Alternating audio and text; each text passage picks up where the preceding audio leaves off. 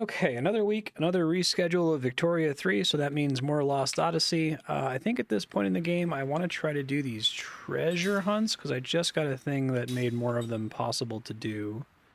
I think Sarah's Gift is the main one, and I guess Liram's Treasure. And I might look up where some of these other ones are. So that's supposed to be in the mansion's courtyard. I don't think I have a fast travel yet, but I'll see. Now I should be able to move through the heavy currents. Oh right, this was classic Final Fantasy interior lake accessible via submarine.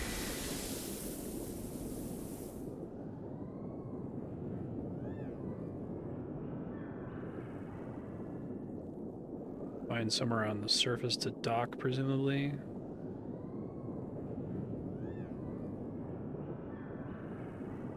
Oh, I'm like on autopilot at the moment. Weird.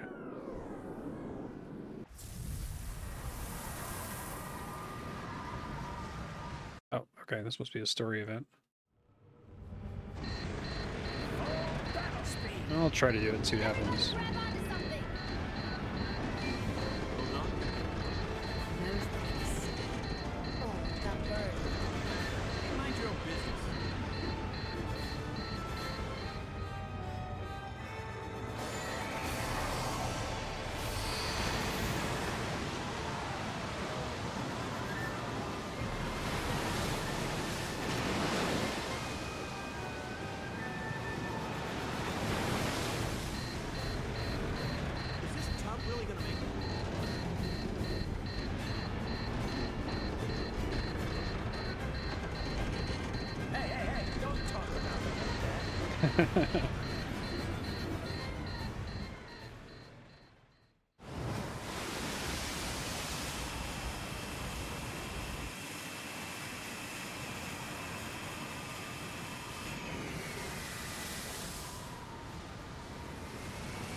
Well, it put me through. Thought I was worried it was gonna like trigger a boss fight or something.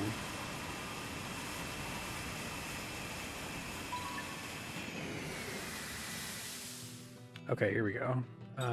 So it says there's still one of the old sorceress's mansion,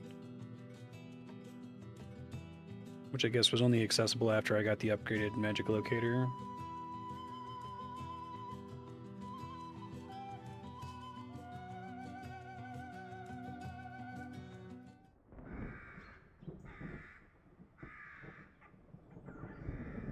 Something scary about this place.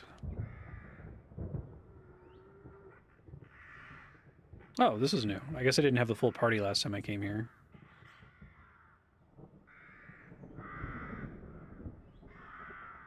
Okay. Mostly just here for the treasure hunt, but whatever. I thought I already came here and got an item, but maybe there's like something else for coming here with the level 2 locator. Thought it was supposed to be in the courtyard. Monsters are gone.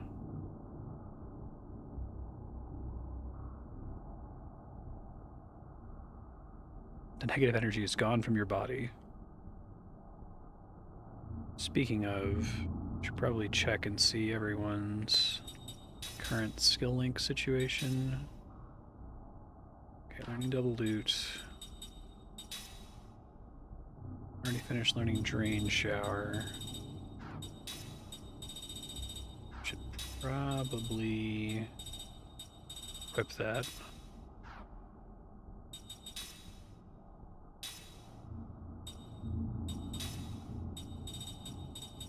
There we go. She already has it equipped. Whoa, my party formation's all screwed up from that boss fight. I think that's all I need to do. Okay. And I'm not using these guys, but just to get them learning something here. Does everyone have use casting time?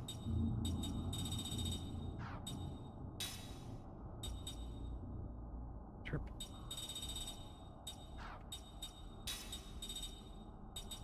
Should pick up auto shield and auto barrier for everyone. That's worth doing regardless.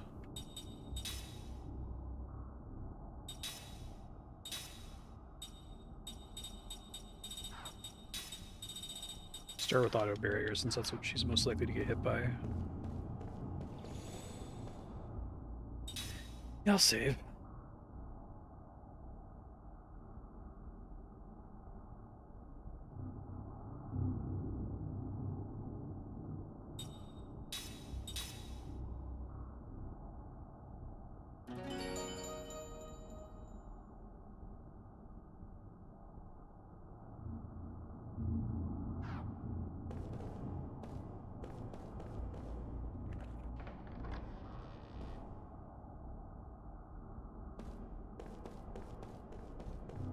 Says it wants me to find... Oh, they said there are no monsters. Rude. Let's take him down. Wonder if they're leveled up now? I guess we'll see. These are the same ones from before. Oh, they seem nastier in terms of health.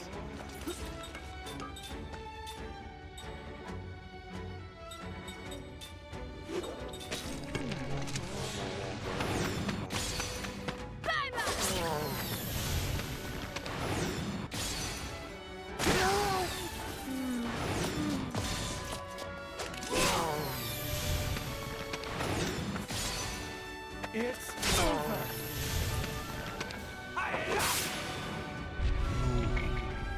Okay, magic doesn't cut it. Got it.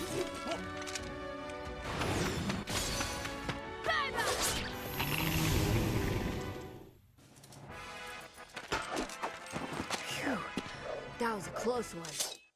Oh, decent SP. Let me check accessories here. Audit magic level 3, maybe.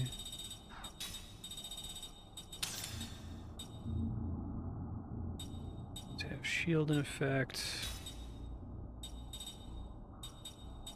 You take the defense boost.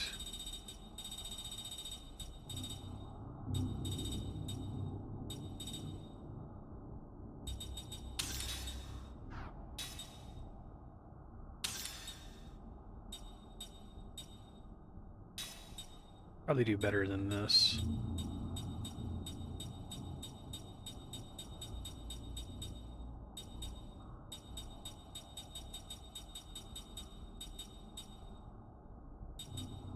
I feel like I should put the herbalist badge on Sed. I'll leave what he's got, it's fine.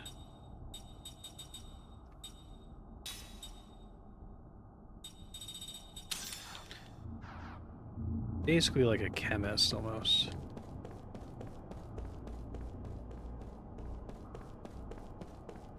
Mirrors don't work. I must stand and fight.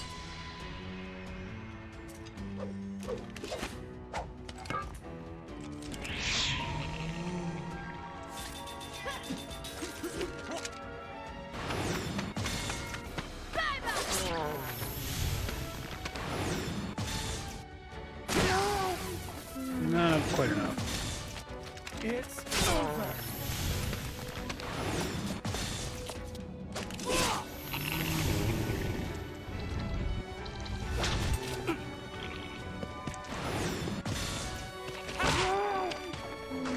Actually wasn't terrible damage from Jensen here.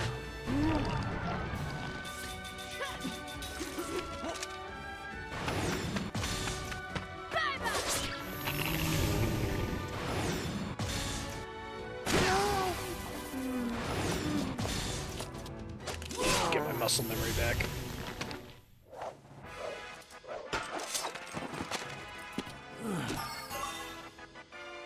True warrior.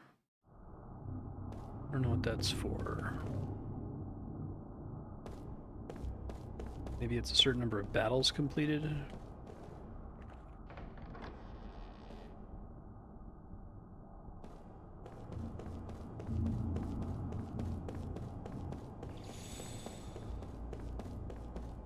Go up by those.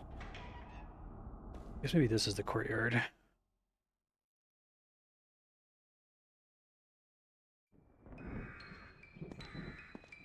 Oh yeah, there's a thing right there.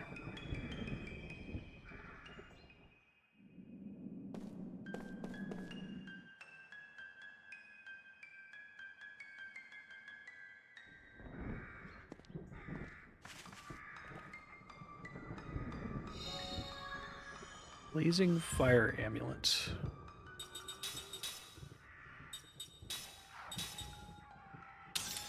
Oh, that's cool. Nullifies fire damage. I think I've only gotten fire resist up before. Let's see what else is in here before I progress. If I can find the parts of this diary she was talking about.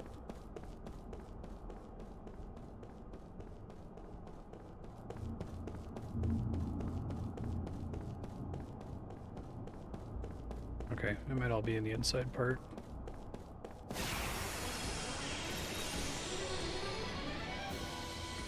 You want a piece of me?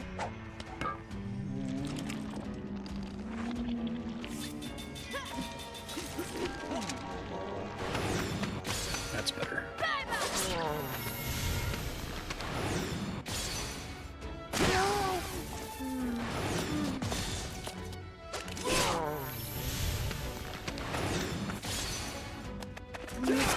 Aw.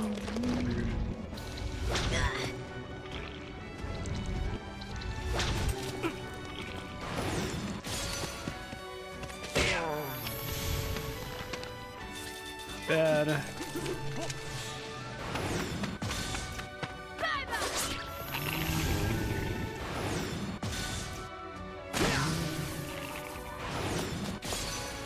I wish I could get a new gun for him. Only the strong survive. Double loot, defense boost. Okay.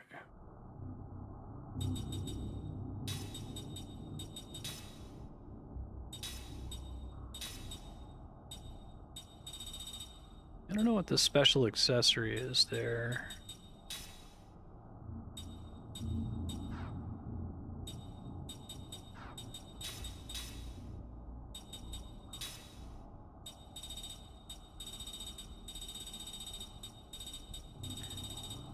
Guess more elemental resistance is probably good. Hey, Serp, how you doing?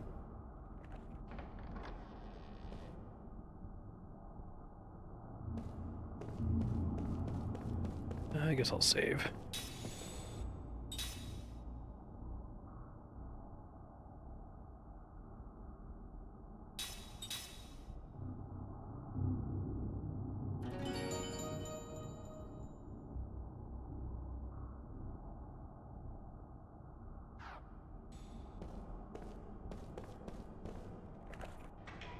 Nice.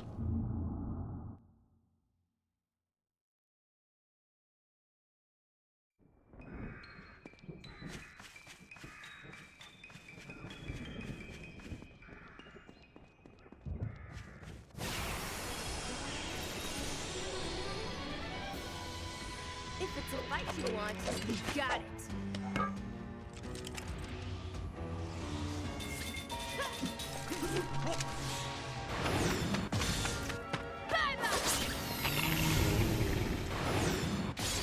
I'm doing fine. Andrea had to work from 8 a.m. to 3 a.m. yesterday. It's over. She was a bit tired.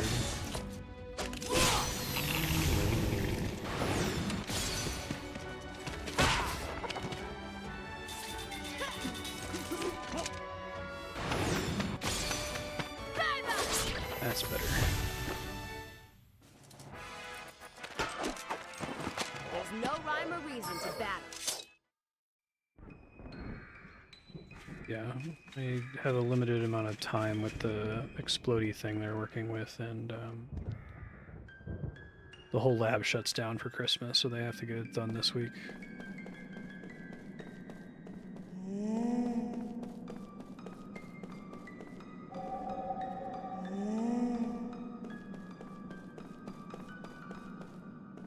Where are these pieces I'm looking for? Maybe I already have them?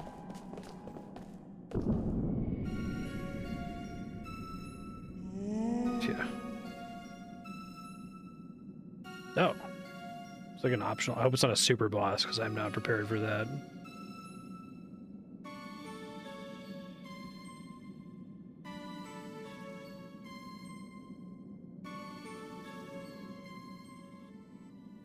Oh shit, she has to be in the party.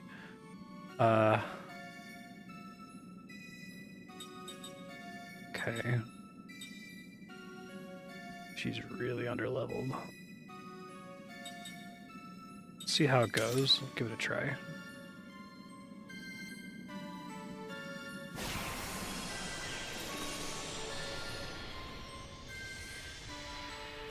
We've taken the advantage.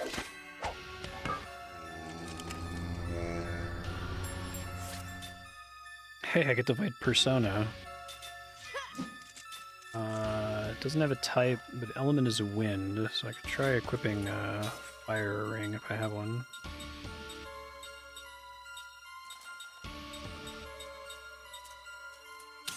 I have a couple of them. Okay. Not high level ones though. She's in the back row, right? So.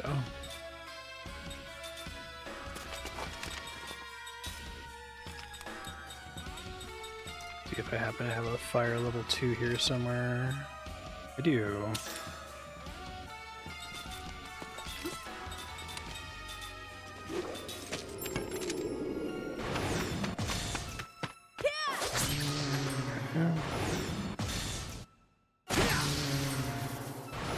Oh, we got a new gun. That's really exciting.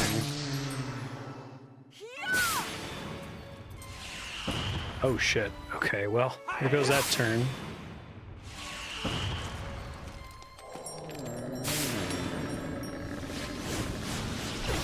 Yeah, exactly. Well, that hurt pretty bad. So no spells, huh?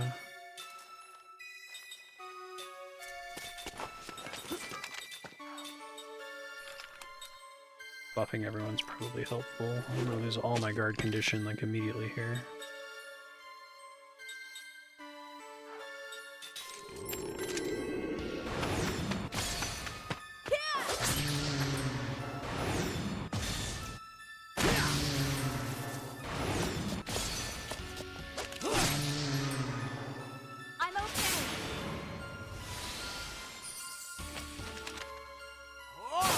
Be better off having said heal. I don't know what I'm going to use my mages for though. I guess if I try this again I can swap them out.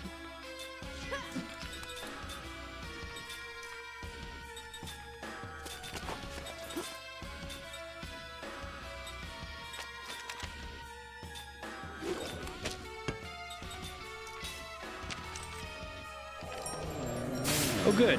I don't think I have resistance to that.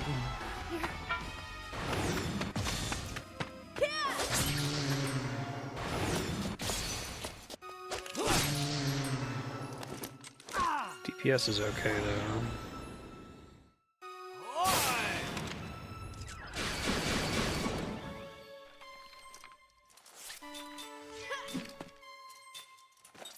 His health seems doable.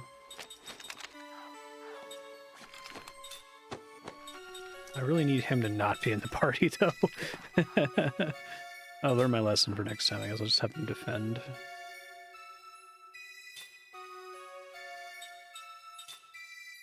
Okay, so Angel Plume, Sarah, Healing Tank, Kime. Probably want to buy some more of those. Here. Thanks for the help. Here.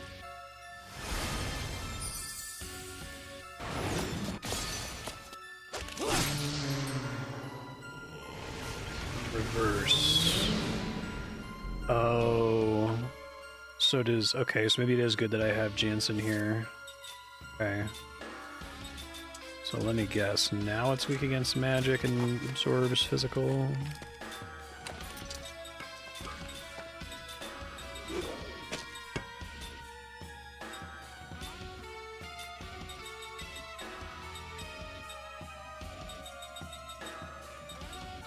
Try using this. I don't know if it makes the bomb effect stronger. Here. Oh, god damn it. Well,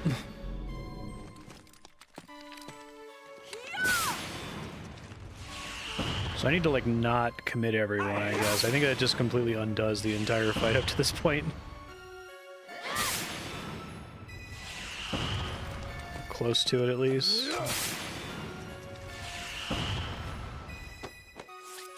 The turn order matters.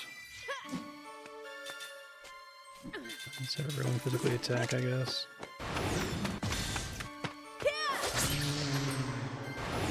I didn't realize I could do that mid-turn.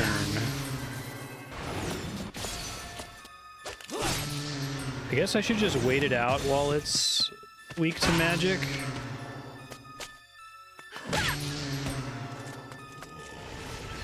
Because I can always go before it when it's weak to physical. Maybe I can have one of them attack and have everyone else defend.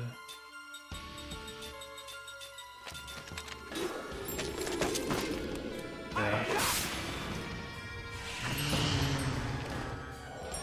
Uh-oh. Okay, well, I'm learning lessons. I was really lucky that that didn't hit anybody.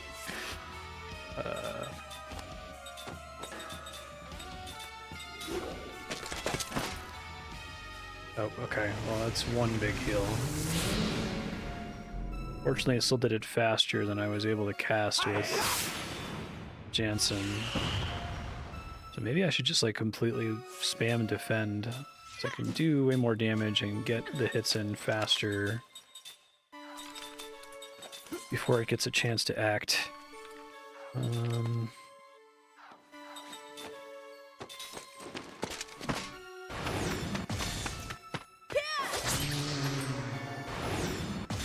Well, with physical, I always go before it goes. It's just that magic has a casting time.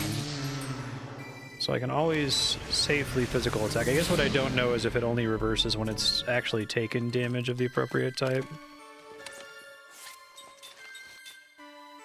I think I can make Jansen cast just a regular flare and that will go... No, that still goes after it. Okay. Damn. Mass blind, mass MP drain. Rude as fuck. Oh, not just blind, but a million status effects. Okay. I think this game's equivalent of remedies are kind of annoying to come by.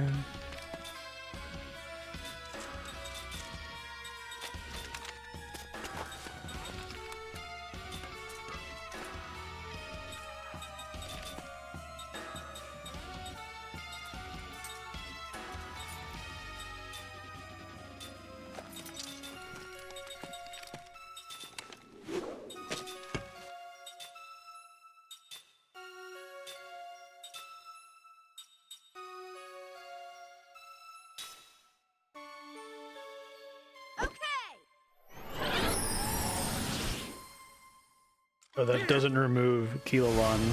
Shit. It's not good. Here.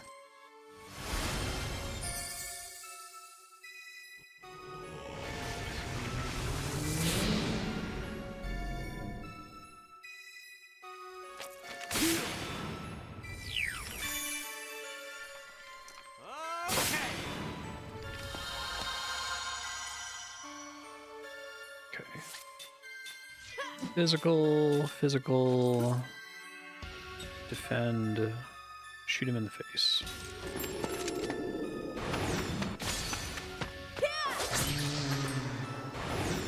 Oh, right. I have to remove Kilolon.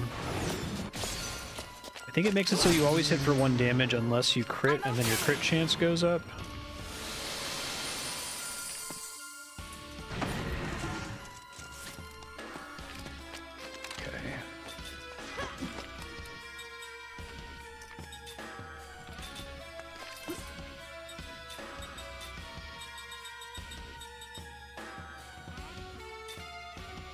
I think that'll go before she gets to attack. I think healing items go before everything else happens.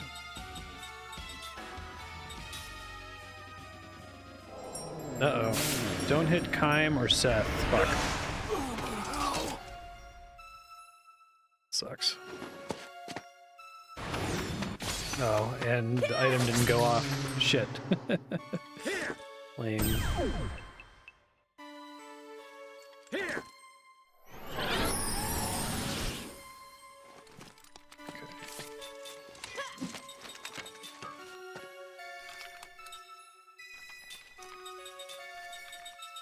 Let's do Angel Plume. Can I healing tank? I can't because he's down. That's annoying.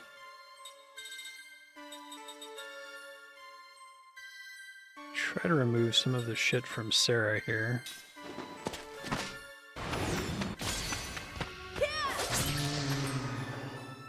Here. Thanks.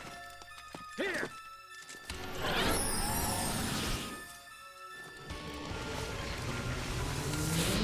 It's fine.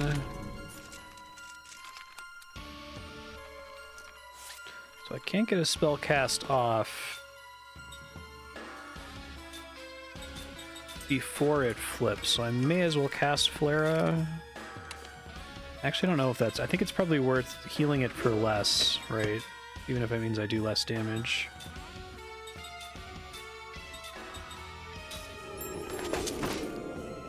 Here. Oh, it is going to get to go first this time. Okay. Here. I can try to cast like a speed up ability on Jansen too to make a difference. Uh-oh. I don't know if anyone in the party currently has anti-petrify. Okay, I think they can remove that. So it's Stone Beast Thorn.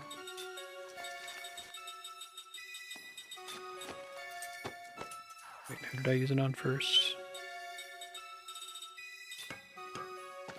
Jansen.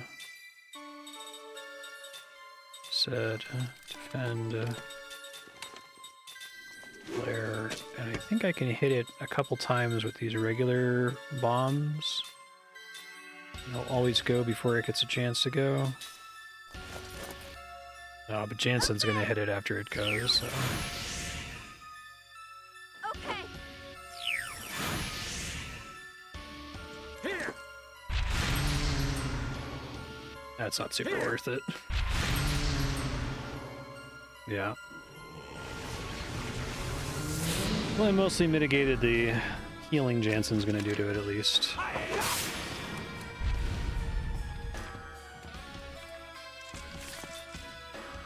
Okay.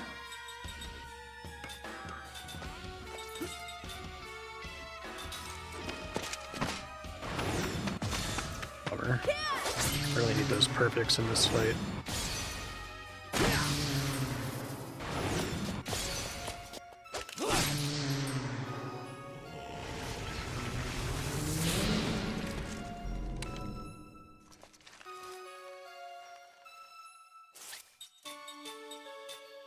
Did I actually learn Walla? No, not yet. Okay. Unfortunate.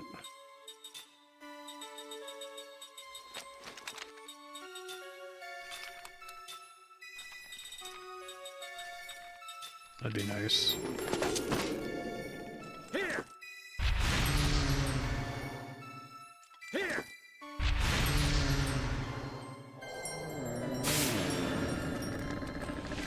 I'm gonna run out of removal for that.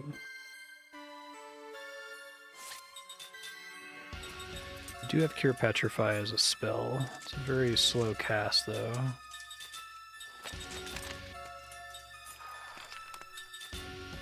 Okay, so Jansen said...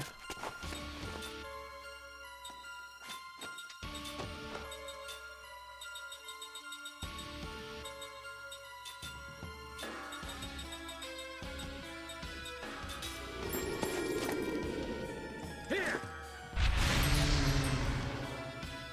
Here. I'm okay. Okay. Shyness, that's new. Light damage to everyone.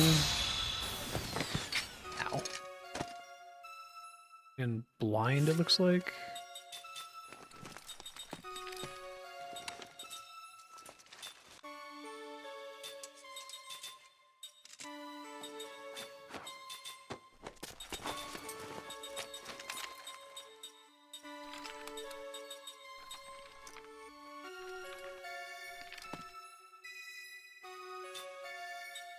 Use it on Sarah, 'cause she's gonna get her ass kicked otherwise.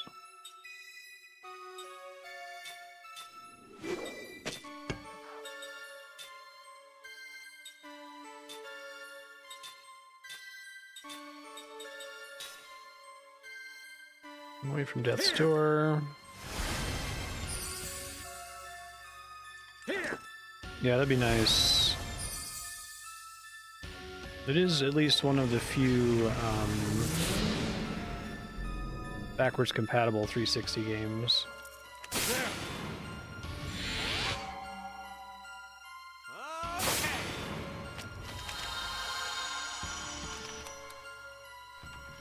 Okay. Sphere is going to be kind of unnecessary. That's fine.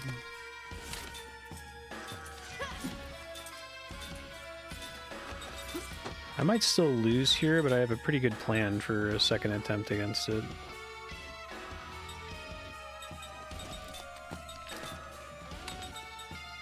What are my options for removing negative status effects here? Not a lot, really. I think I need to hold on to Cure All in case I get hit by something worse.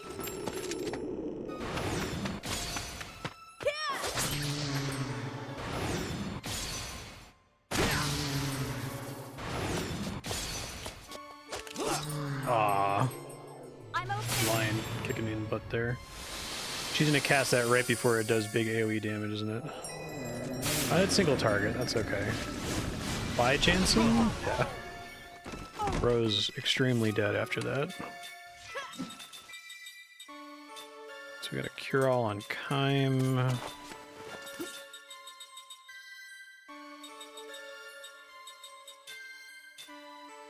I guess I don't need to use the other item. It's fine. Here. That was close. Aim. Double aim.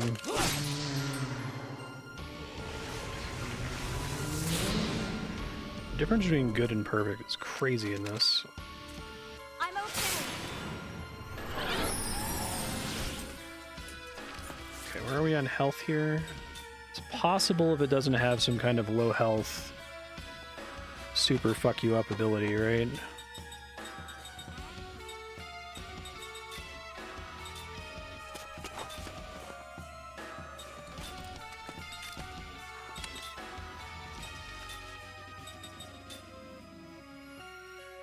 Probably give someone a mana recovery here. Let's do Kime, I guess. Here. Here. Watch it use darkness now and drain all that. Okay. It's like super bad breath. Very mean. I'm okay. Well, good timing on the Cure All. Unfortunately, it went on the character who like needed it the least. Okay, so oh, she's got Seal on her too? That sucks.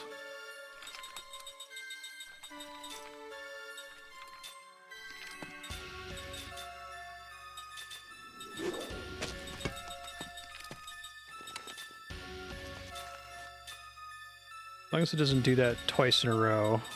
Knock on wood. Okay. Here. Guard condition's basically completely gone. Here.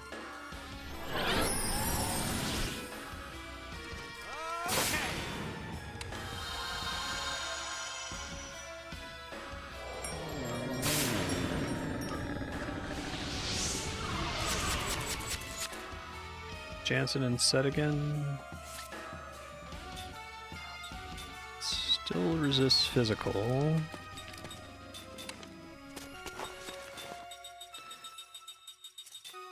I think I can buy those relatively cheaply.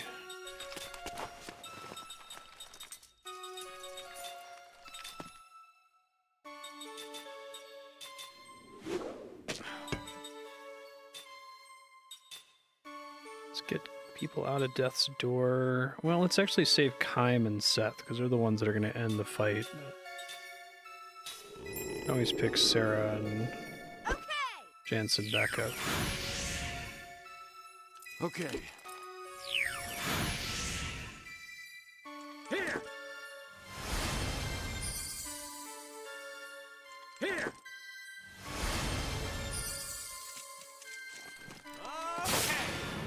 If I have to try this again, I'll just swap Jansen out with like Tolton.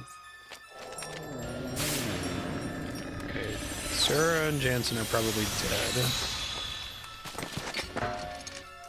Oh, nice. But people are blinded, which sucks.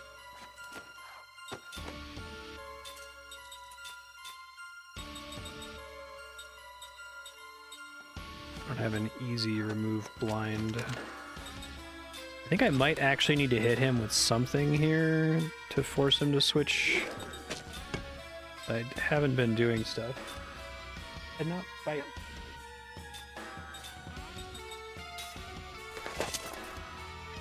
Here. Here. Oh, well. Never mind on that. I guess I'll heal him for like 200 something, which is fine.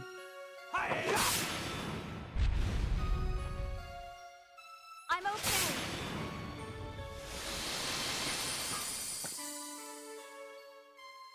Hope this thing drops something good after all this.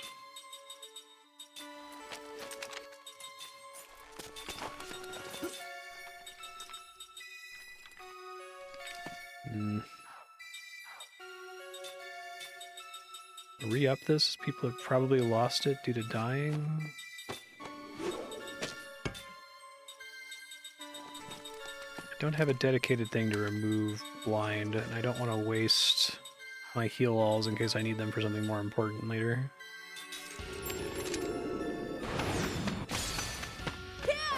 Ugh, yeah, blind sucks.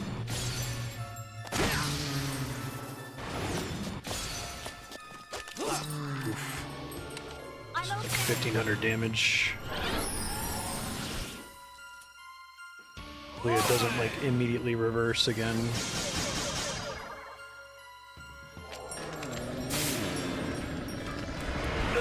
Kym is like the meanest person that can hit, especially since I just removed his status effect. Okay.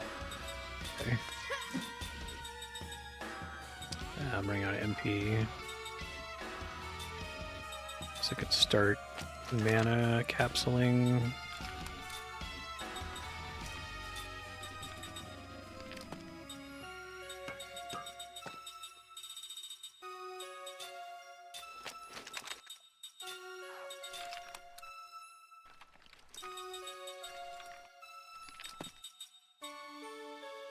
I would use these, but I'm so close to being out of them. It's power drink, I guess.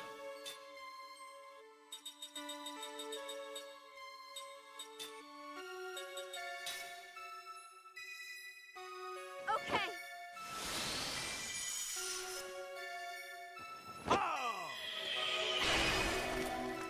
Thanks. Gotcha. Here. Here.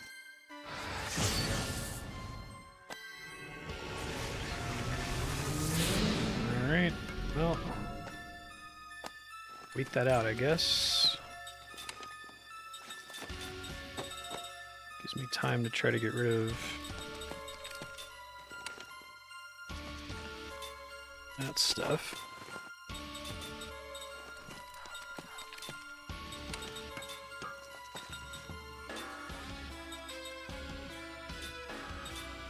This one healing tank on Kym should be enough, I think.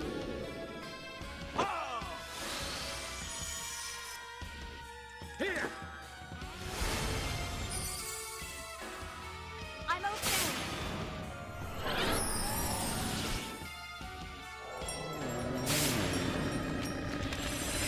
Just put that status effect right back on me, why don't you? Dude. Okay. I wish Cure Blind was like a dedicated ability there. I think it's only Cure All that can get rid of it.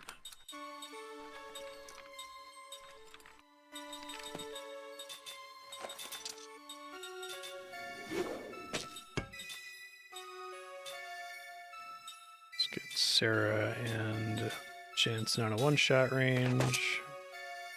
Here! Here!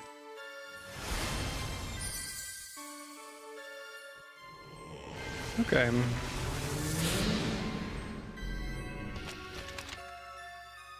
okay. Okay!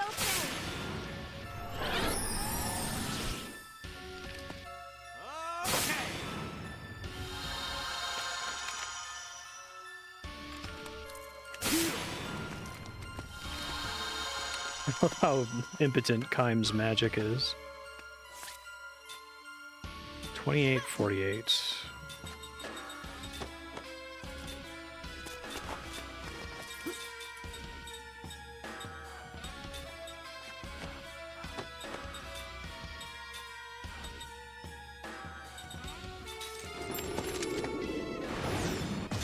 Lame.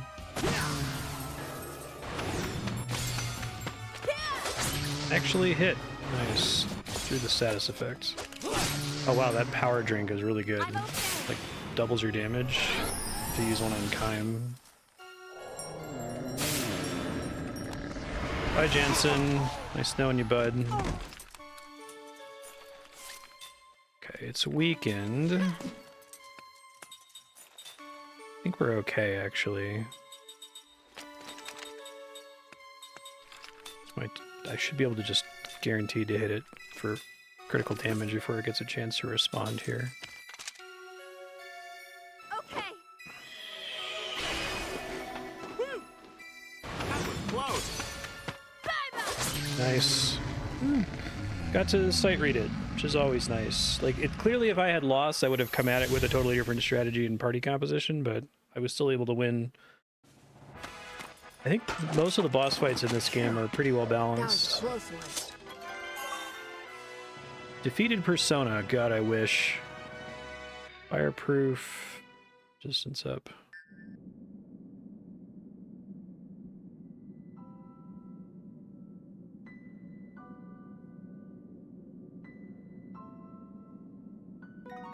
Sarah's notebook.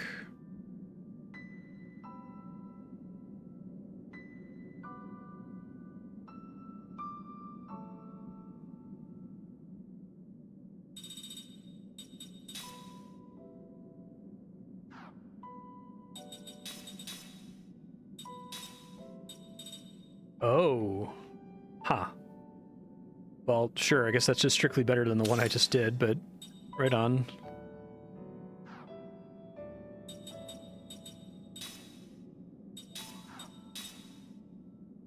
End up replacing that anyway. Absorb fire.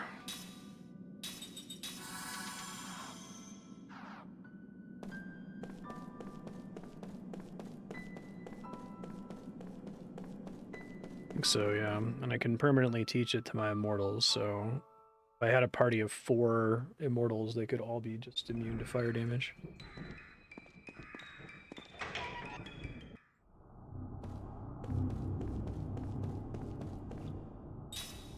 Probably gonna do the load game cheese to get my mana back here.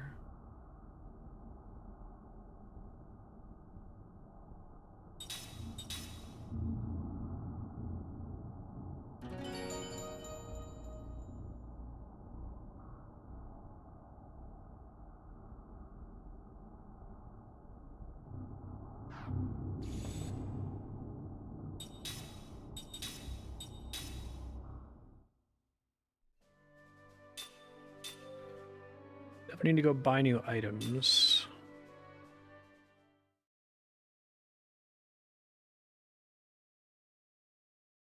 Got a lot of value out of Sed's chemist double item effect there.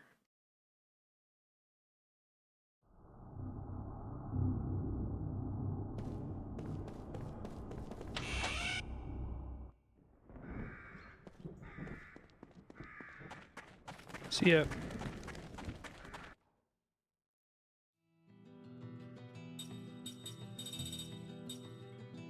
So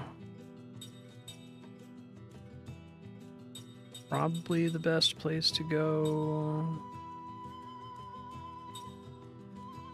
I think the refugee camp had shops.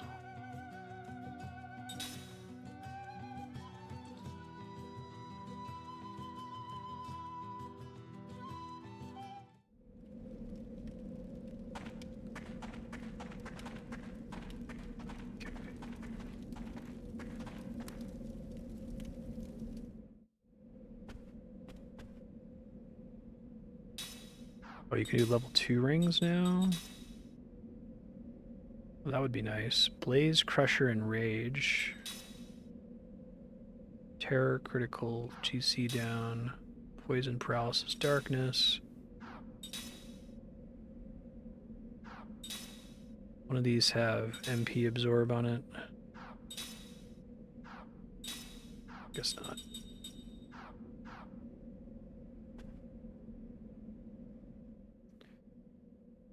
Okay. Cure-all is not an option, so I only have 2 of those left. That's a little dangerous.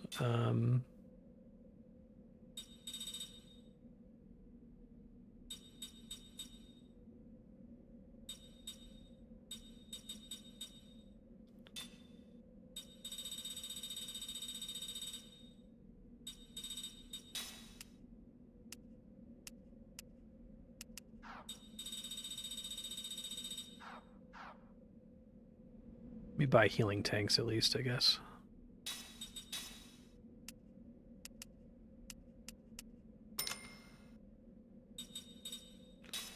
Eye drops.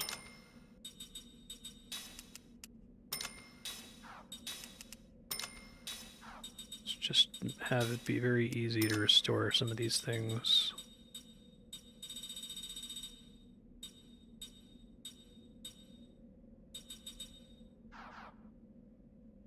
Okay. Hopefully there's another shop in the game that I just haven't encountered yet. Are we gonna get a memory?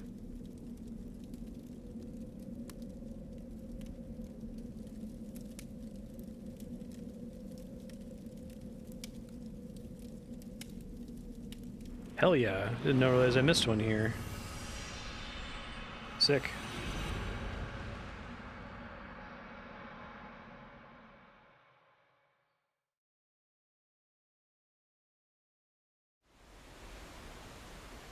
The waterfall lies deep in the forest, more than a day's travel from the nearest village. It is said to be a holy place. In search of the divine amid the towering peaks, pilgrims stand beneath the plunging falls in their final ascetic practice. The water of the falls is freezing cold. All it takes is a momentary lapse of concentration, and the person is hammered down by the rushing water. Stones of Heaven. Pilgrims call this waterfall the Stones of Heaven. Heaven is testing their mental and physical strength, they say, by hurling an endless stream of stones down upon them in the form of the powerful waterfall. The stones have a mysterious power, a former pilgrim says to Kime with a pained smile. He himself failed in this final austerity, he adds. Different stones of heaven fall on each person. It's as if they can see into your heart. What do you mean? Kime asks. The burdens you bore and the dreams you dreamed in the secular world appear to you one after another. In his own case, he says, what came to him first were the voices of women. Water plunging down into the basin of the falls began to sound like women's voices. Sweet voices whispering in my ear. Voices sobbing. Voices moaning in a lover's embrace. An incredible variety. For better or worse, I knew every single one of them. Some I was thrilled to hear again, others I hated remembering. Meaning you've gotten yourself into a lot of trouble involving women? I have indeed, not to boast or anything, but that was one battlefield I knew better than anybody. I survived, but I made a lot of women cry, and there were a lot of them I loved. My whole purpose in undertaking the austerities was to put that life behind me.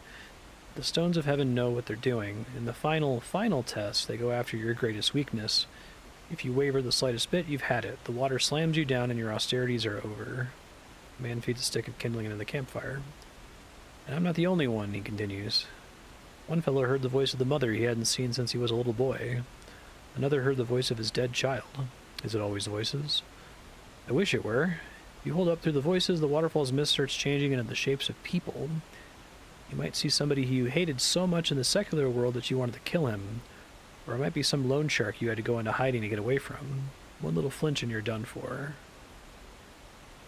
This particular austerity can be performed only once. There are no second chances.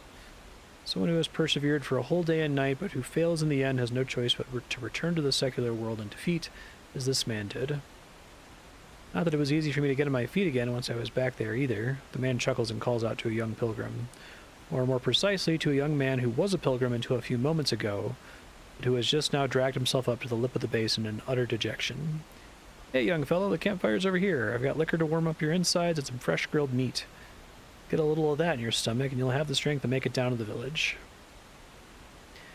The man now makes his living as a master of the tea house by the waterfall. Of course, pilgrims undergoing austerities carry no money with them. The man is not expecting to become rich doing this work. Their bodies chilled by long hours of pounding under the waterfall, he provides a warming fire, food and drink, and sometimes even money to tide them over when they first go down to the village. Payment can be made at any time. Men can bring him the money after they've started to take in earnings again from jobs they find in the secular world. He sets no date for repayment. He takes no IOUs. He says he's fine with that. He's great. There are some who don't pay at all? Kime asks. Of course there are, the man says matter-of-factly. But I think of my running this tea house as another kind of discipline for myself.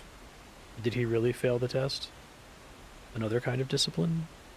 That's right. The Stones of Heaven will accept only the strongest pilgrims, the ones unperturbed by anything. Haha. The role I want to play is to accept the ones who are broken by the Stones of Heaven, the weak human beings. I want to go on accepting the weakest of the weak. The kind who not only succumb to the Stones of Heaven, but who even fail to pay for their food and drink afterwards. This guy is great. That's your kind of discipline? Exactly. It makes for a hard living, that's for sure. I thought I was prepared to deal with cheats and weaklings, but there are a lot more of those than I ever bargained for, he declares with a hearty laugh. But he quickly turns serious and says, to tell you the truth, I think of this less as a form of discipline than as a way to get even. Get even? With whom? With those gods or whatever they are that keep hurling down their stones of heaven. Human beings are weak, shockingly so in the eyes of a god. But I think, and this is not just because of what happened to me, that being weak is the best thing about human beings. Weakness can make us cunning, but can also make us kind. Weakness can torment us, but it can just as easily be our salvation. Don't you see, if the gods are hurling down their stones of heaven just to make people aware of their own weakness, just to make us savor our own powerlessness, then I'd just as soon drop my trousers and moon them. I'd slap my bare butt and say to them, I'm not like you. I'm not going to punish human beings for being weak. I accept them for what they are, weakness and all. The man feeds a new piece of kindling to the fire and says with a shy shrug, I guess I got carried away. Kime smiles and shakes his head as if to say, not at all. Tell me though, the man goes on, I see you're a traveler, but you don't seem to be a pilgrim. You're right, I'm not, Kime says. I was trying to cross over the pass and took the wrong road. Well then, as long as you're here, why not give the Stones of Heaven a try? It'll be something to talk about. No thanks, Kime says, smiling. What's the matter? Afraid they're going to show you whatever it is that shakes you up? The man smiles and nods. Can't say I blame you, though. The man is mistaken about Kime. He is not the least bit afraid of such a thing. What scares him is the opposite prospect, that of not being shaken up, of encountering in himself a person unmoved by anything at all. These stories are so fucking good. Anyway, it would be suicide to jump into the waterfall without preparation. How's that? It's freezing cold for one thing. There's even colder water bubbling up from a spring in the basin.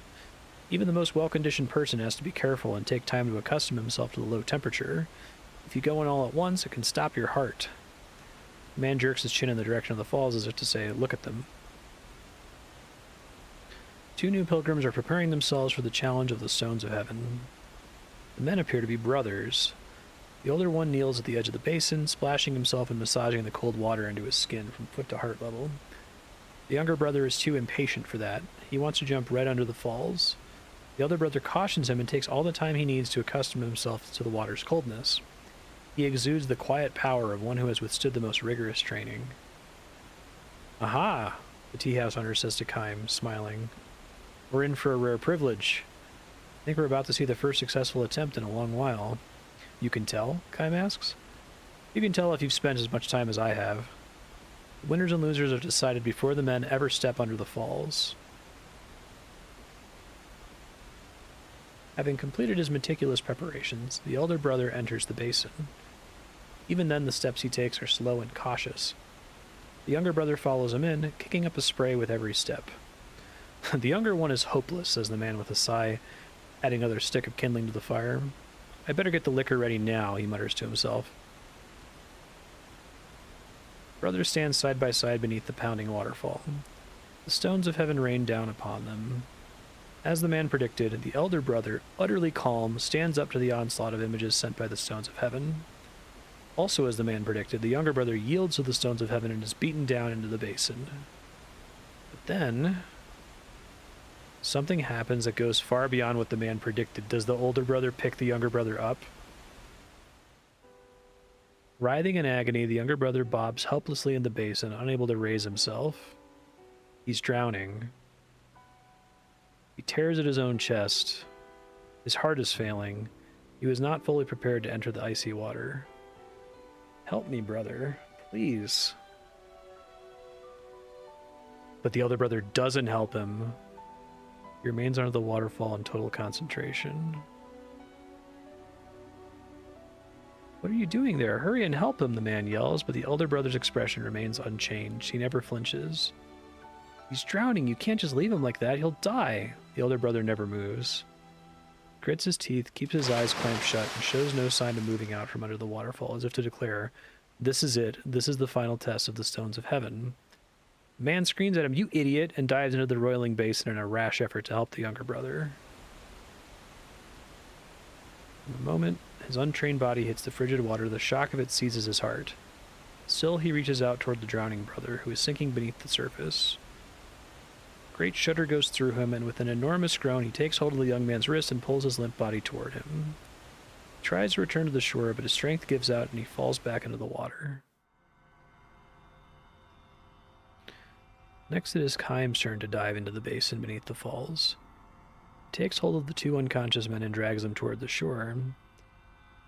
Stones of heaven pour down on Kime, and he's assaulted by one vision after another. Battlefields, scenes from his wanderings, shooting stars, the climbing and sinking sun, raging winds, and countless deaths of those he's come to know on the road of his all-too-long life. It will do you no good, he silently declares to the gods hurling the stones of heaven at him.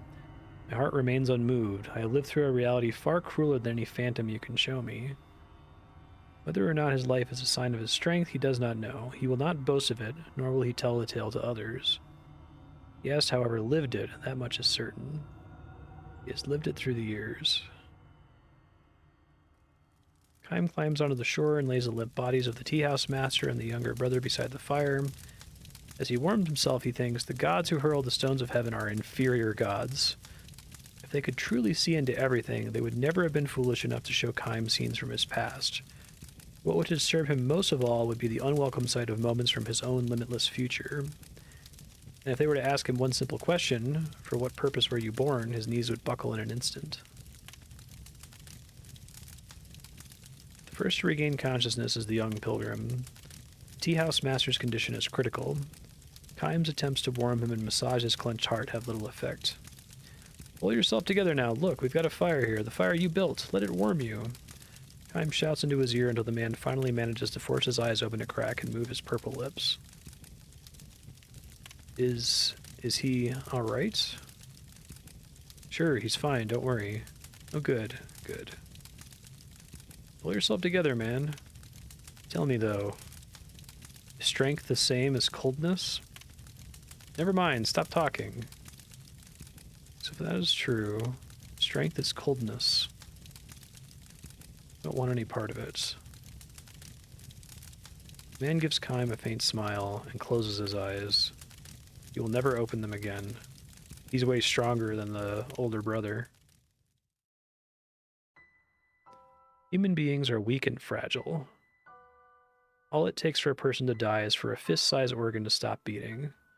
Human kindness, on the other hand, may derive from everyone's profound awareness of the fragility of life. Facing the tea house master's lifeless corpse, the younger brother hangs his head and cries. This weak man, defeated by the stones of heaven, sheds heartfelt tears for the man who saved his life. His strong elder brother, meanwhile, is still being pounded by the waterfall, unfazed by the stones of heaven. Surely his strength will be recognized by the gods, and he will bring his ascetic training to perfect completion. Still, Kaim finds the tear-stained face of the younger brother beautiful in a way the stronger elder brothers can never be, and he wishes that he himself could be moved like the younger man.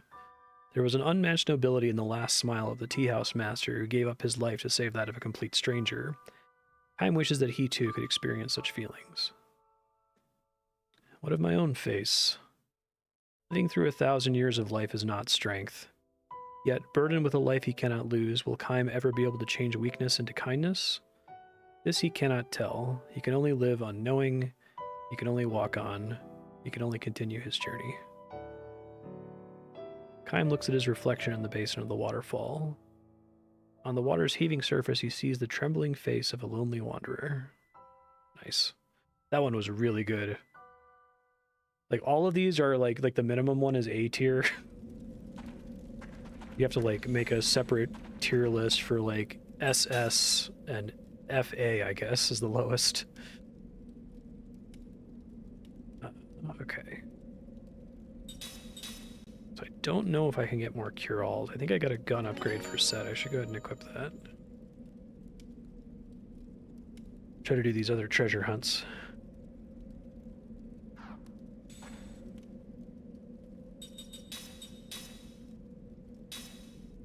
Wow, that is a big upgrade. Yeah, exactly. Thank you, rare item robber.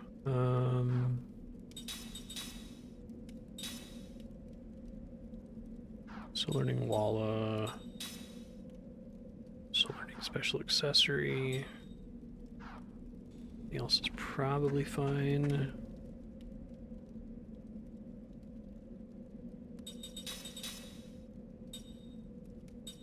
To give Jansen better magic.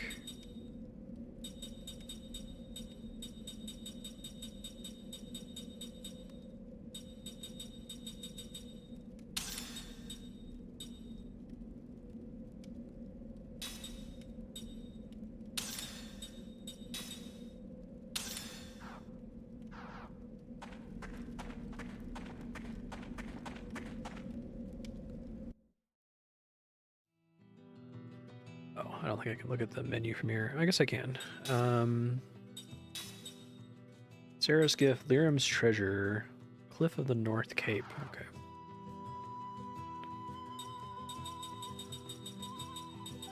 I can save from this screen.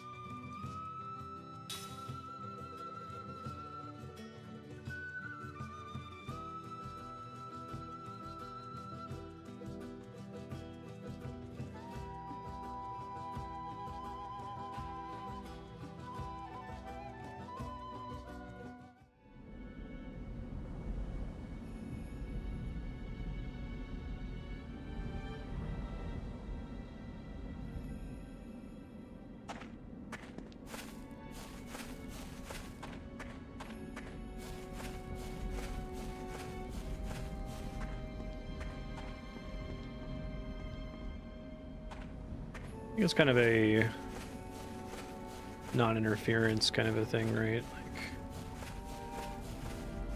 waiting to see what the brother was going to do. I think the real reason is that it's more interesting for the story if he doesn't, but... Lionheart? I already have one of those. Oh, Terror immunity.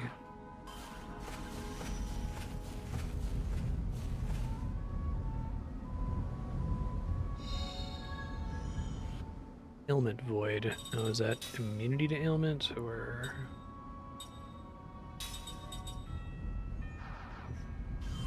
chance to resist? Oh, it's the same.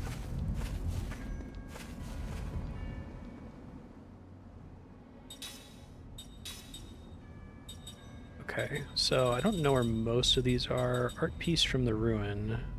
Great ancient ruins.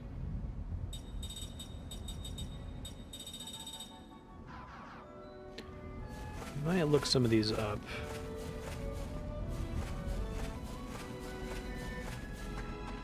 I mean, in the first place, though, like, let me see what's going to happen here.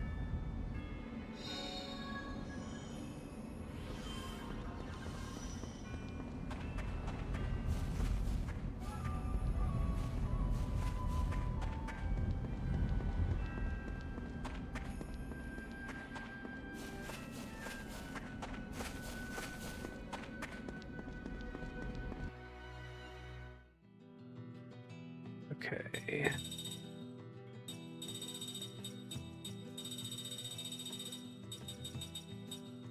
So I have to revisit this to get the thing?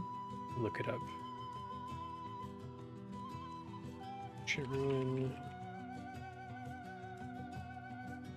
The center of Throne of the Sun.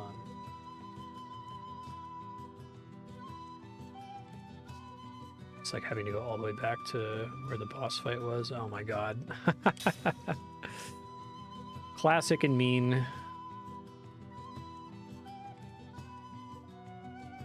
Couldn't pick it up while we were there. Looks like it's a weapon for Mac. I'll see if it's significantly faster now that I unlocked all of the... There's lots of random battles here. I might skip this one if it's just for Mac. What?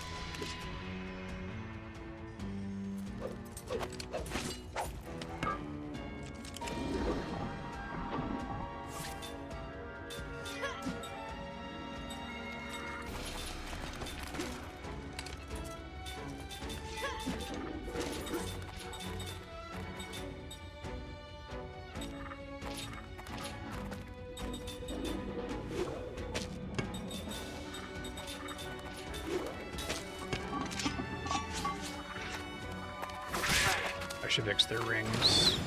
Do that after this. Oops.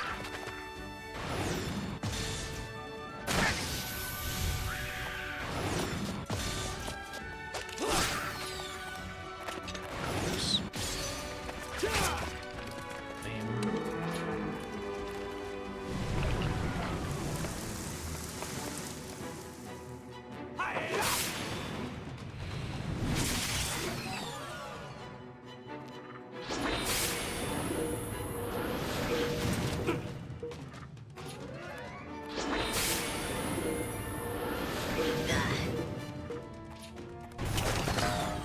Ow.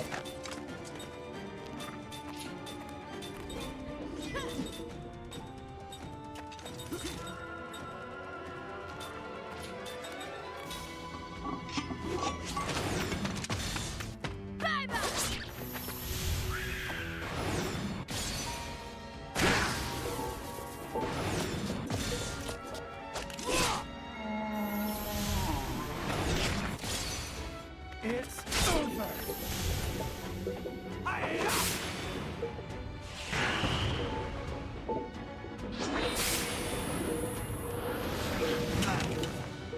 Shh.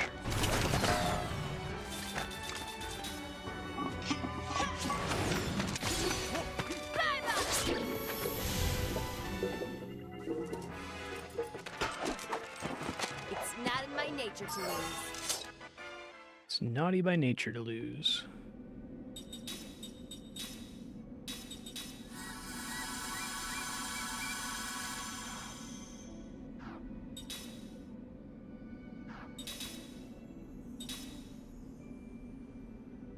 Special accessory. I think getting double item on more people would be pretty good.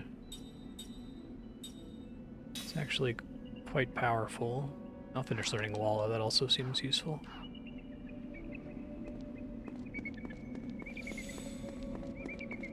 Okay.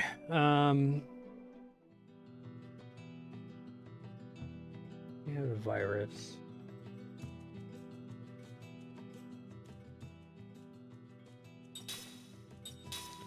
Tosca treasure hunt, bird shiny treasure are done. Black Cave's mysterious treasure requires talking to Dino in Tosca.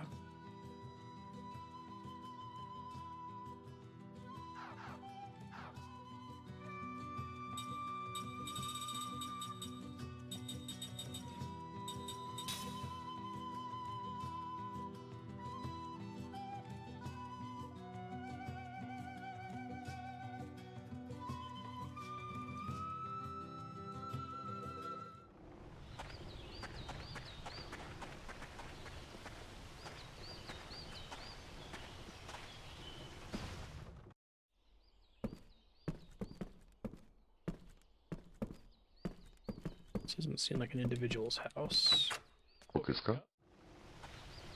Hey, thanks for the follow. Appreciate that.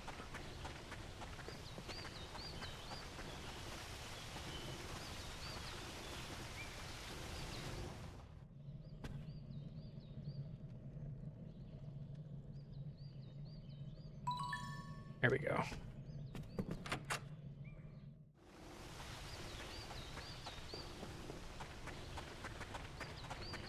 Kind of an interesting little, like, Disc 4 scavenger hunt, basically.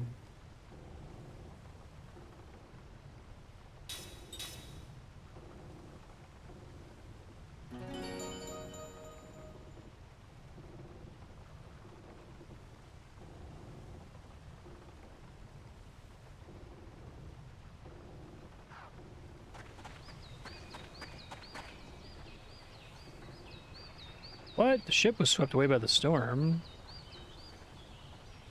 Oh, we have a new ship. Another more different boat.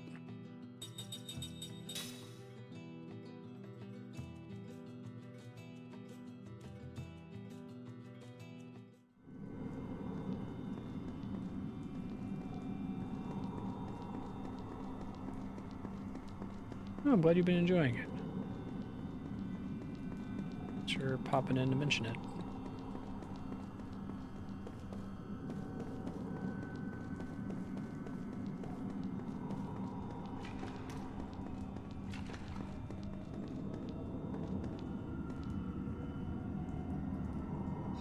Get curse blocker. Oh, and thank you very much for the sub. Shoot you a whisper later with some of the perks that come from that if there's like a game you'd like to see me play for an hour or so. Thanks a bunch. Immunity to curse. Okay. The only way I can get immunity to curse.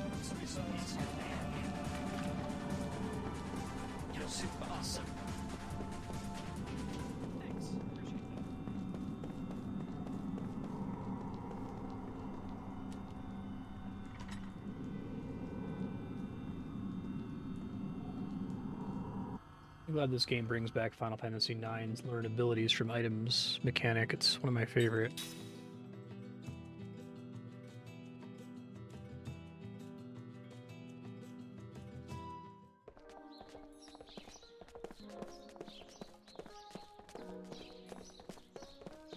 I don't mind looking at the wiki for the list of treasure hunt start locations, because like this one is there's an arbitrary NPC in the street you have to talk to repeatedly, apparently. I think only on disc 4.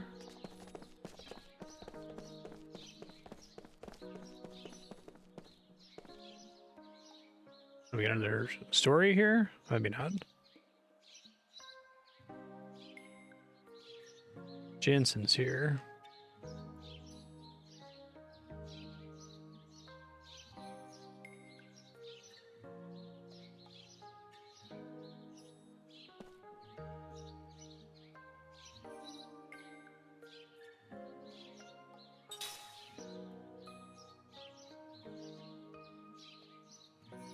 Stolen a few times before.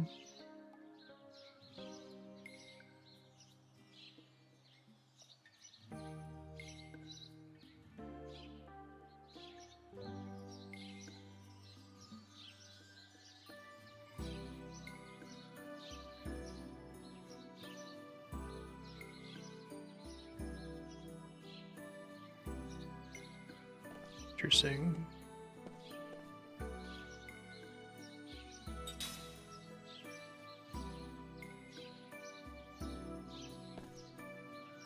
Big tree by the other store.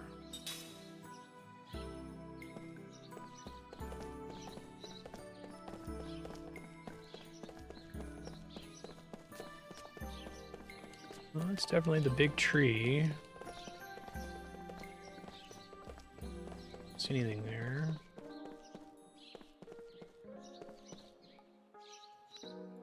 I guess there's kind of a mini quest here.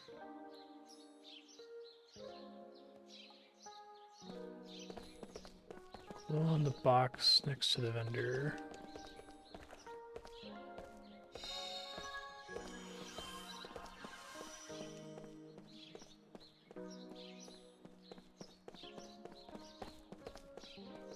Oh, that's it. Wasn't exactly the tree.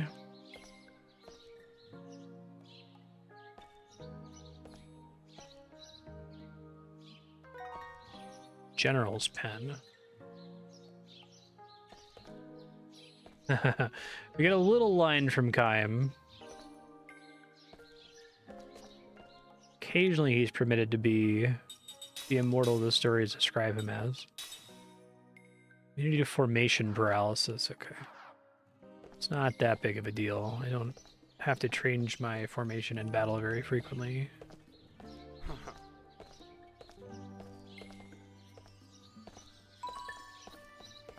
Okay, so I think I can just check that without leaving town.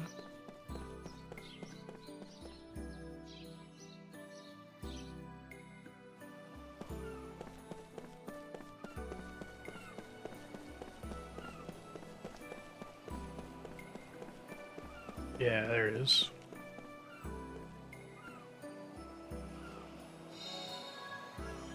Splitter. What is that?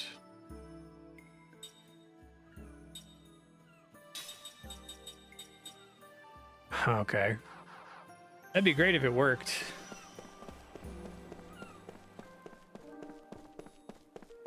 I feel like I played an RPG where gravity spells almost always worked, and it was pretty good on bosses that had like more than 99 HP. For me, it's like pretty much has to be 100% success rate to be worth it.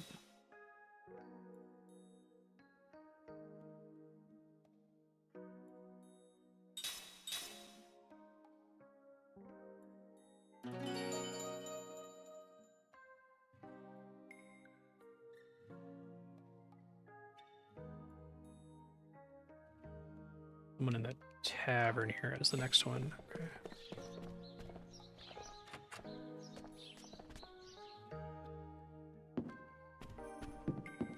Not that one.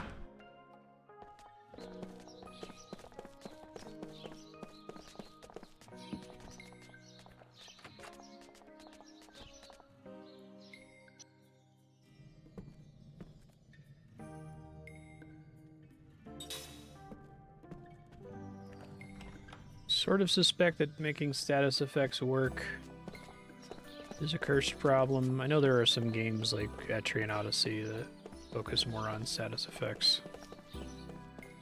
But it's just as soon as you have a game that's turn-based, the risk of wasting your turn is like so high. Very last building I'm gonna check is gonna be the tavern, isn't it?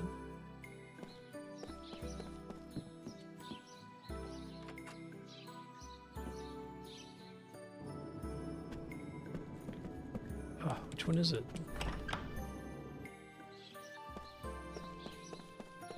I skip a room? I think so.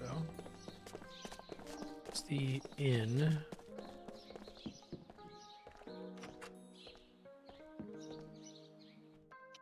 Oh, here we go. Someone in here.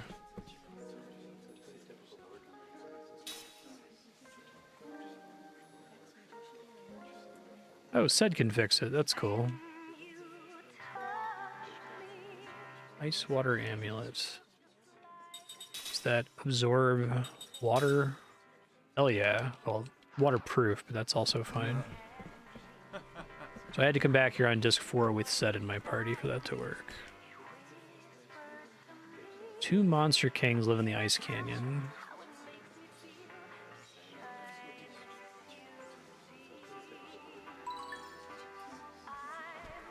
Cool.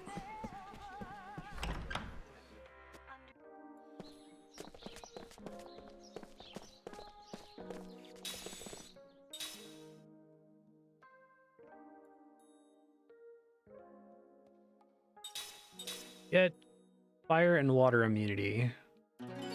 I have enough slot seeds on Kym and Seth that if I can find all of the items that impart immunity, probably make them immune to most magic, which would be nice.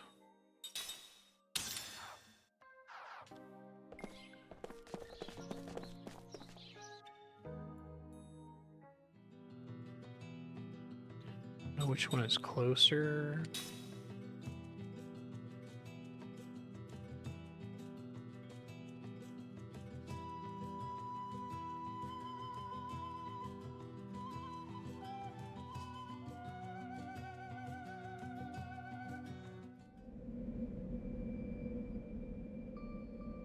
Snowy Plateau. Oh, right. I needed to come back here anyway with Tolton to open this thing. I might want to look up all the locations of these. Looks like the stuff you get from it's pretty good. Royal Seals.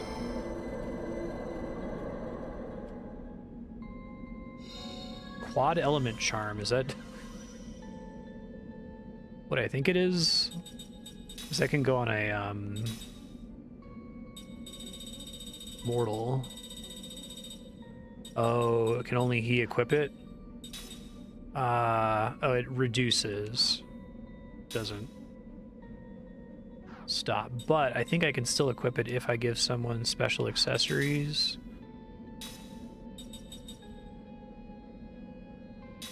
Glad I had anti-petrify on there. That's pretty good.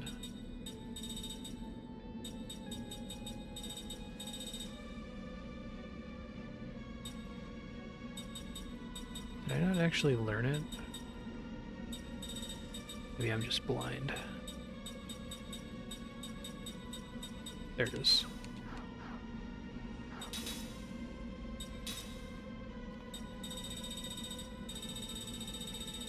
Ha, it must not be that, it must be the other one. Yeah, I'd like that. Eventually you can always apply it. Maybe it does a little bit of damage also. It's a nice solution.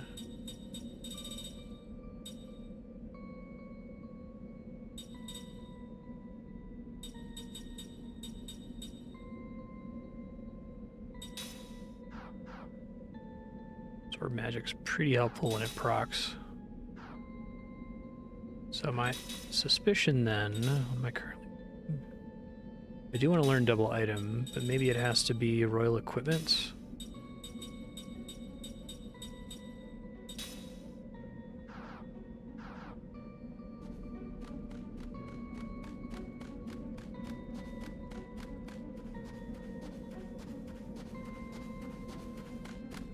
Yeah, that makes sense.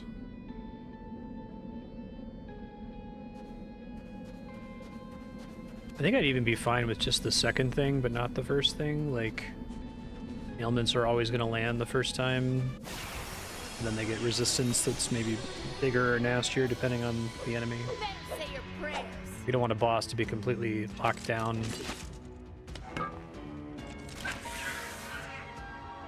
You also want to have like variety of ailments, because you have the problem where like, okay, if you have 6 ailments and one of them is an instant kill, then I'm only going to use the instant kill, right?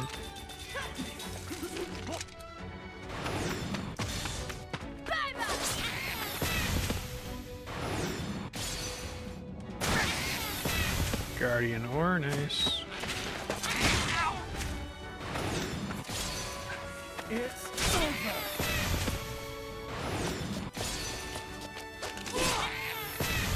Bye-bye. That was close.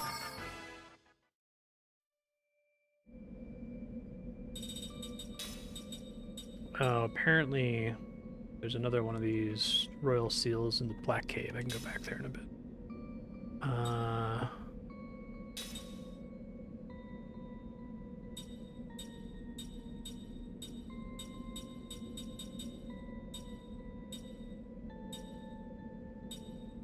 Probably fine.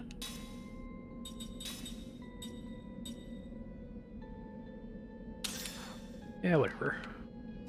Some elements, not necessarily a mistake.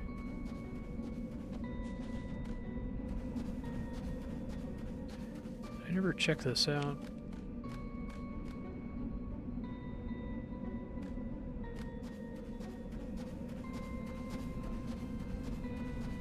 I wish I could, like, fast travel out of zones like this. I missed this before. This does not look good. That's a big boy. Behemoth.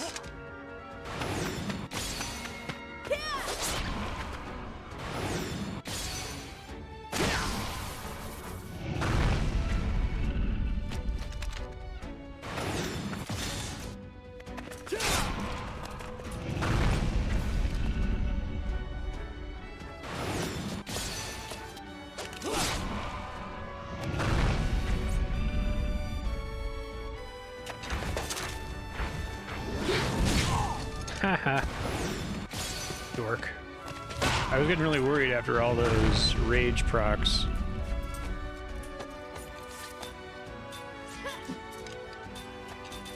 Against wind?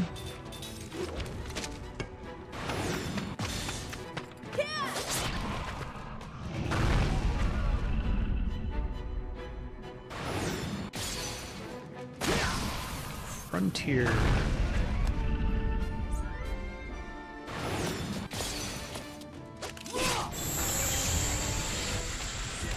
Hi, bud. What a waste of time. You click, there's a games database link below the stream there. You can see last time I updated it.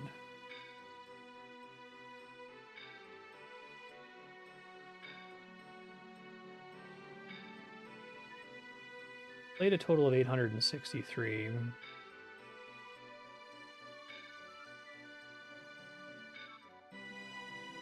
Since I last updated it, we've beaten since then. Beaten 440 of them.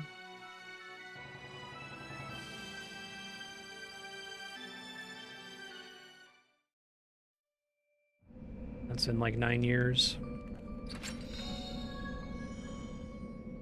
More earrings of wisdom, that's actually pretty helpful. Rude.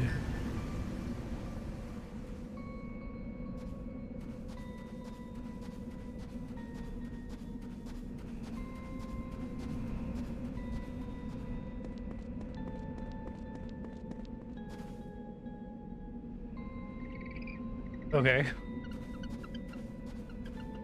Penguin.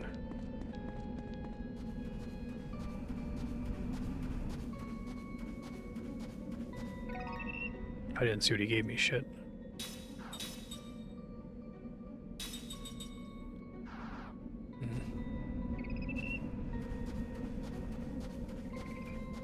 It's a lot.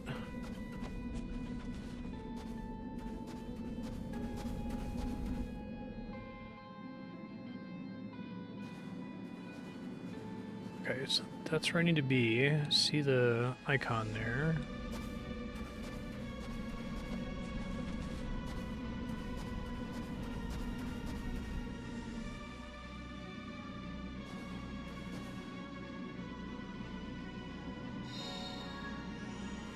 Water charm.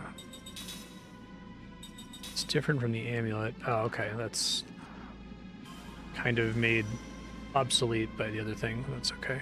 I guess it might help if I have multiple party members. Several of them are mortals. Hey, Darkstar, how you doing?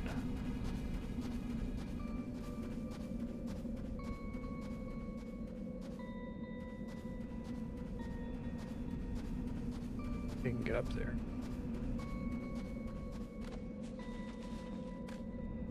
Ooh-wee. Great.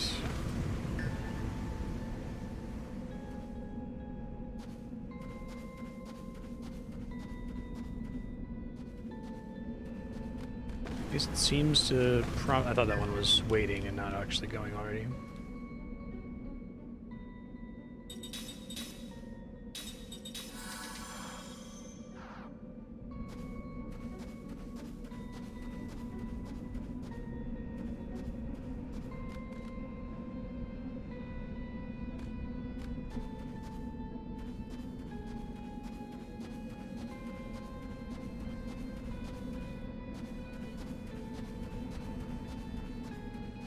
Hang went all the way up there.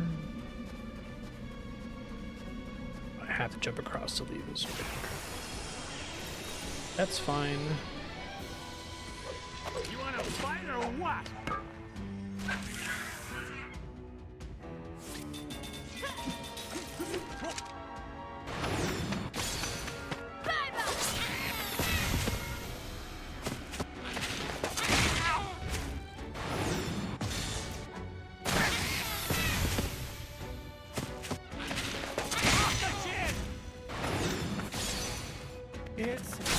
Hitting Jansen's regard condition, that's completely fine.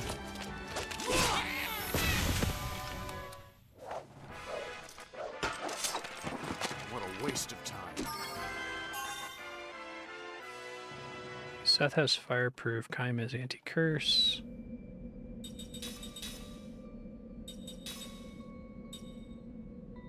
Zorb attack, that actually sounds pretty great.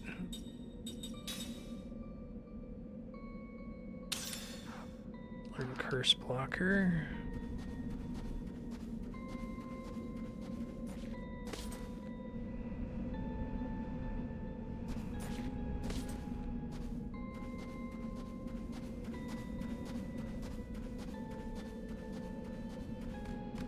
I need to go down.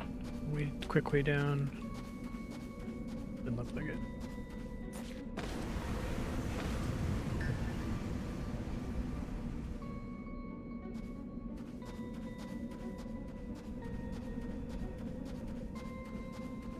Kaim does a little animation when he gets blown down where he's like, ah, my bones.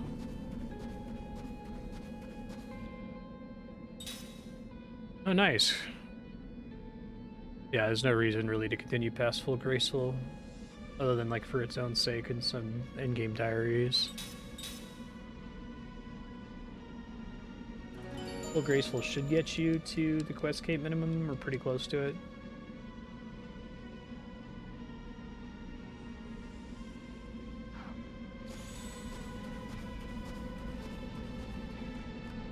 I wish that the Sepulchre had more interesting rewards before the highest level. It's pretty fun content.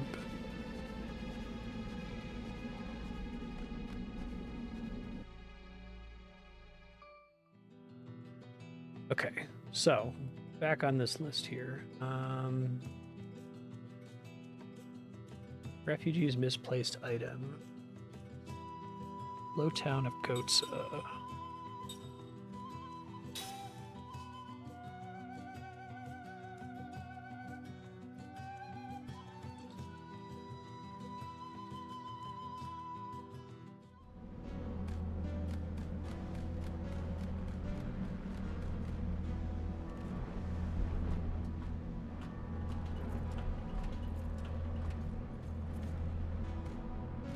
I think this just goes to Lowtown.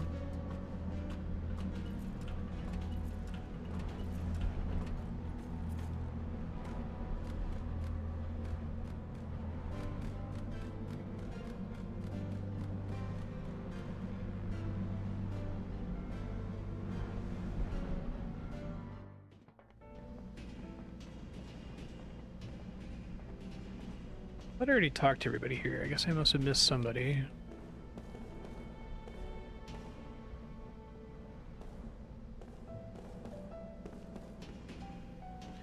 Oh, it's in the abandoned apartment. Okay.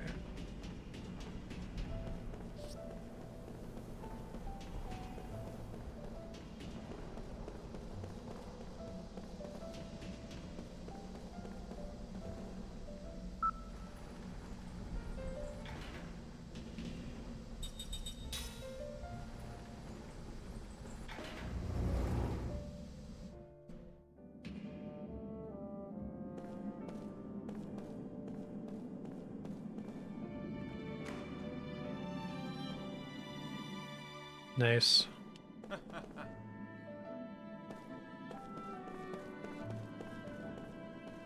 Yeah, I didn't even really know it existed until like 5 or 6 years ago.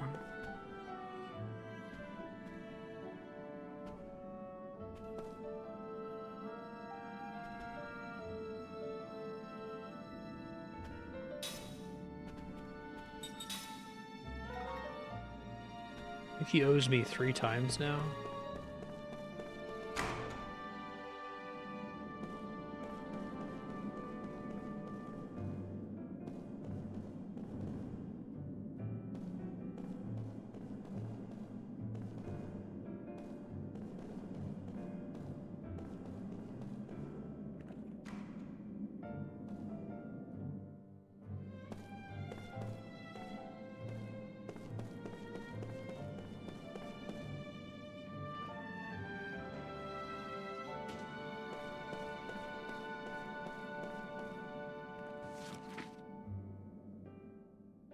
I think I read this already.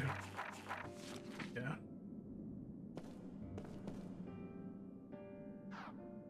Ring boy.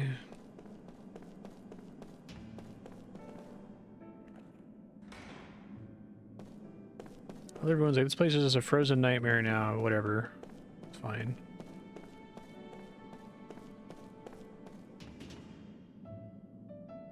Please buy something. I didn't get that before.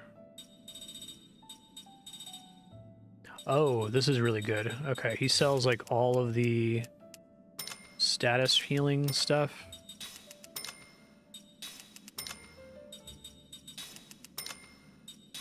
Won't have enough of these to not have to think about them.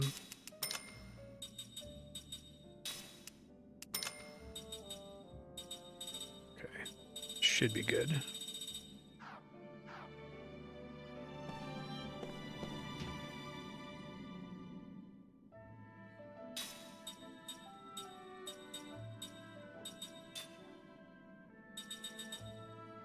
Get another wisdom earrings.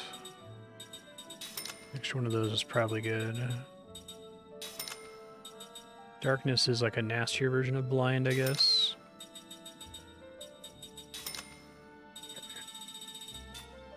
I think I just completely missed this shop before. Maybe it only exists in the frozen version of the town.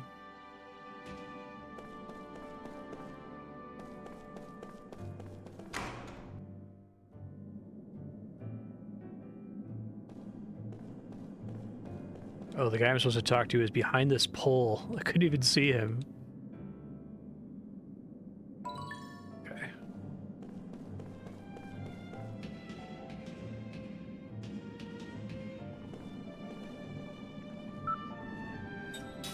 Back to Low Town, please.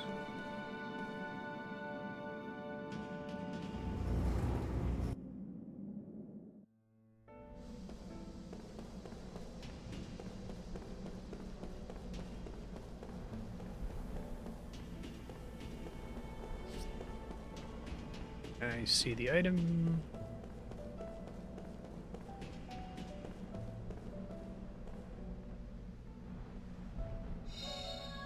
Scroll of Balance. Slot hit. Oh. That's weird.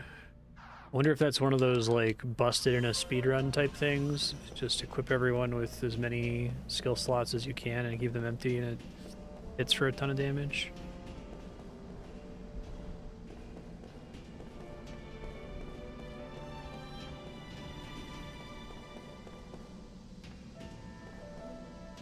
Let me get out of here.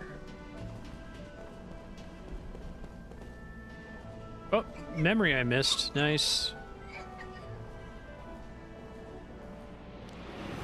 Sweet. I thought I covered all these places pretty thoroughly. I guess not.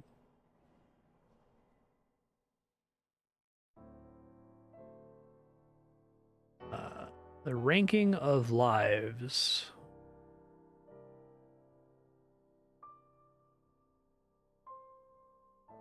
Terrible epidemic is ravaging the kingdom. The onset of the disease is sudden. Due to genetic or perhaps hormonal factors, it strikes only males.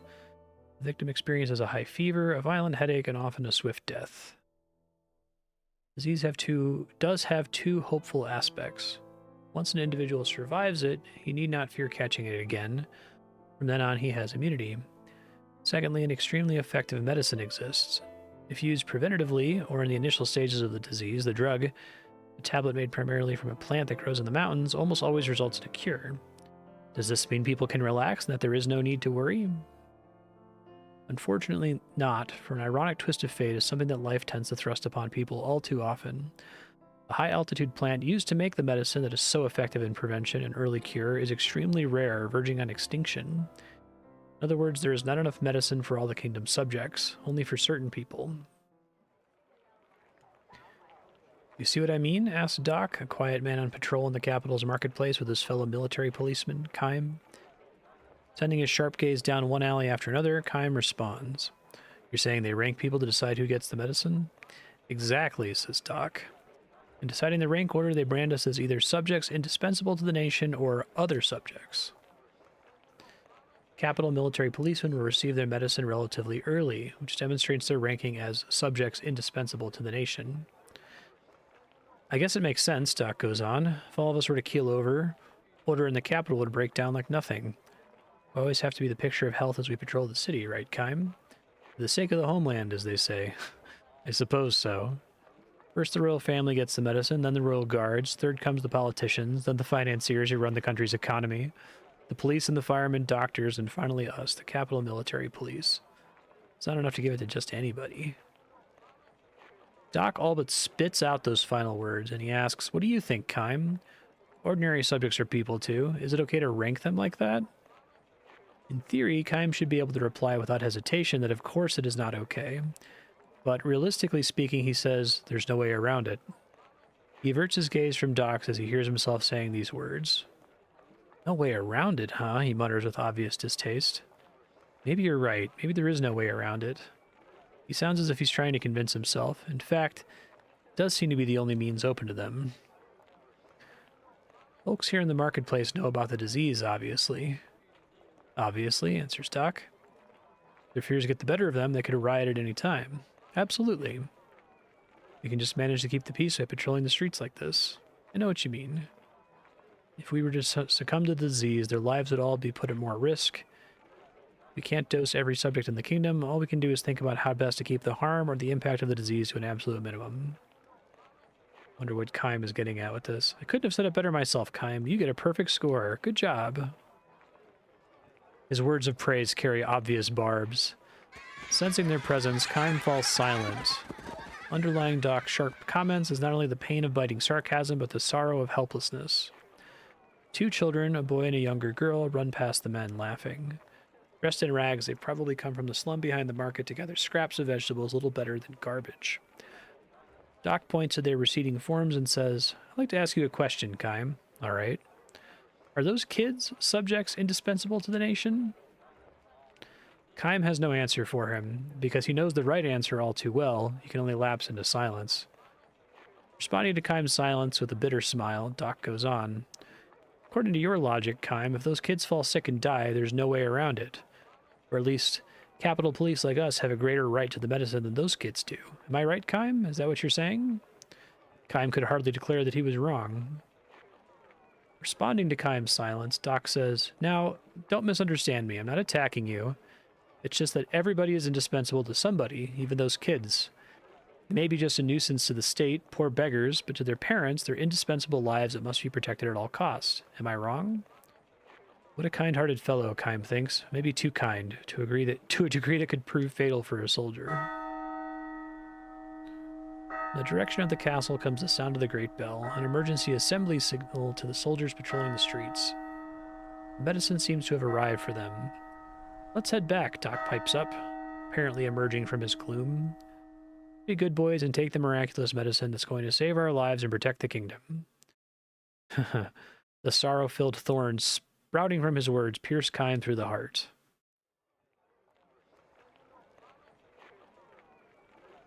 It is the following day when Doc tells Kime of his plan to desert. I'm only telling this to you, Kaim, he says when they're patrolling the marketplace. I know the punishment for desertion is harsh. I'm not sure I can make it all the way, and if I'm caught, I know I'll be court-martialed and executed. He has resigned himself to that possibility, which is why he wants to make sure that Kaim knows the purpose of his desertion. I'm not betraying the country or the army, I just have to deliver this. In his open palm lies the tablet he was issued the day before. You didn't take it? Kaim asks, shocked. No, I fooled them, he chuckles, immediately turning serious again and closing his open hand. You're going to deliver this tablet? Uh-huh. Doc holds out his hand now, pointing toward the mountains south of the capital. At the foot of those mountains is the village where I was born. My wife and son are there. He's just 5 years old and he's been sickly since the day he was born. If he gets the disease, it's all over for him. So you're going to give him the medicine? Do you think it's wrong of me to do that? Transfixed by Doc's stare, Kaim is at a loss for words. Suddenly, the gentle Doc's eyes betray a murderous gleam. I may be a soldier dedicated to protecting the nation, but before that, I am the father of a son, and before that, I am a human being. I don't give a damn about the kingdom's ranking of lives according to whether or not they are indispensable. I want to save the life of one human being who is indispensable to me. I like that in these stories, Kaim isn't always presented as right. He's like wise, but he's not always right. Doc's eyes take on added strength. They're bloodshot now, clear proof of his resolve. If I leave now, I can be back in the barracks by roll call tomorrow morning. I'll leave home as soon as I can to give him the medicine, so I'm asking you to do me this one favor. Don't cause any commotion until then. No, of course not, but I'm not sure I can make it, but I'm sure my boy will die if I just stay here. We'll pull through if he has the medicine. If there's even the slightest possibility of that, I have no choice. I have to take a chance. They'll kill you if they catch you. I don't care. I can die with pride, knowing I did it to save the life of the one most important person to me. What if you get sick? All I can do is leave it up to fate, Doc smiles. Human beings can't do anything about fate. But I want to do everything I can as a human being. This is why Doc has revealed his plans to Kaim. One more thing, Kaim. If they kill me, or if I get sick and die, I hope I can depend on you to visit my village sometime and tell my wife and son what happened. Make sure they know that I didn't desert because I got fed up with the army. I did it to save my son's life, which is something that is way more important to me than army rules and even more important than my own life. He'll be satisfied as long as that message gets through, he says with a smile. Kaim has no way to reply to this.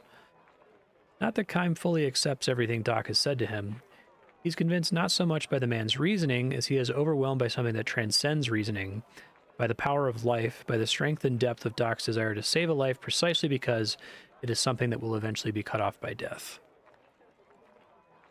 I'm going to make a run for it while we're patrolling the marketplace. I'm asking you to look the other way. Tell him I disappeared when you took your eyes off me for a split second. Kaim can do nothing but accept Doc's plea in silence. He sees that deep in the hearts of those who love finite life is a place that cannot be entered by those who have been burdened irrevocably with life everlasting. Two men reach the far end of the marketplace. All right then, sorry to put you through this, Doc says. He turns toward the exit and is about to plunge into the crowd when it happens. A child comes bounding out of the alleyway. It is the same shabbily dressed girl from the slums who ran past the men yesterday, laughing. Today she is alone and crying her head off. She looks around with wild eyes, and when she spots Kaim and Doc in uniform, she comes running to them, shouting, "Help, help!" What's the matter? Doc asks. He takes his hand and leads him to the alleyway as if to prevent the surrounding people from hearing what she's about to tell him. It's my brother, she blurts out. He's sick, he's got a high fever, and he's shaking all over. We've got to do something or he's going to die.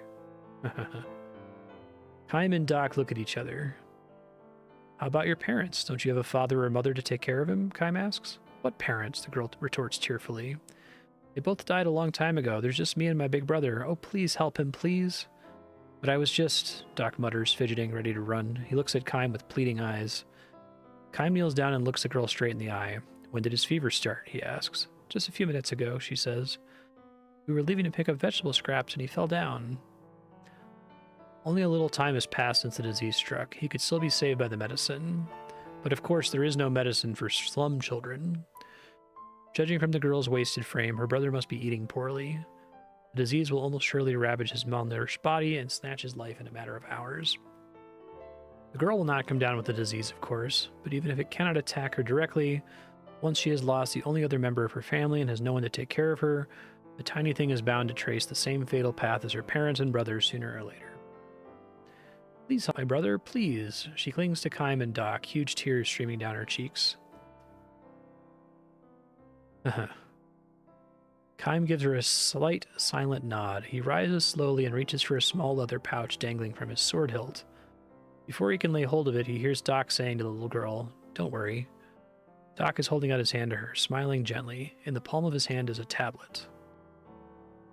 "Give this to your brother," Doc says. "There's still time to save him." The girl gives him a puzzled look and hesitates until he urges her, "Hurry, do it now." She reaches for it uncertainly and takes it in hand with great care. "Hurry home now," Doc says with a smile for her. The girl dashes off. "Thank you, thank you, thank you."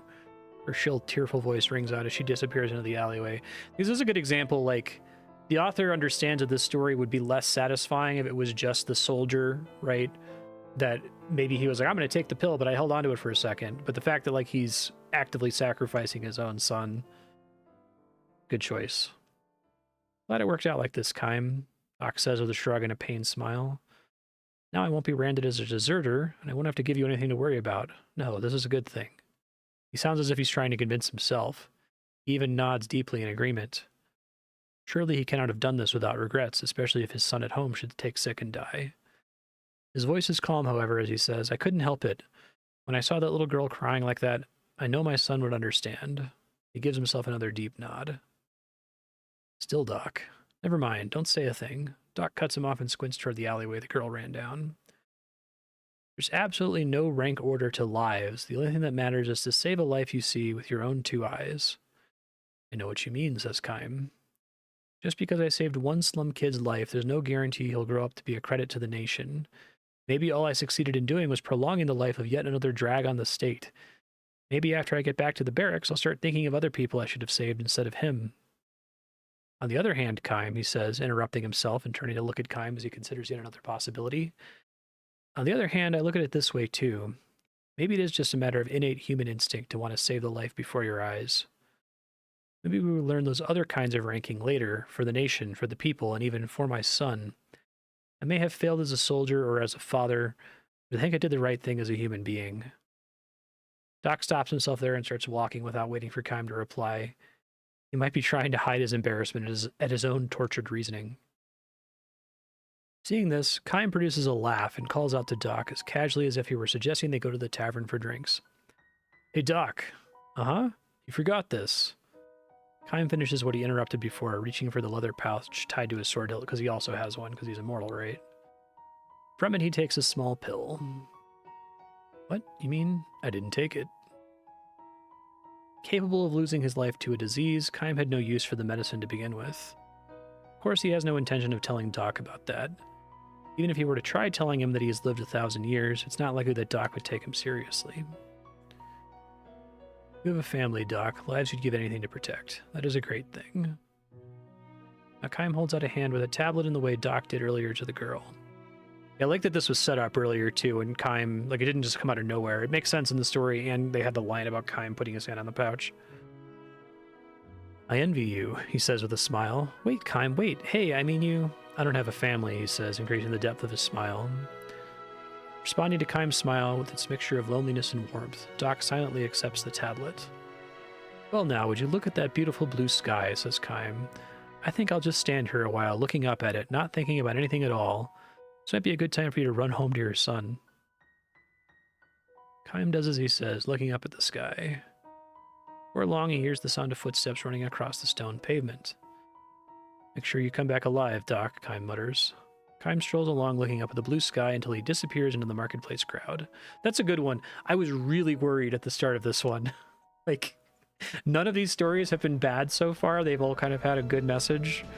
With the beginning, when Kym was like, "I don't know," it does seem like it's logical that we divvy up the cure according to the people who are, you know, most integral to the state. But like I was saying, Kym isn't always right in the stories, right? He's wise, but that's about the extent of it. And he's often surprised by other characters.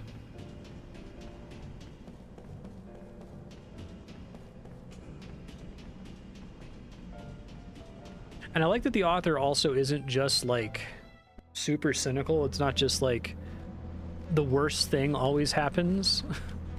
Sometimes things turn out okay, or they're at least bittersweet, right?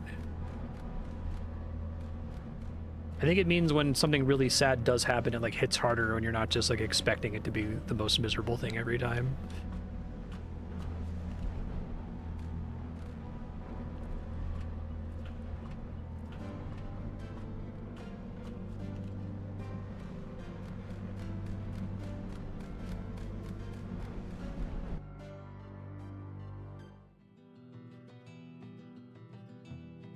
I really like the one with the Stones of Heaven earlier. That one was great.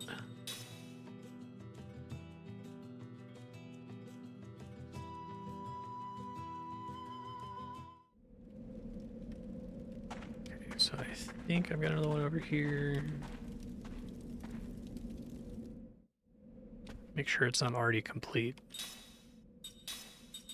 Oh yeah, I already did this one. Okay. This is crazy. Like, all of these are like maybe like 3/4 of these are disc 4 only. But that menu's been available for the whole game. It's weird that they sort them that way. So I'm gonna go to Ura, I think.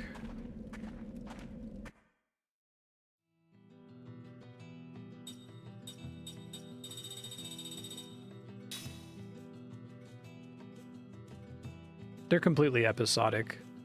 Kaim is pretty consistently characterized across them, but the author's definitely just kind of using this guy has been alive for 1,000 years as a bit of framing for each of the stories.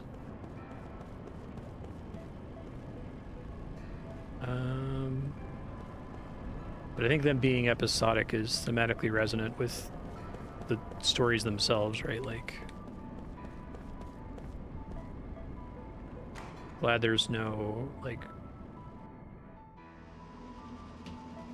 arc running through all of them. Central Station is where we gotta go.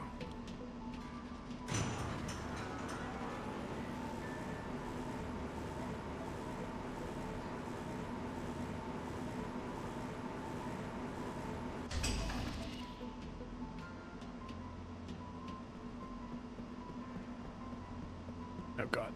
There you go.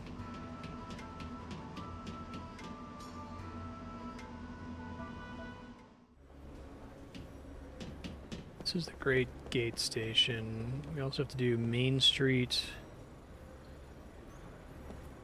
There is somebody at the Great Gate to talk to.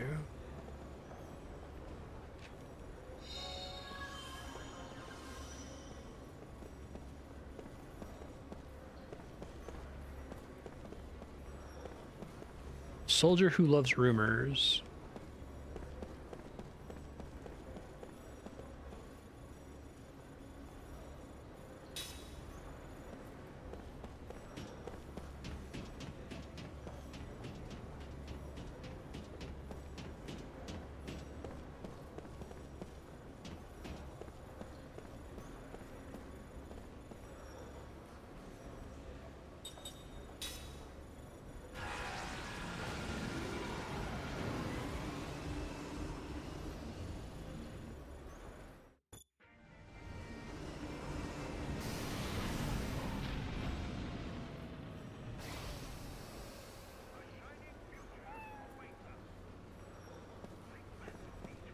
Should be someone here.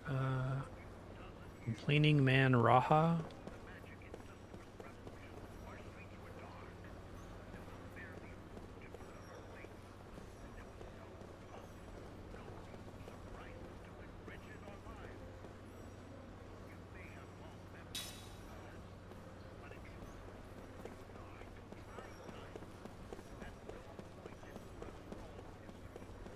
In the top level, I suppose.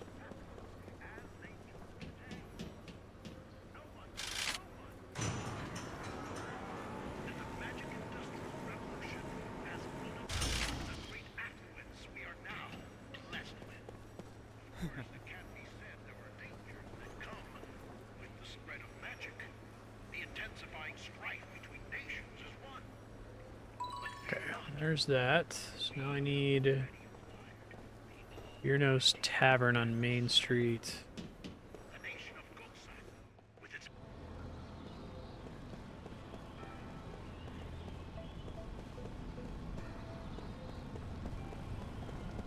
Oh, here's one of the things I have to pick up.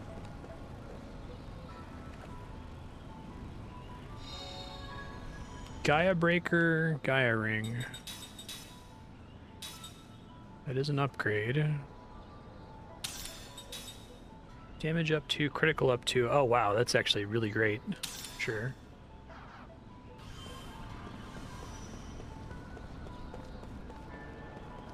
The guard condition up probably doesn't come up super frequently.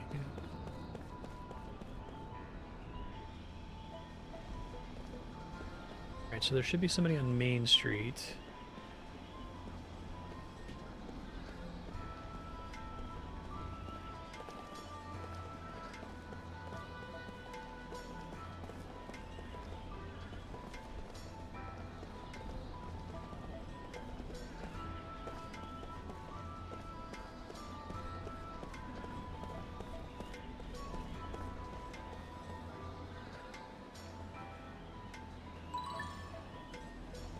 Sewer.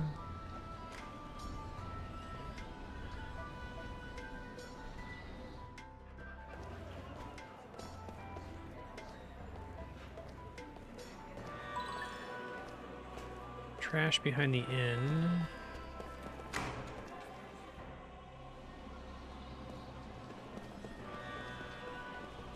The ones at the gates.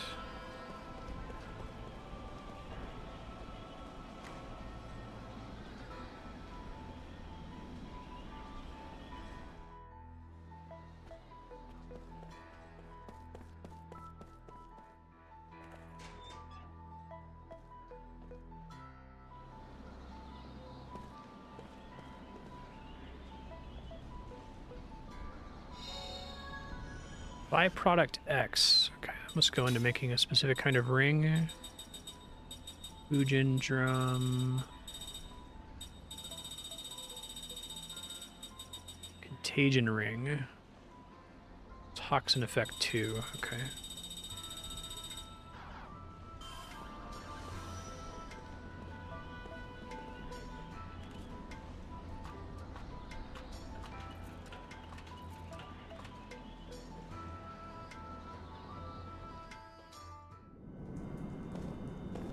I think I see the thing over there. Here.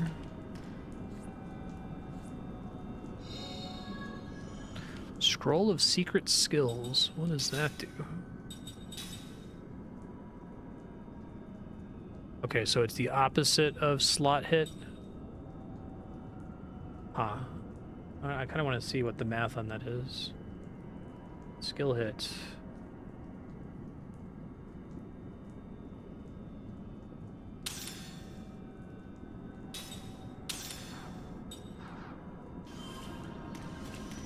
I don't know if it means that it does more damage according to the number of skills you've equipped.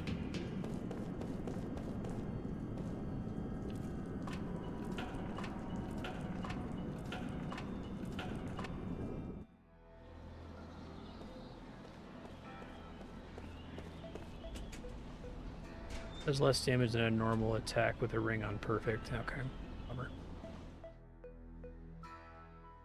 we doing here?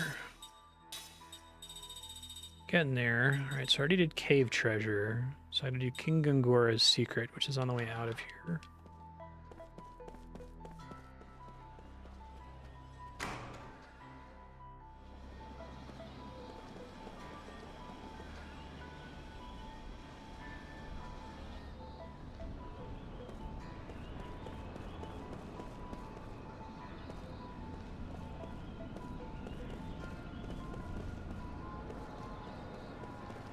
Making sure there's nothing else in Ura before I leave here.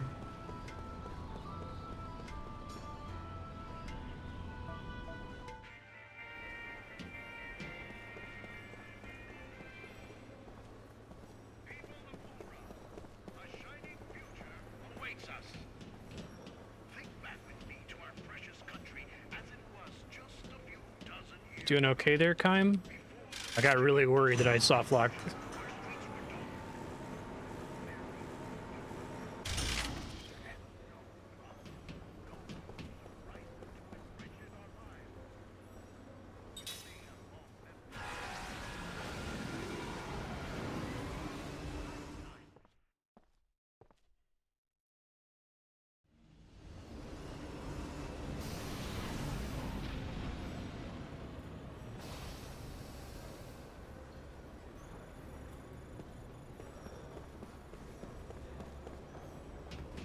Station is not the same thing as the Great Gate.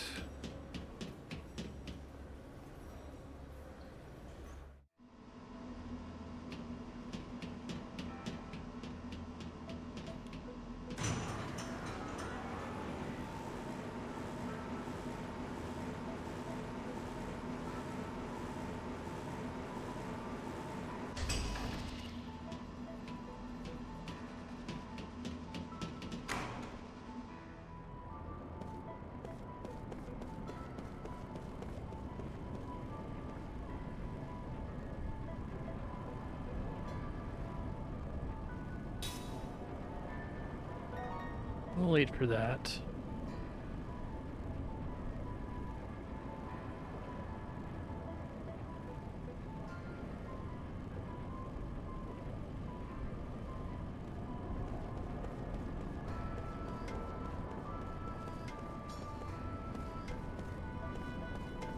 I thought it was one of the guys I've already talked to. Make sure I don't already have the quest accepted.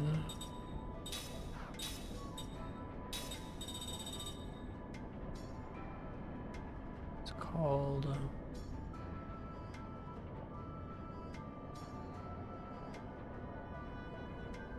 King Gungora's Secret. Soldier at the Great Gate. Okay, where are the...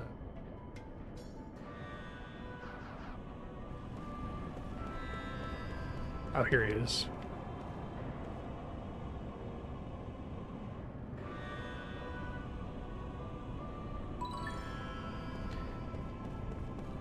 I don't know if I have a way to fast travel to Gungora's mansion.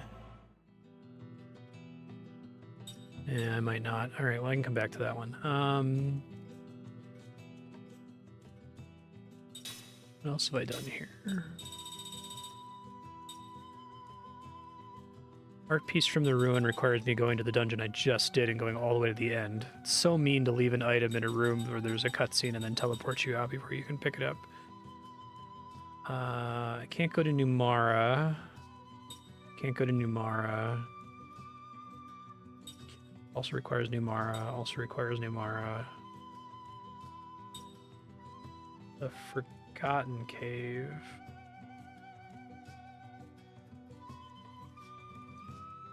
Oh, okay, that's a cave I can't get to yet. All right, it might be mostly done then. Go to Numara. Did Treasure Beyond the Waterfall. I did Liram's Treasure. The General's Memento.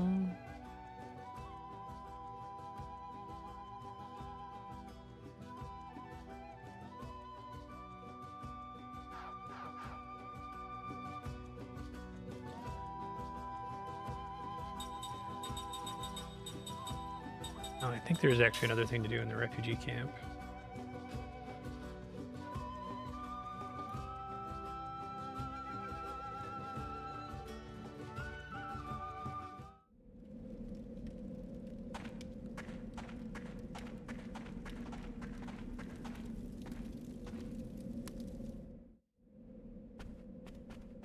Storage tent.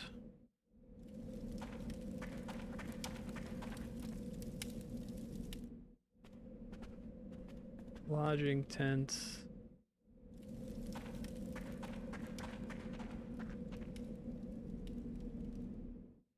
Here we go. Oh, and there's a memory too. Perfect.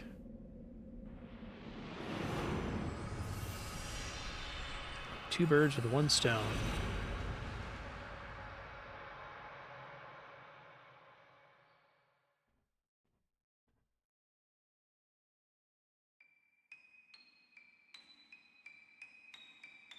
Signpost.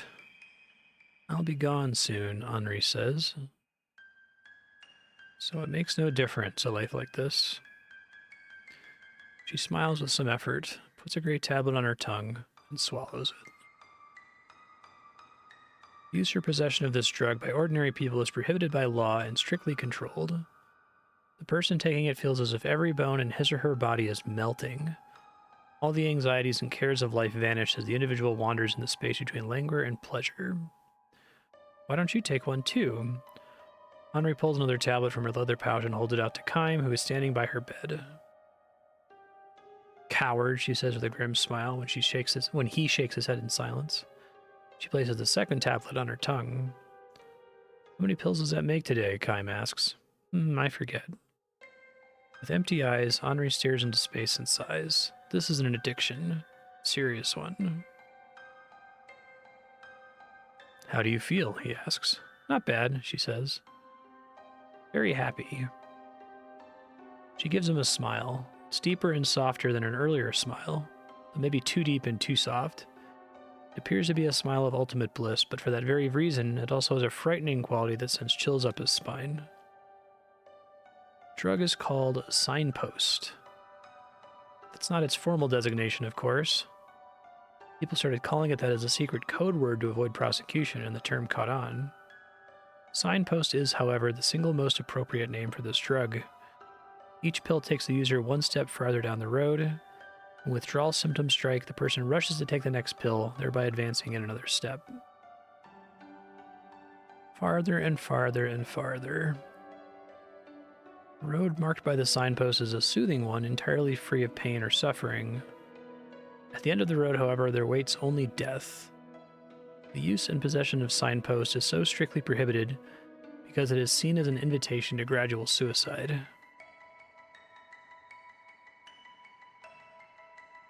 How many more pills, I wonder? Henri mutters, stretching her emaciated body full length on the bed. It is a question that Kime cannot answer. He knows only that she is nearing the end of her signpost journey. It is for this that Kime has been called to this hospital, which is a facility for people on the verge of death. I have no regrets, Henri says. None at all. This way I can die pleasantly, quietly, like going to sleep. Her empty eyes are fixed on Kime, but they seem to register nothing. I'll be fine. She reaches into the pouch again. Probably shouldn't do that, Kime says. Telling you I'm fine, she says, laughing weakly, placing a third signpost in her mouth. She closes her eyes. Her sunken eye sockets harbor dark shadows. Kime settles himself into the chair by her bed. He waits for her to say more, but she seems to have fallen asleep. Her breathing is calm, and a slight smile plays upon her sleeping face. The signpost seems to be working.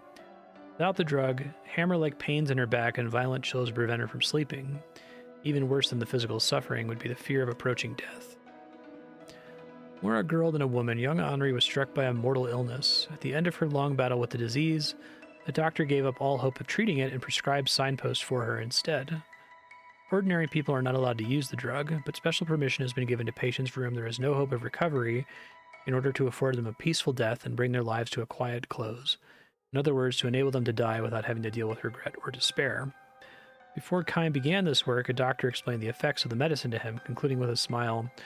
In other words, signpost forgives all the debts the person has built up toward life. Hey, Six Gun. Hope things chill out in the new year for you. Henri wakens. After she's confirmed Kime's presence at her bedside, she says, "You don't have to worry," and closes her eyes again, smiling. I'm fine. I think I can go just like this. So she knows there are other possibilities. In certain rare cases, signposts can have undesirable side effects. Sometimes, at the very end, when the person is just beginning to slide into the abyss of death, there can be an attack of nightmares. The patient experiences a literal death agony. Even though signpost has provided such a wonderfully tranquil departure on the person's final journey, every last bit of tranquility can be swept away on the cusp of death. Worse still, some patients conclude their hallucinatory episode with a frenzied physical outburst. They might have barely enough strength to breathe until, tormented by the nightmares, they lash out violently enough to break the bed or even strangle the caregiver in attendance. Such can be the mysteries of the human body, or more so, the human heart. This is why Kym is here. He is to stand vigil by Henri's deathbed against the remote possibility that she might be tormented by nightmares and go wild under the influence of signpost side effects. The doctor has supplied him with yet another drug. It is a poison that will kill the patient instantaneously. Kym has been instructed to administer it to Henri as soon as she begins to exhibit strange behavior. Believe me, this is a humane measure, the doctor said. Not murder, by any means. The face of a patient who has suffered the drug side effects is truly grotesque. Not something that anyone could stand to look at. A person's death should never be that excruciating. This is a final kindness to give the person a quiet, peaceful ending. Kym was not entirely convinced by the doctor's rationale. Neither, however, was he able to bring himself to take issue with it. Now he can only hope that, led by her signpost, Henri will be able to pass her final moments in peace. Some part of her inner self might be paralyzed at the moment, and her empty eyes might never regain their former gleam. If she is happy that way, it is nothing that anyone has the right to deny her. Waking again, Henri reaches for another signpost, but drops the leather pouch. Sorry, but did you pick it up for me? She asks Kym. She no longer has the strength to even hold the pouch. Her final moments are closing in. Kym lifts the pouch from the floor, but when she asks him to put a tablet in her mouth, he hesitates for a moment before complying. Her tongue is dry and rough as sandpaper. She really must be nearing the end. Having taken another signpost, Henri seems to be overtaken by that languorous feeling again. She moves the flesh of her cheeks in a way that has no meaning, releases a feeble sigh, and says, I was just dreaming. What about? About when I was little, everybody was there. My father, my mother, my big brother and sister, all smiling. This is not a good sign. The drug might be having a bad effect. The signpost is working properly. She should not be dreaming, especially about her family. The more lingering attachment or regret or sadness a person retains, the more likely he or she is to experience side effects. This is precisely why the family is never admitted to the patient's room. Final farewells are made before the administering of signpost, and only after everything is finished do they meet again. Everybody was in such a good mood. Kym wonders if he should give her another signpost. Sure, when I was born, my parents never imagined I would die so young.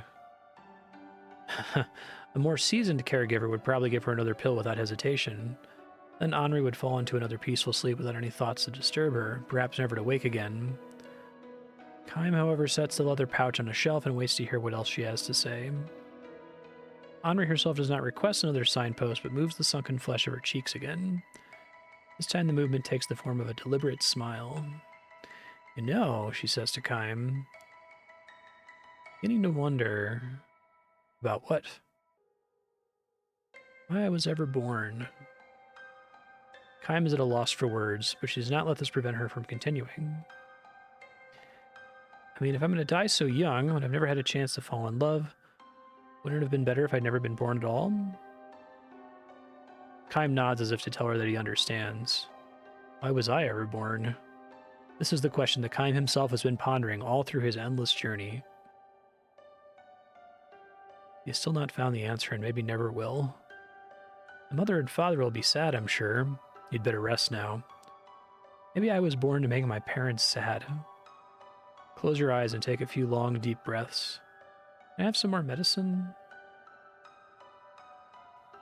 This time he gives it to her without hesitation. Thank you, she says simply for the first time and closes her eyes. I guess it's possible I might never wake up again. It's possible. It's a good thing to die without suffering, isn't it? Probably is. To die with your head in a fog without thinking or feeling anything. That's a good thing too, isn't it? Kym says nothing. This is a question he cannot answer, a question he doesn't want to answer. I like that. I'm sure that the, emergency poison's gonna come up, otherwise they wouldn't have set it up, but it also works as just like infusing all of these scenes with tension. Henri falls asleep without asking him anything else. He's still sound asleep when the doctor examines her and tells Kym she'll probably pass away before the night is out. It is late that night, close to dawn, and Henri begins to suffer.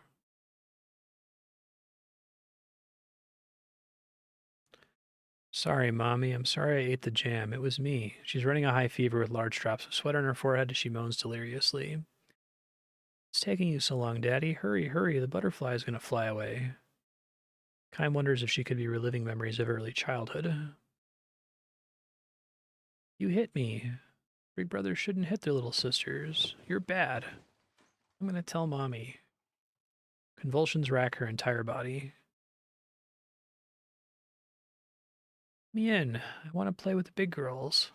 It doesn't end with her delirium. She starts moving her arms as if trying to embrace family members floating above her. This is what they were afraid of. The side effects. Take me with you, please. I don't want to stay here. Don't leave me. Her cries mingle with tears. Hallucinations seem to have taken the place of past memories in her empty eyes. Please, I'll be good. I'll do what you tell me, Mommy and Daddy. Take me with you. In fact, just the opposite is happening. The ones being left behind are the family who so love their youngest daughter, Henri. Don't leave me alone. Mommy, Daddy, come back, please. You can feel her pain and sorrow. Her convulsions become increasingly violent. Her face contorts in agony. Alerted by the commotion, a doctor comes charging into the room. What are you doing? He shouts at Kym. Put her out of her misery now. Kym knows what he should do. This is what he was hired for. The poison that will prevent Henri from suffering anymore is within easy reach. What he takes hold of softly, however, is not the poison, but the hands that Henri stretches out into empty space. What are you doing? The doctor shouts at him. Stop it. This is in direct violation of your duties. I'm not going to press it during this. You're fired. Kym turns toward the fuming doctor and says simply, be quiet, please. What in the hell are you? But the doctor breaks off his shouting when he catches sight of the look on Henri's face. She's smiling. Are these my mother's hands? My father's? Big brothers? Big sisters? Tell me, whose hands are these? She asks joyfully. Feeling the strength of Kym's grasp, she squeezes back, an almost indescribably happy smile on her face, tears streaming from her eyes. I'm here with all of you, together, always. Her convulsions have subsided and her breathing has calmed down. Kym whispers in her ear, thank you, Henri. Daddy? Smiling through her tears, she says, I know it's you. Kym smiles back at her and says, I'm speaking for all of us, for me, your mother, your brother, your sister, when I say, thank you, Henri. Henri seems almost embarrassed when she asks, for what? For having been born, Henri. For having come to be with us, for having allowed us to share time with you. Mommy and I and brother and sister were all so grateful to you for that. Unfortunately, life has its limits. There are long lives and short lives, and in life, even more unfortunately, there is happiness and unhappiness. There are happy lives and unhappy lives. For all of this, however, for the chance to be alive in the world, for the chance of having lived life in this world, the only thing to say is, thank you. Yeah.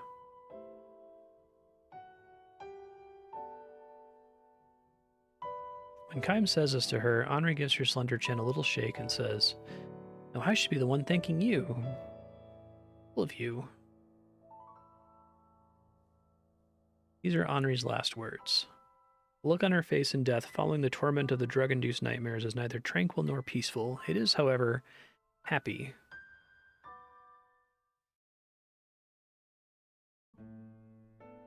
Are you really leaving us? The doctor asks Kym with a genuine show of regret. Dressed for the road, Kym smiles and says, I don't think I'll ever be able to perform the duties of a caregiver properly. To tell you the truth, Kym, I still can't get over the fact that it's even possible to do it your way. With a serious look, he adds, I wonder if your hands give off some substance like signposts. Otherwise, I can't imagine how she could have died so happily. I think it was just an inspired emotional chance.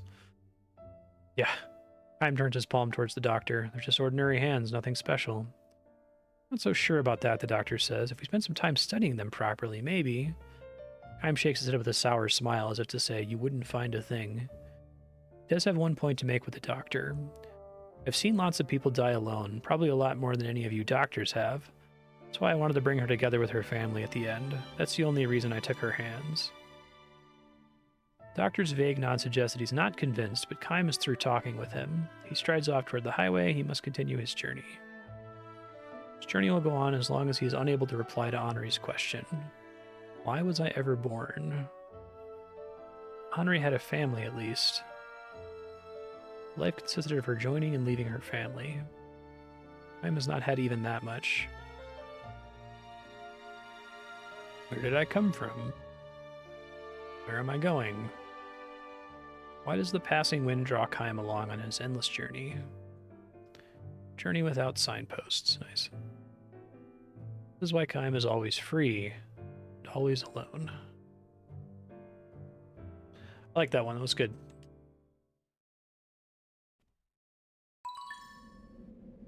And that also unlocked a treasure hunt. Okay.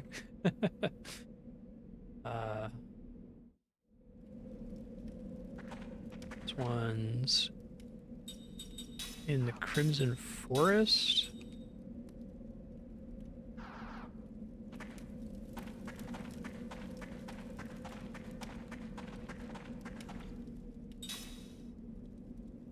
Save right quick.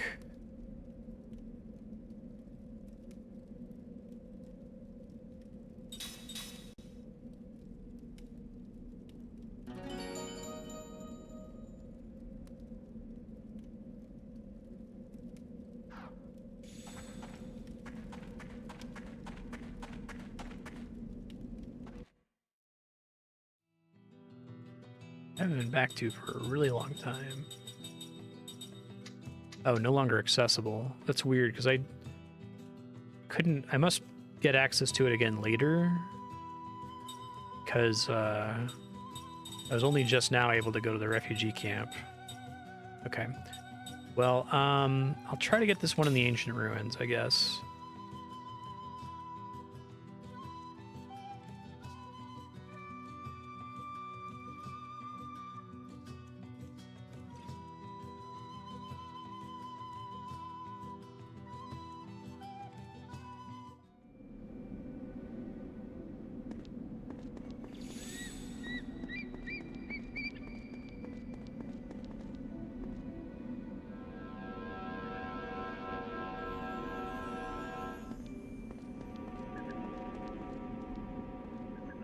Wouldn't be so bad if I could, like, menu fast travel out of the dungeon once I got the thing, but I also have to walk out of here. Get to skip all of the party splitting puzzles, at least.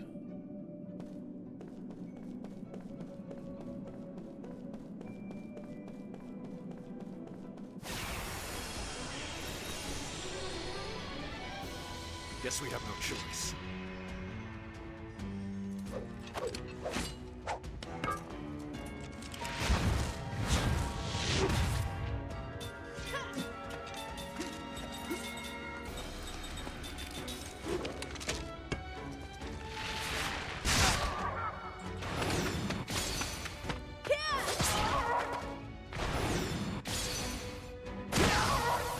Beast King's Claw. I don't think I got that before.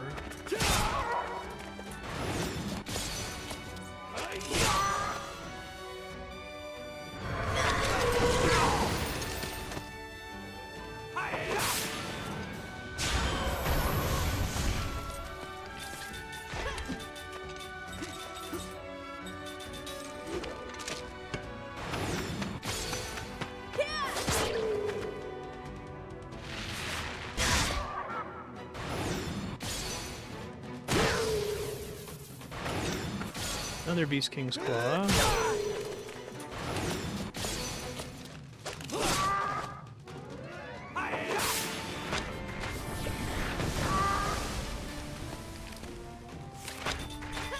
Oh, it's like almost dead. Gonna do a death cast here, yeah. Hasn't landed yet. At least it's not Meteor. Leap before you look, I always say. She does say that a lot. She's not lying.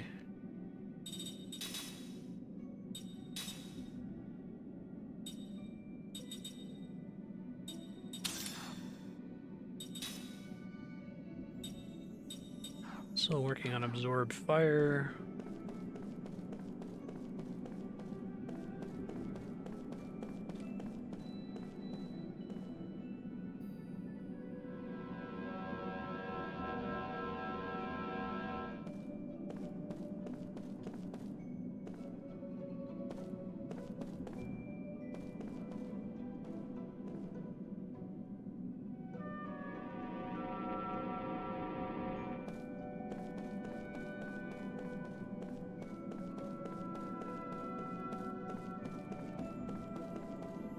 missed this before. Iron Balls of Ruin.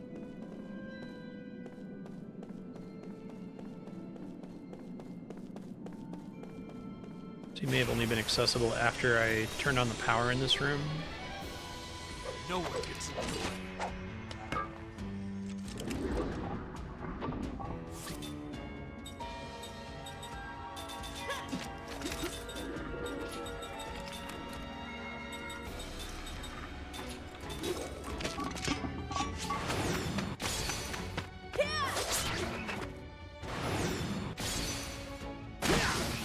Poisonous bones.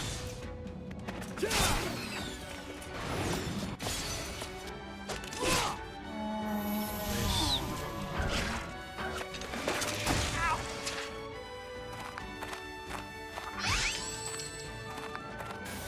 Oh, that sucks real bad. Tricky Talisman? What was that? I wonder if you can, like, lose unique...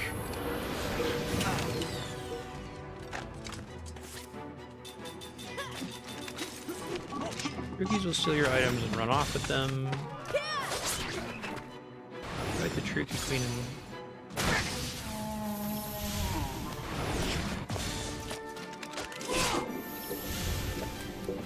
How do I get to this thing? What a waste of time.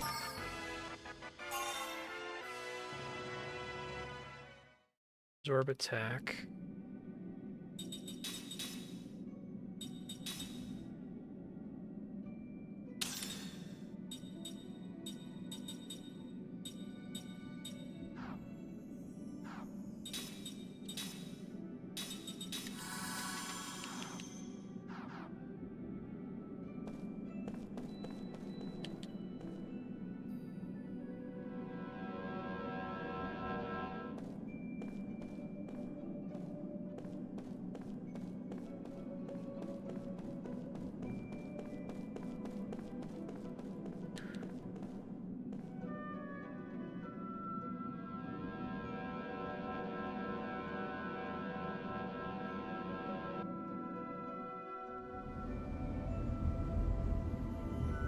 Let's see.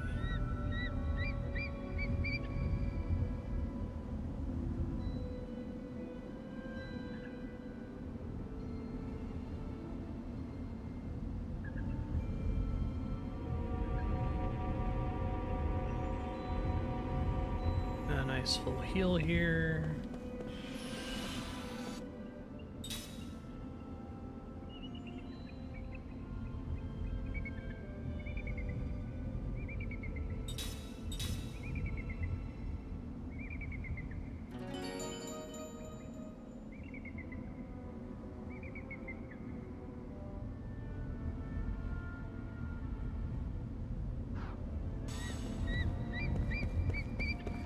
That's where I got the locator. So I guess I couldn't have picked up the quest until doing the second locator anyway, but whatever.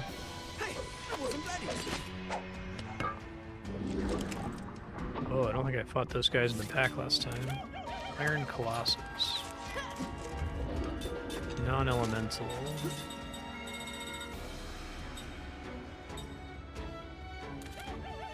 Generally pretty shit prism, but give it a try here.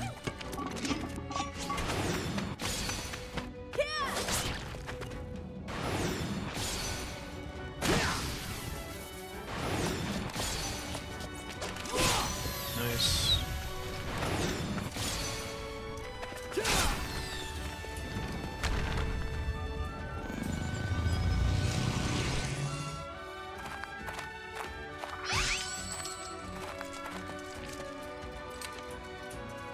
These things suck real bad. I guess you killed a queen and you get all the stolen items back.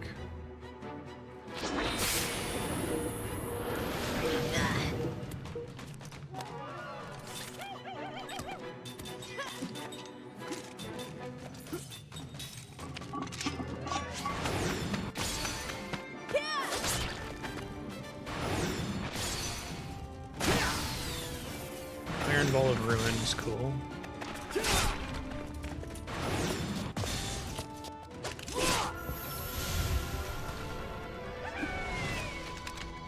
That drops their stats, although the name All Fall sounds like it's like massive party-wide death. Thwack.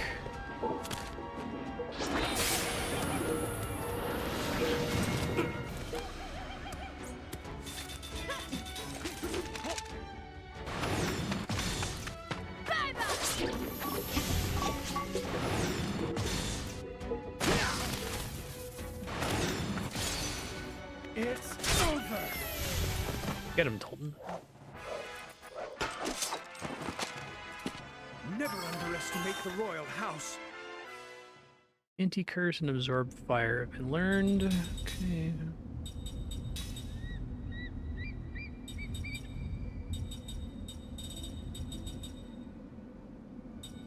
Guess I'll take that. It doesn't really matter.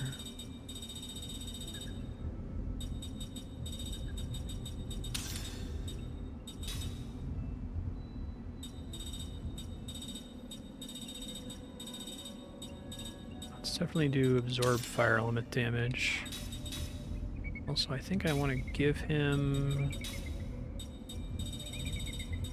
that to start with. I think counter doesn't rock frequently enough to be worth spending an entire slot on. But if absorb attack works like absorb magic, that's probably worth it.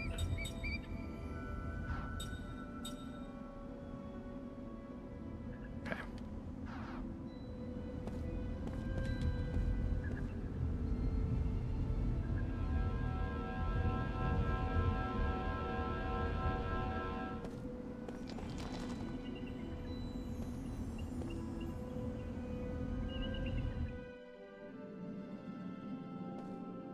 Okay, so this is where I need to be. So where is this boss?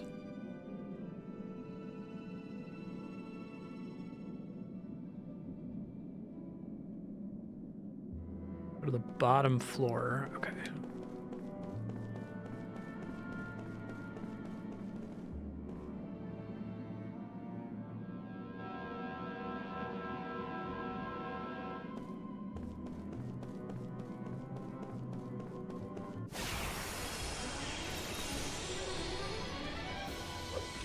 This does not look good. These motherfuckers again.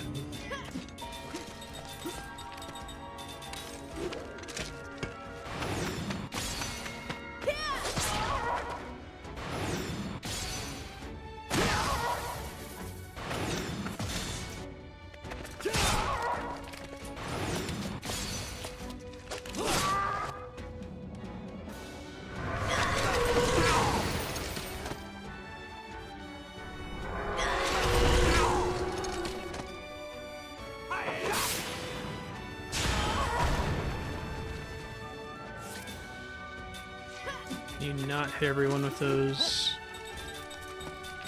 Very annoying.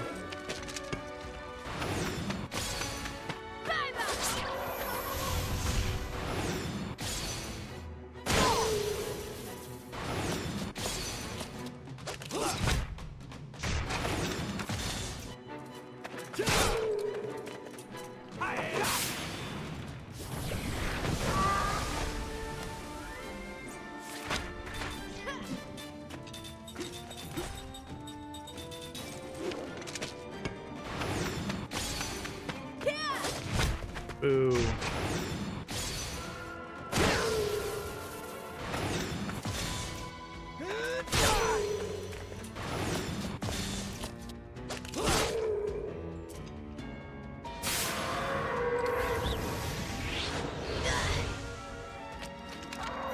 It just has a really low chance of landing. I think it's like X Zone in Final Fantasy VI. South learned royal equipment and anti-darkness.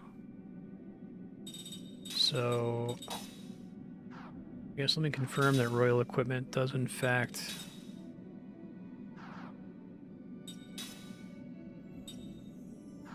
let her equip this accessory, question mark. Petrify is what I'm trying first here.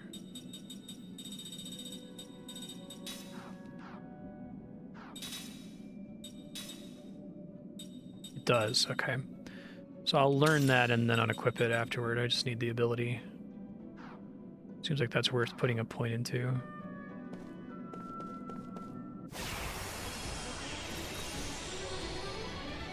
I must stand and fight.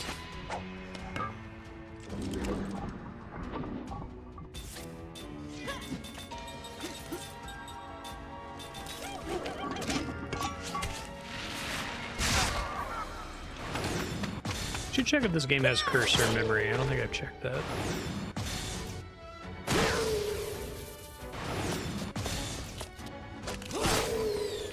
Whipping my perfects here. There's one.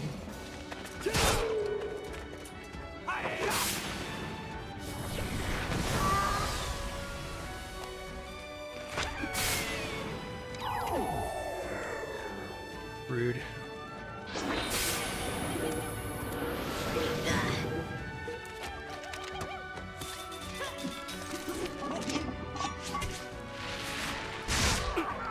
Nice.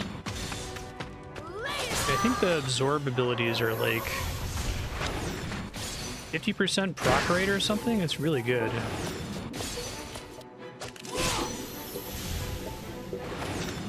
Bit of overkill.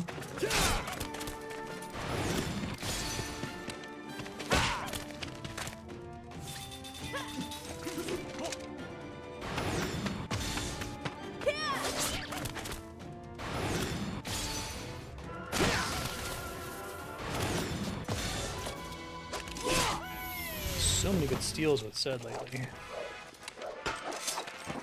What a waste of time. Okay, Keim's got waterproof now.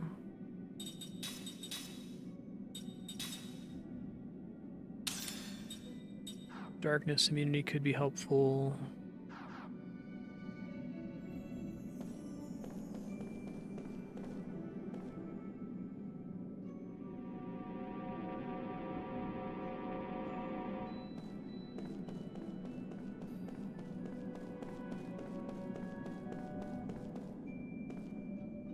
Oh, I see her down there. Okay.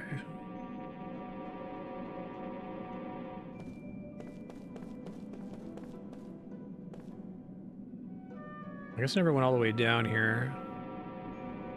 I didn't keep exploring these rooms after I turned the power on and didn't have to split the party anymore.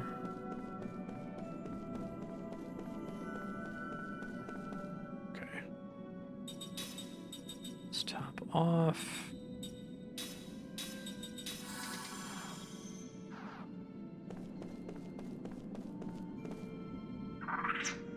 You there, halt! Why have you come to my palace?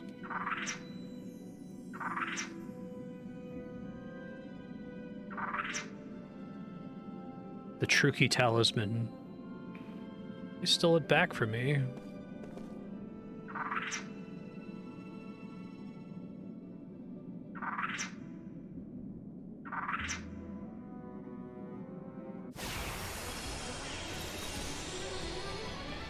No one gets in my way. So you have to let them steal it from you, which is kind of wild.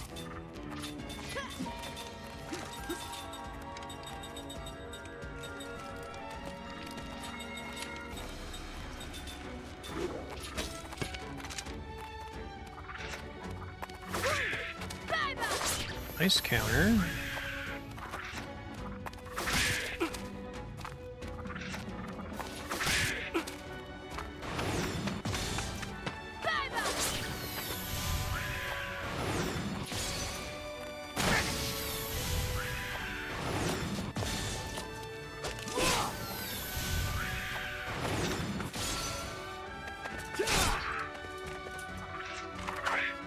Blast. Holy shit. That based on all the stolen items or something? Damn.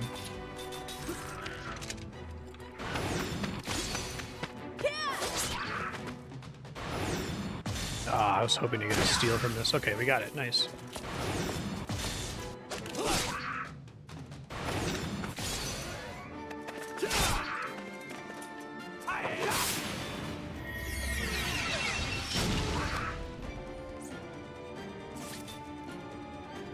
Truki Queen.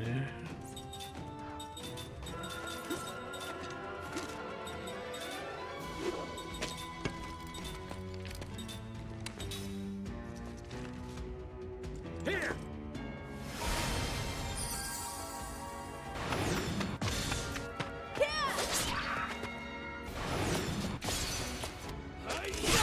Nice.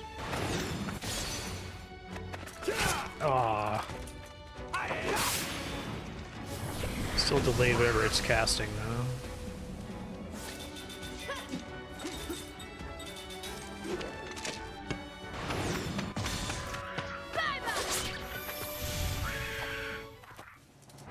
Always cool to get like an accessory from a steel. It's not in my nature to lose.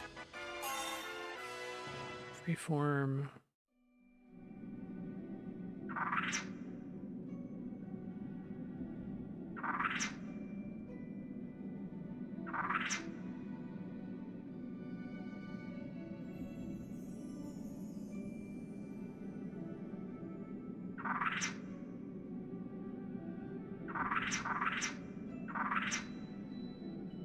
Farewell.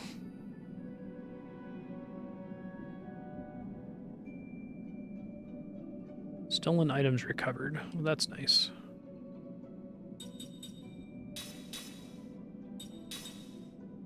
Sorcerer's bracelet. Oh, plus 45 MP. That's actually pretty good for the non-caster characters. I'll take it.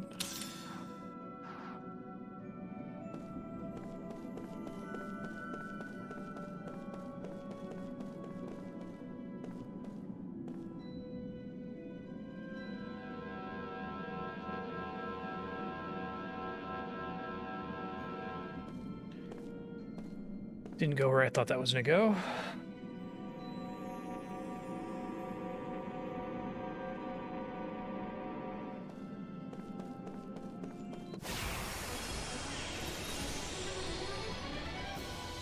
You want a piece of me?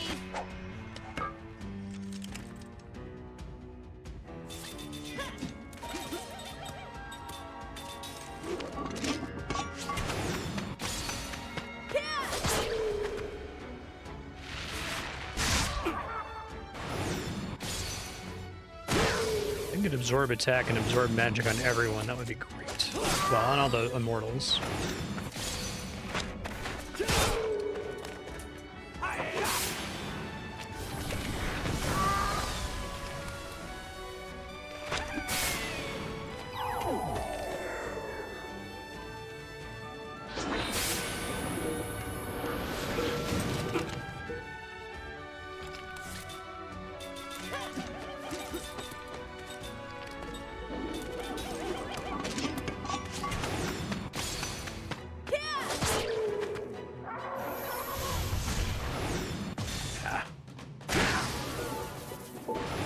I think it's like a 90% chance to steal if I get the perfect with Zed.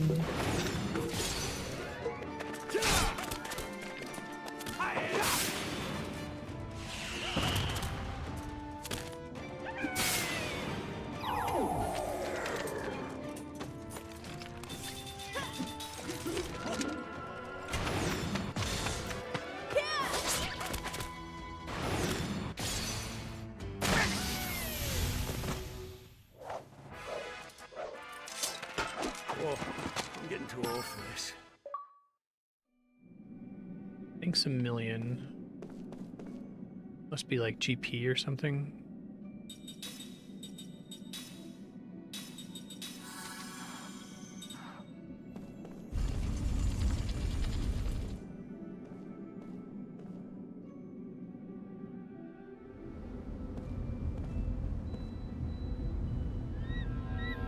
No, it would be really, really nice of the game if they gave me an exit from up here.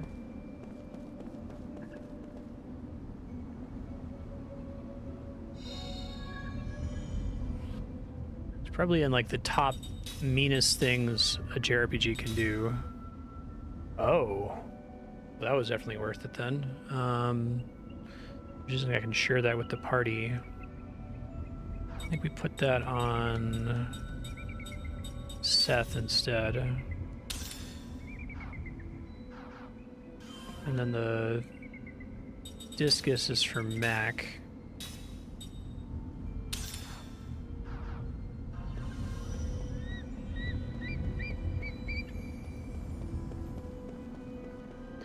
I guess it could have been worse. I guess they could have shown me a chest in the background during the entire fight and then fade to black and we teleport out at the end.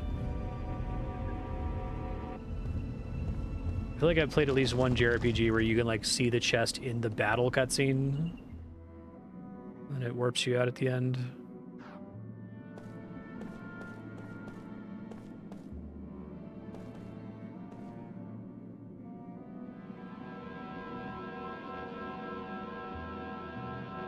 That was worth it for the ring, though, because now Seth can, like, passively heal and restore a shitload of MP to the entire party.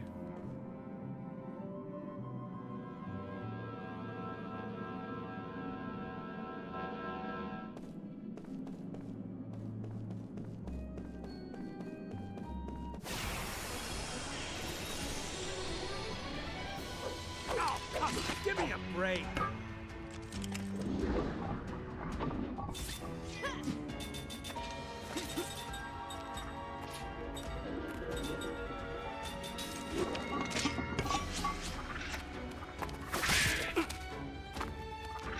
They just not steal anymore?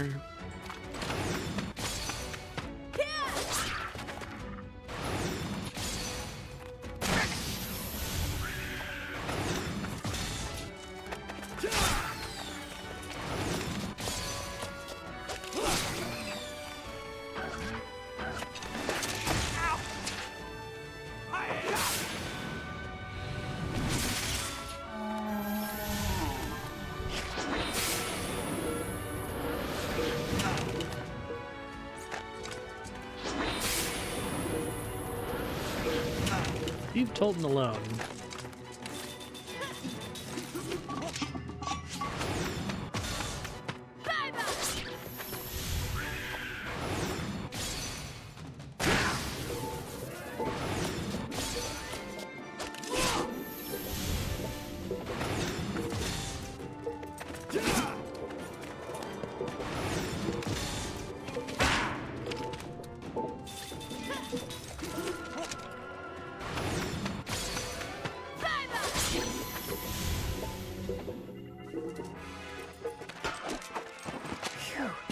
That was a close one. Rasky.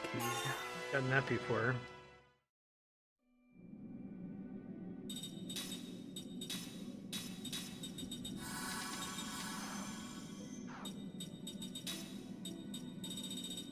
Got Typhoon Ring, Quake Ring.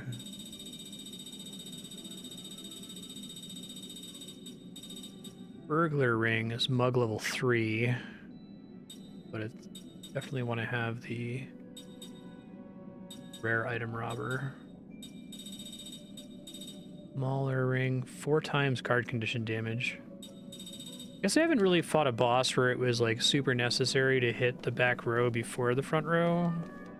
I feel like they've designed a lot of the fights to not require that explicitly.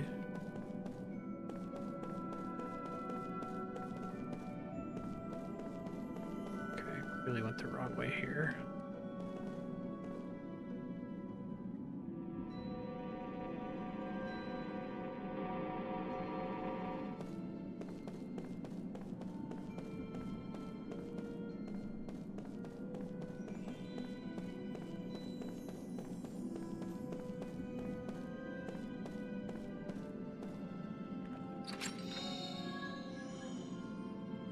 Twin Cross. Occasionally doubles counterattack damage. Man, you like need to like really invest in counter. It's like 3 skill slots. You have to get counter and then counter up from the black belt and then that Twin Cross ability. And I still think the proc rate's pretty bad.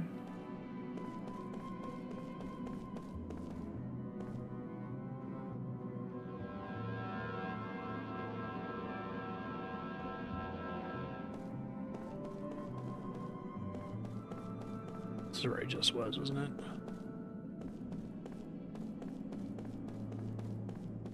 Oh, my kingdom to warp out of here.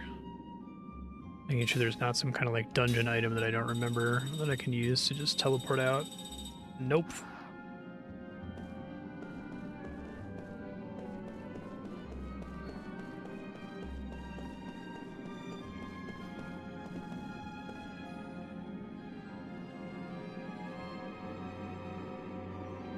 some like kind of accidentally grinding. Let me check, make sure no one's got a dead skill link here. I forgot Mac has to be in my party. I'm like, why is this taking so long to learn? It's because he's not in my party. Shit. Pick up royal equipment.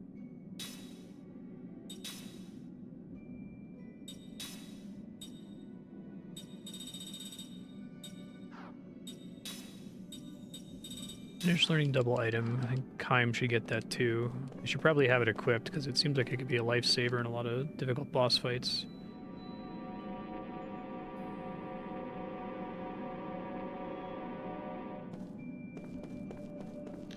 You literally just need to go the long way around here.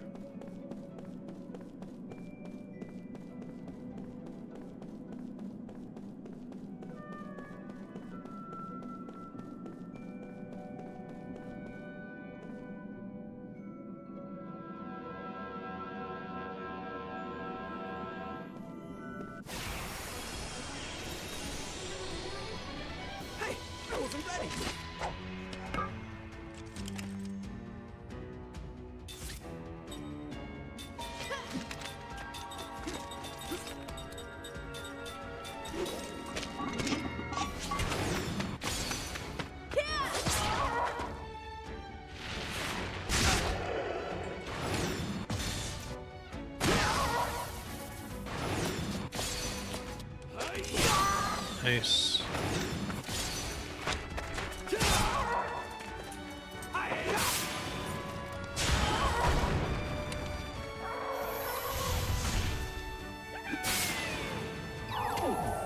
A little bummed by Drain Shower because I think it tries to divide the drain equally by all party members, which is fine, but it doesn't care if some of the party members are already max on HP or MP. Like, it would be really good if like only one person was behind an MP, that it would give them 100% of the drain, you know?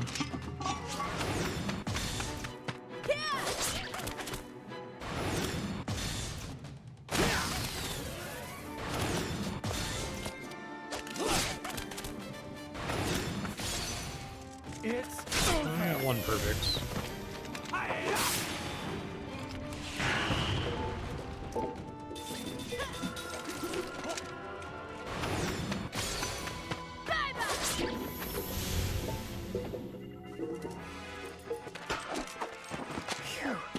That was a close one. Element resist up, absorb fire, max MP up 3. Okay. So then I can get rid of royal equipment.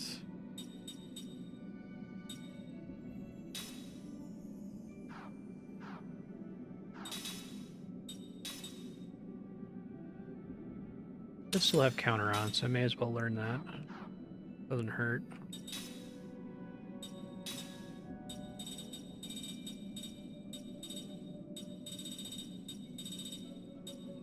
Should probably teach her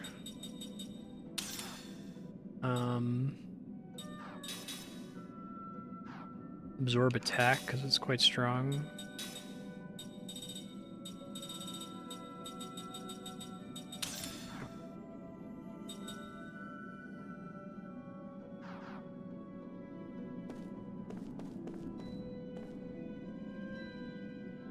It's crazy. I think like this one treasure hunt is as long as all the other ones combined.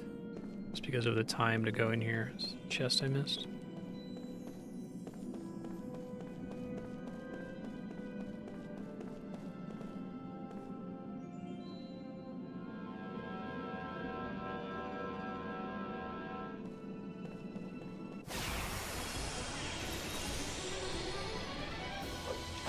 This does not look good! Yeah, it'll be fine.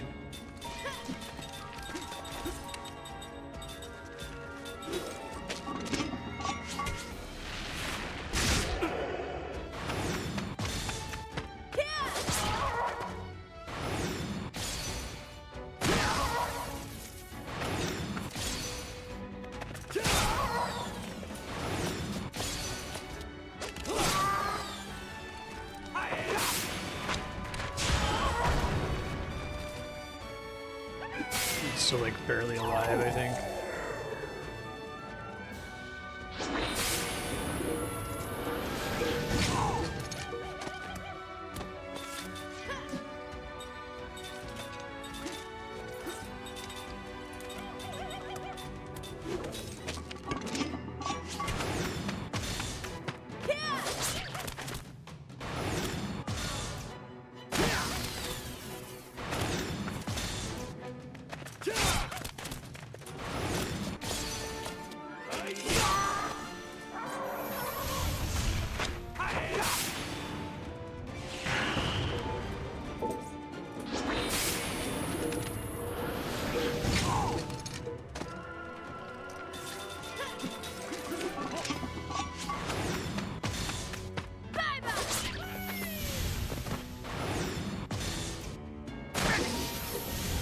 Good enough, although it's sad to not get the crits.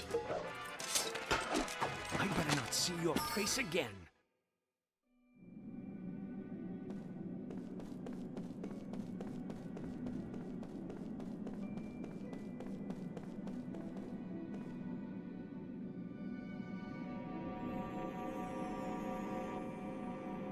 Alright, so like a third of the way out of here.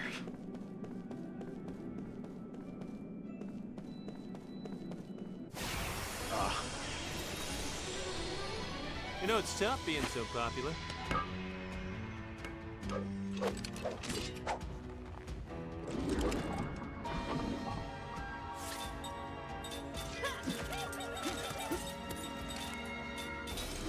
Surprised I still haven't gotten the tier 3 black magic.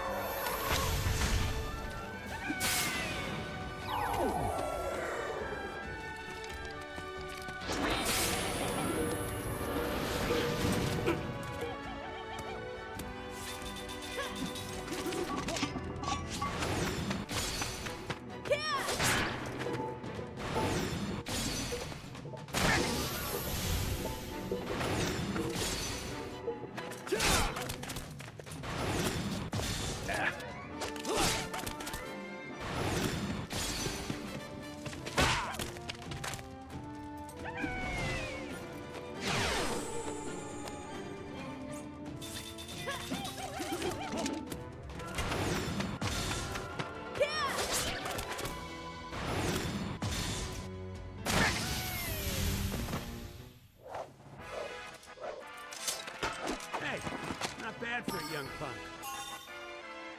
Double item, absorb attack, double back, skill hit.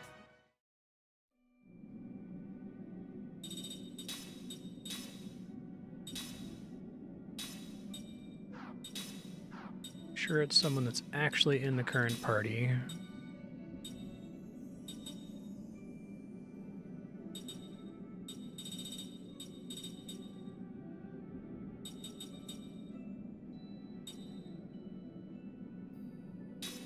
MP gift could, I mean, MP gift seems bad only because I would just use an ether because they're quite cheap in this game.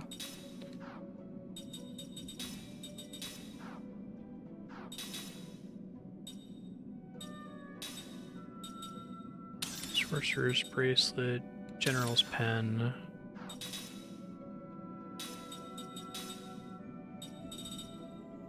Got fire resist. Change this to elemental resist up.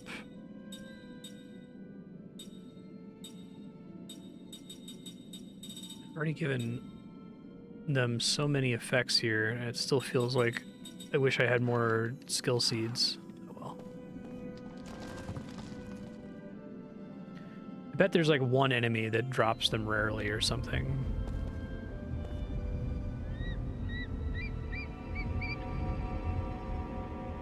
I guess I could probably drop her magic, but it's nice with her having access to high-level heals in an emergency. She's not as bad at magic as Kaim is.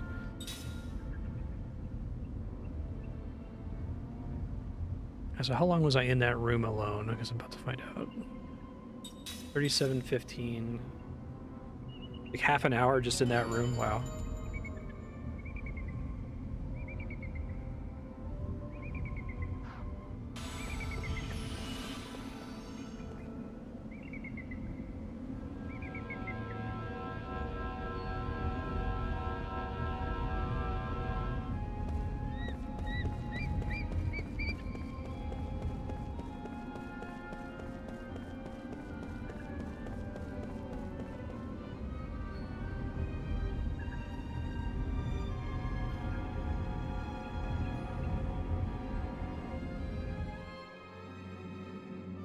Trying to get the hell out of here now.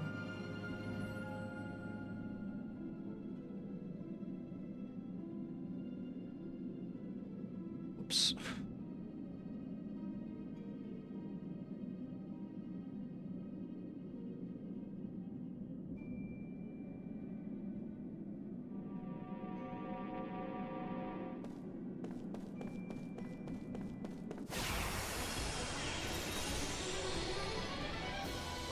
I'm gonna bury you.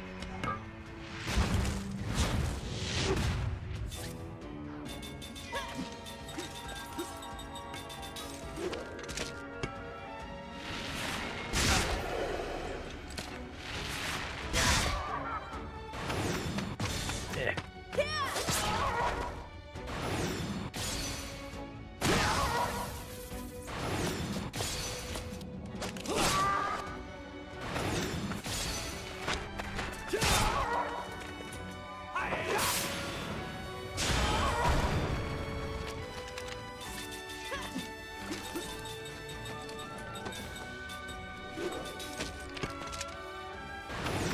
One of these days I'll remember to check for cursor memory. Whoa, that was weird.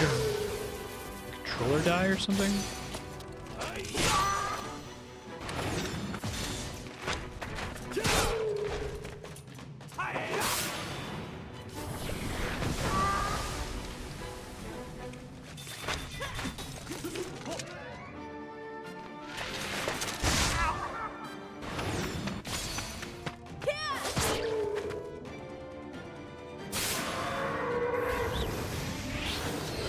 Hey, it actually worked.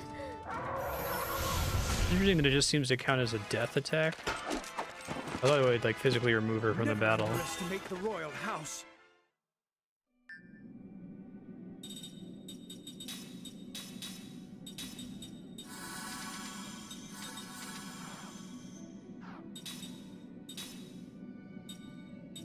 Anti-seal.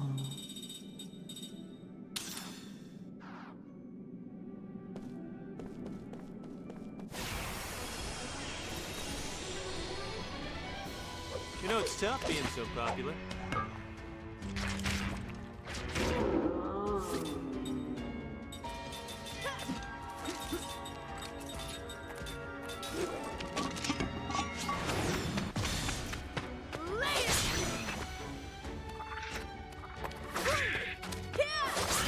Nice counter.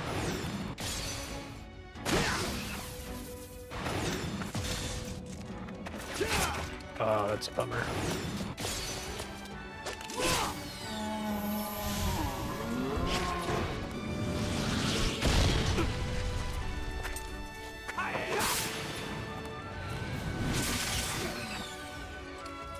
What an attack.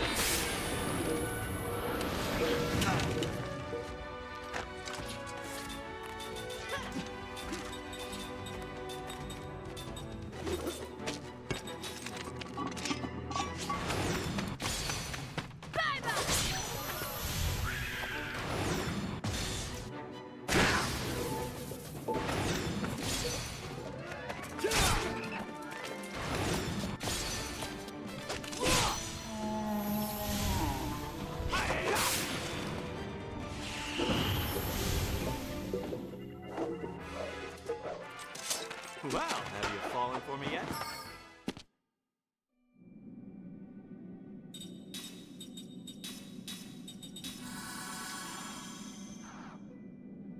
Fine.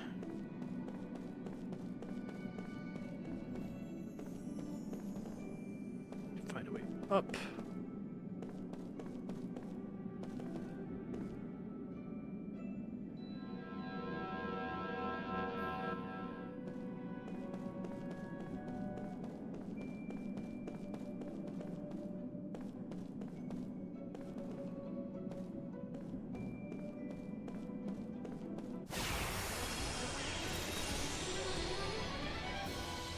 You want a piece of me?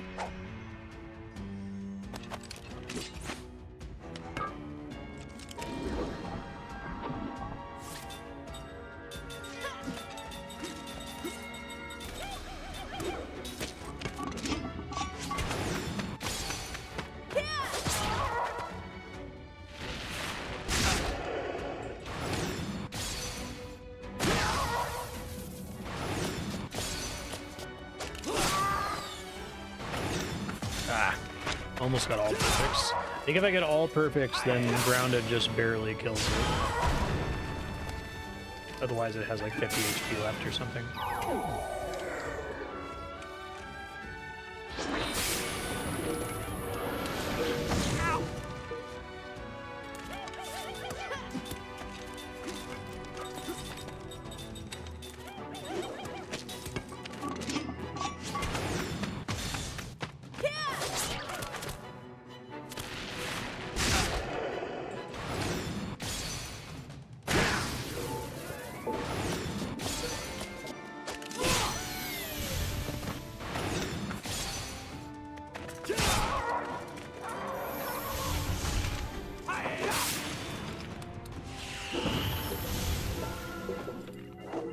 Had done one round earlier, which Wow, is have you nice. fallen for me yet? Minor time saving. Magic seal, double back, slot hit.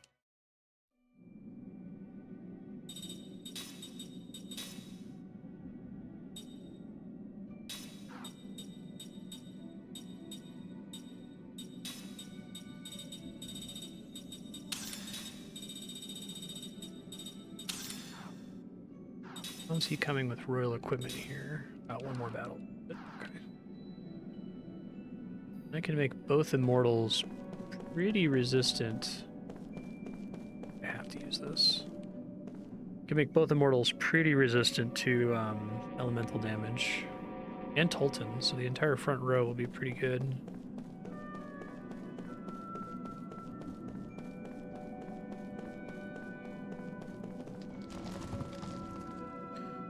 Alright, so that was like close to 40 minutes for a ring and an upgrade for a character I'm not using, so that probably wasn't worth it. Although I did get a shitload of XP, so...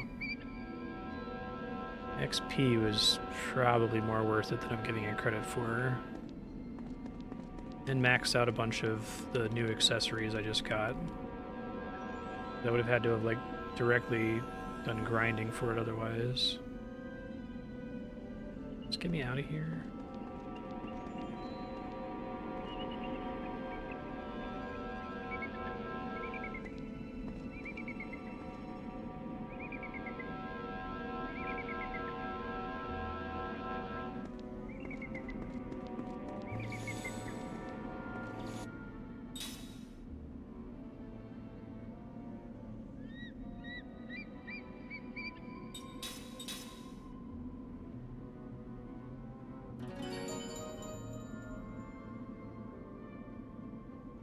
The only other one I haven't gotten is the Ingangora's Secret.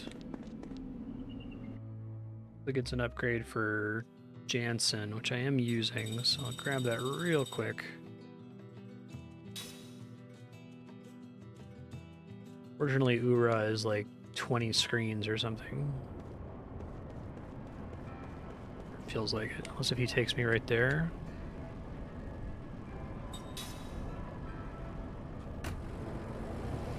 Having a taxi guy helps.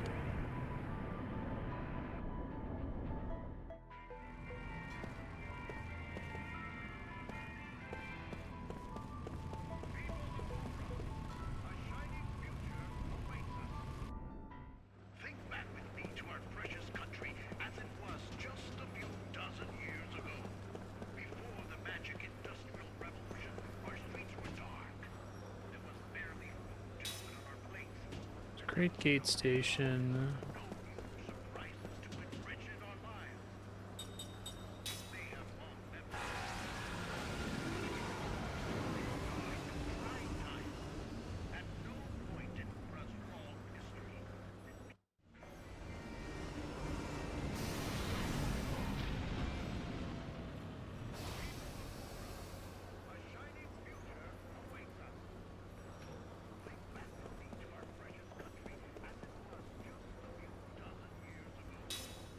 Just goes to the Royal Palace. Just goes to the Great Gate. Okay. Where is Gongora's mansion? Lost Odyssey. Thank you, AI-assisted search results.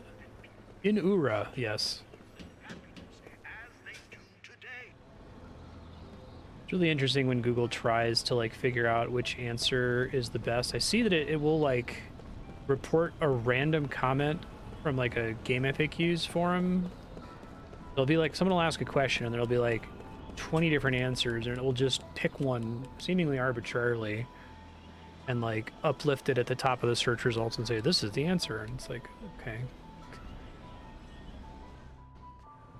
I would get it if it was doing like a frequentist thing, if it was checking to see how often the same answer is given and then summarizing it, but sometimes it'll literally do that where it'll just look at a huge thread and just pick one of them.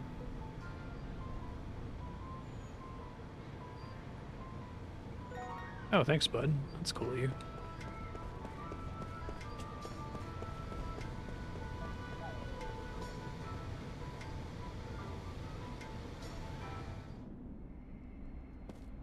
Right.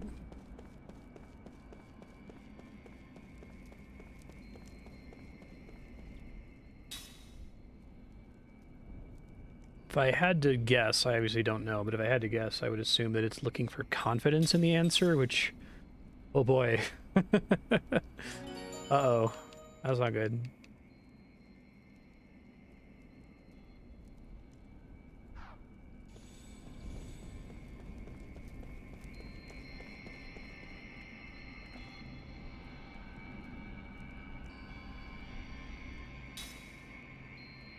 No stopping you trying to get in. Okay, whatever.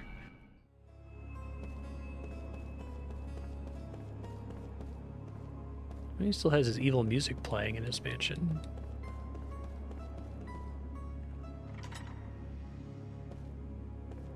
I love the guard just like, yeah, whatever. He used to live here, but now he's the king, so who cares?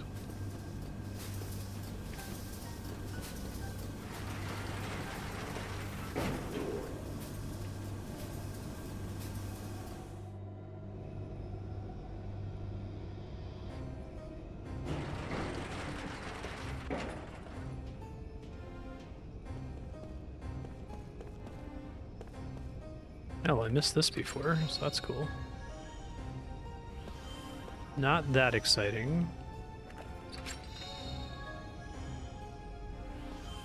Also not that exciting.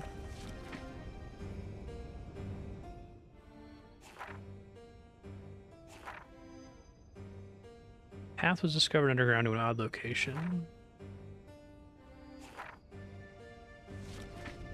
Or maybe I'll get another optional boss from this one. This was the main reason I was wanting to do this.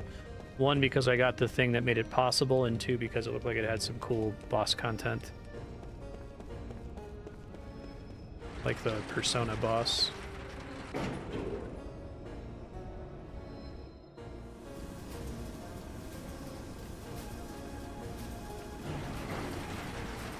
To me, the feel of boss fights in this game is near ideal for this genre. I feel like a boss should make you feel like you're in trouble and you're gonna die, and that if you do die, that you have plans for how to change your like equipment build and your party loadout, right? But then have it still be possible, because I think SMT takes that concept too far, where it's like, no, every battle you're gonna go in and die, and then you're gonna load your save and know, okay, apparently I have to have wind resistance or something, whatever. Oh, hello. Yeah, Persona was optional. Oh. Oh, this might actually be a whole-on dungeon then.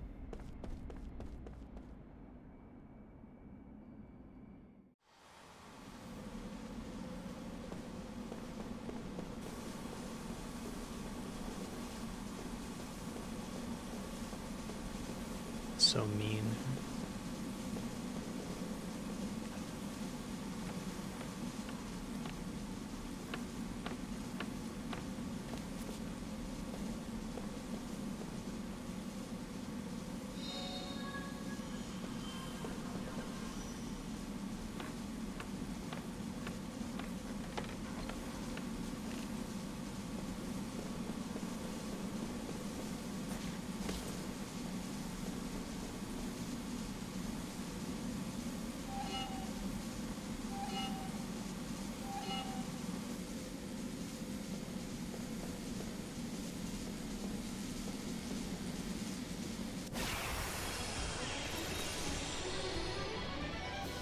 Let's take him now. Zombie boys.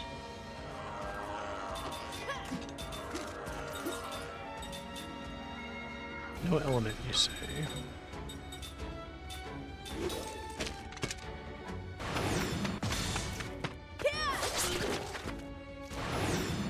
Wish I could get the cast time on Prisma down. It would be really good if I could ever cast it sooner than round 2, but...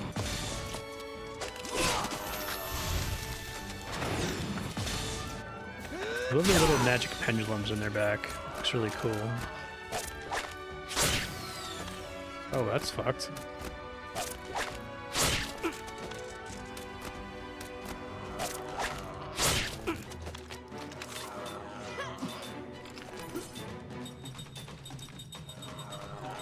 So I bought like 30 of those.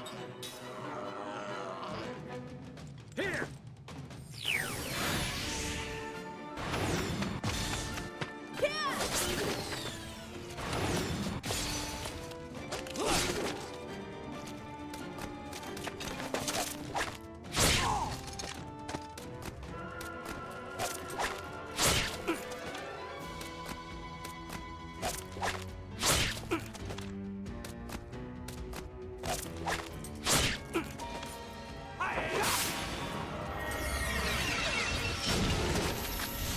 Nice.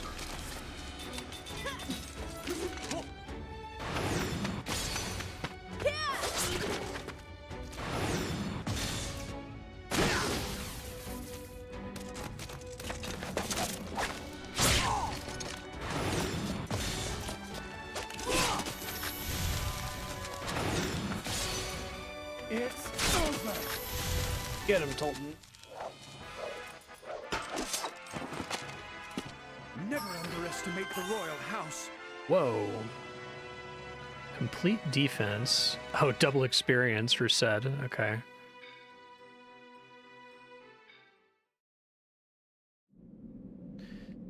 So... Complete defense. Nullifies all damage for a while. Activated ability.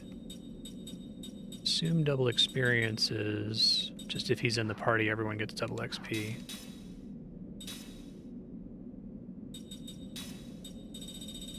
I guess I'll learn it just in case I have to boot him from the party, but man, it's gonna be expensive to boot him.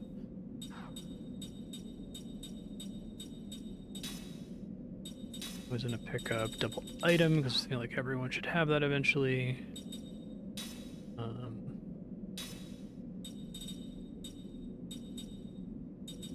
No point in having counter up if I don't actually have counter. Royal equipment. That magic resistance, thingamajig, quad element charm.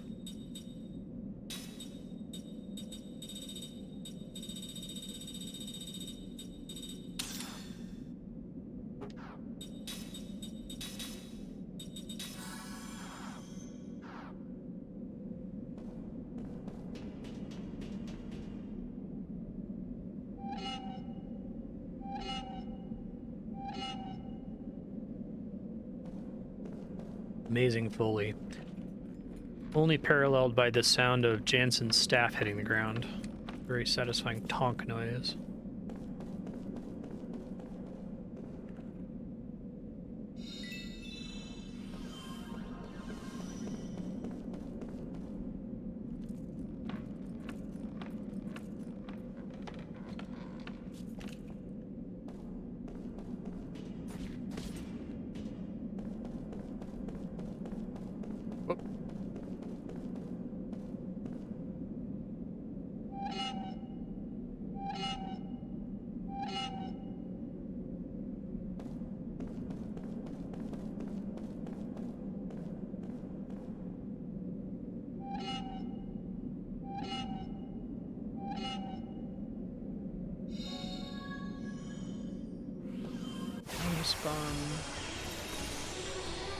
No one gets in my way. Very silly that certain accessories show up on the model. Doesn't seem to be much rhyme or reason to which ones do.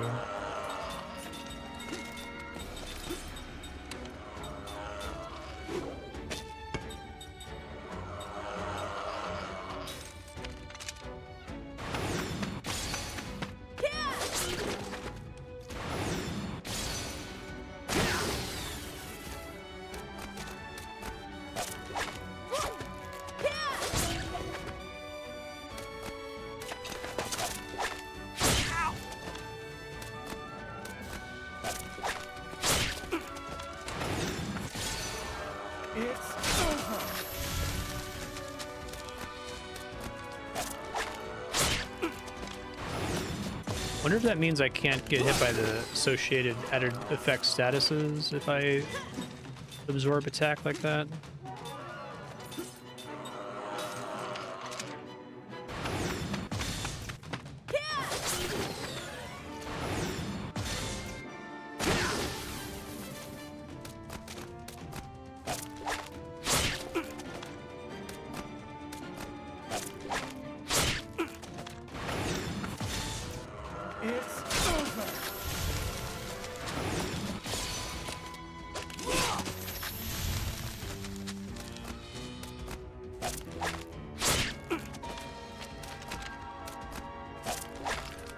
I think that's 50-50. Which is pretty busted.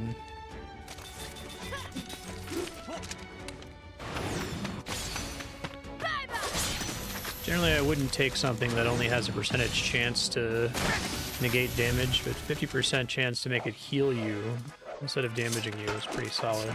Wasn't even near my level.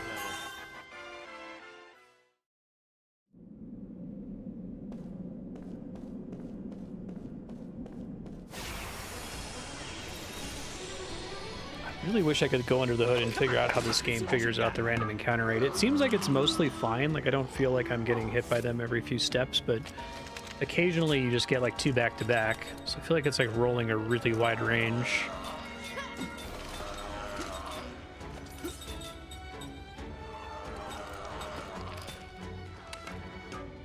It's still way too long of a cast to be worth it, it feels like.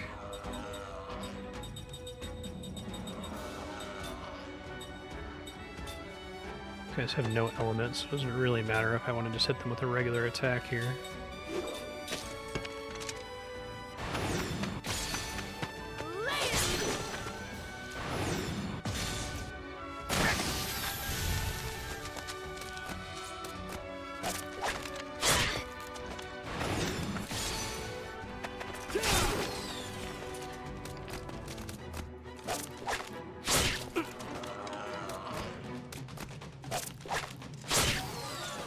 Ooh.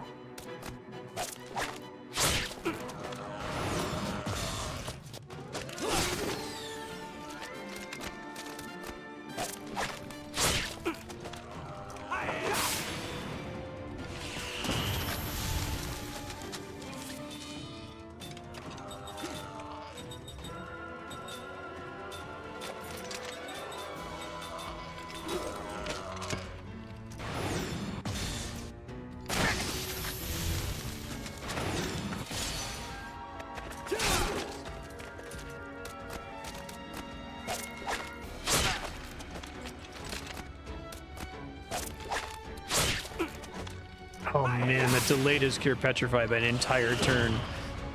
Spellcasting is real bad in this one. I'm trying to think if I've played a JRPG that has worse spellcasting than this. I like this game a lot.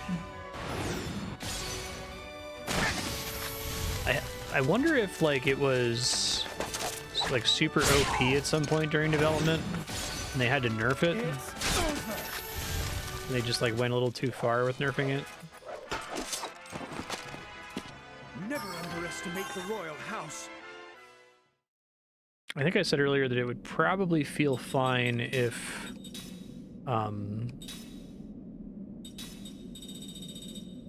let's break it.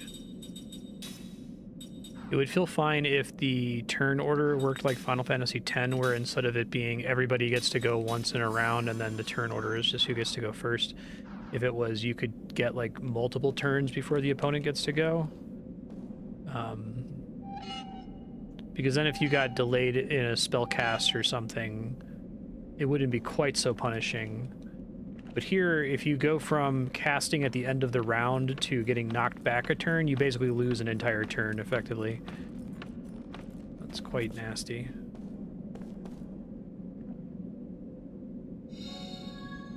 It's not just this spell goes off a little bit later. Increases the magic delay effect. That's probably pretty good. I feel like I should make... Can't see which of these rings I already have, can I? Guess I can look at the next tier. Oh, it tells me here. Okay. I think the level 1 of all of these is they're required in the next level.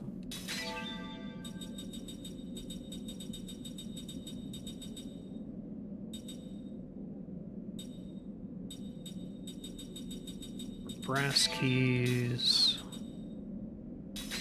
Absorb level 2. Magic ceiling vase.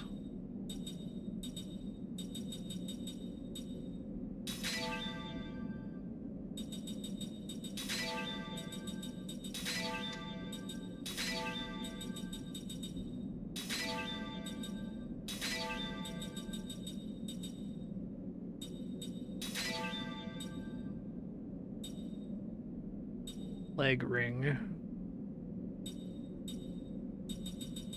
Venom is just a way better version of poison.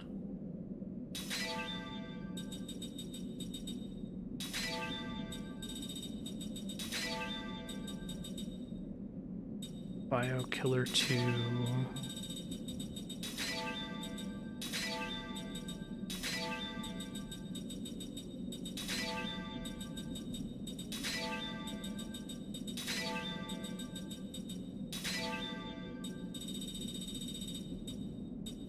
Okay. Dinosaur ring, dragon ring requires unicorn horns, hacker ring, alchemist ring, need more magic staff fragments, creature ring,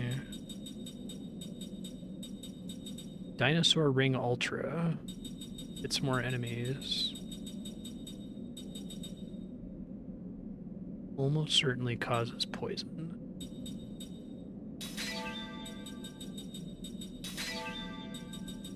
I'll see if I can end up combining these for some of the higher level ring effects later.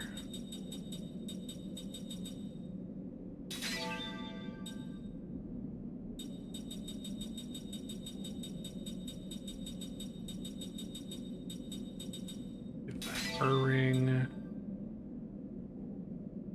Soul Sucker ring. Oh, the demolition ring might actually be worth picking up.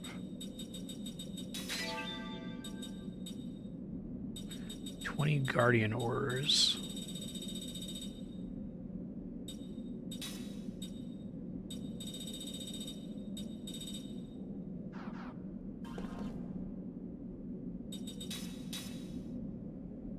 Let me dump this, as interesting as it is in theory.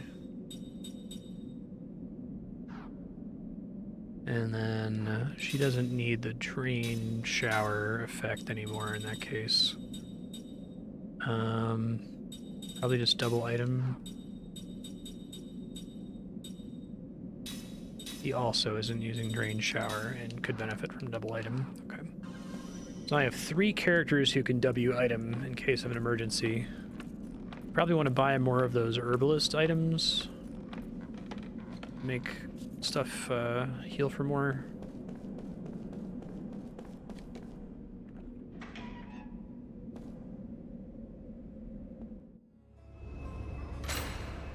Well,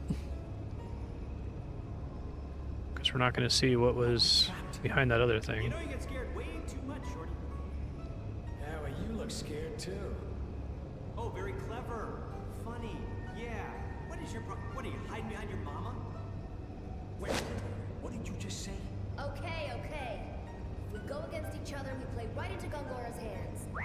It looks like something's happening. Be on guard. Uh-oh. Have not saved recently, so see how much of a mistake this was. Oh, I think I'm gonna like this. Not playing boss music, though. Dolls.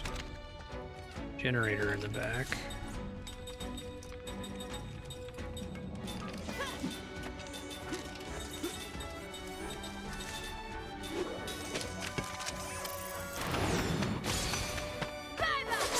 Okay.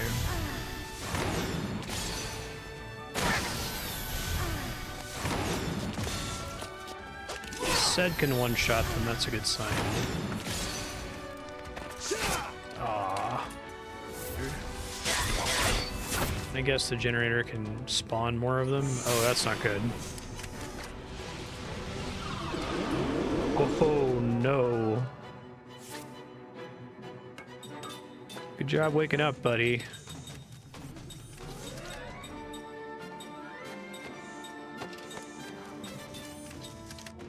It ended his cast, though, didn't it?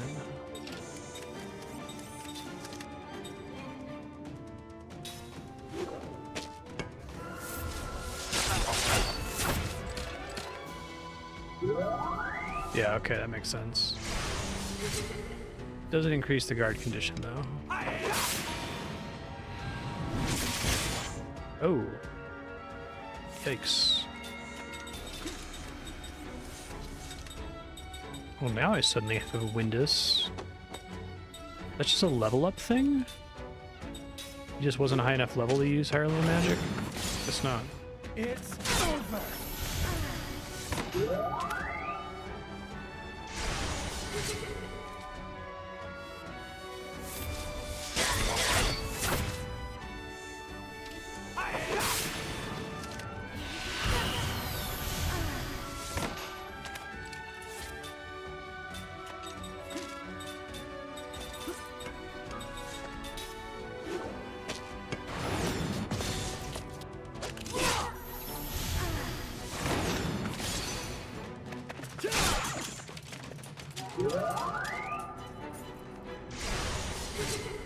I think the generator takes no damage if there are any living dolls, and I'm not sure about that.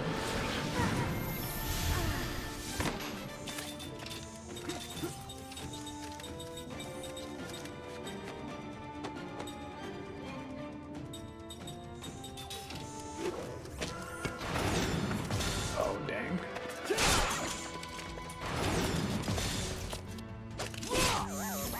I'll do. That wasn't so bad. I thought it was going to be like the Persona boss. The Backyard Weekly. What the fuck?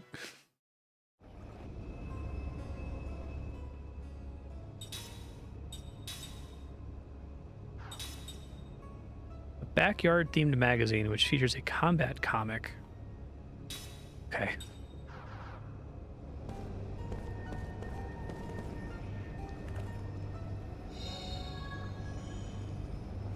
Pendulums.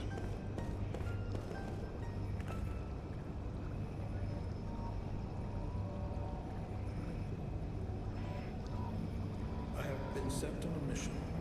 I'm not from this world. However, I've been sent to investigate this world. I have teleported across time and space. My consciousness continued even after I took on a physical form, and remains to this day. My home world and this world For some reason, the two worlds seem to be linked on the same axis across space and time. Our world was becoming extremely unstable. Reports have begun to circulate that it would It's a very Sakaguchi is very like enamored with this idea of two worlds, and one of them is like dying and having to that was on the same take from another one. as ours. It's in Odyssey 4, Odyssey 9, The tarnished world was being warped and distorted by 5. some unknown force, not unlike a virus distorting a living being. Over the course of time, we realized that this virus could well be a soul or spirit. I want to say maybe 3, but I already don't remember the plot of 3. The world was from the souls of its inhabitants. They were producing some form of energy that was distorting our world. Why did it have such an influence? To understand the cause of this phenomenon, to study this interference, we established a quantum teleporter, a means to send our consciousness to this other world. And so we came to investigate. Including myself, there are 5 investigators.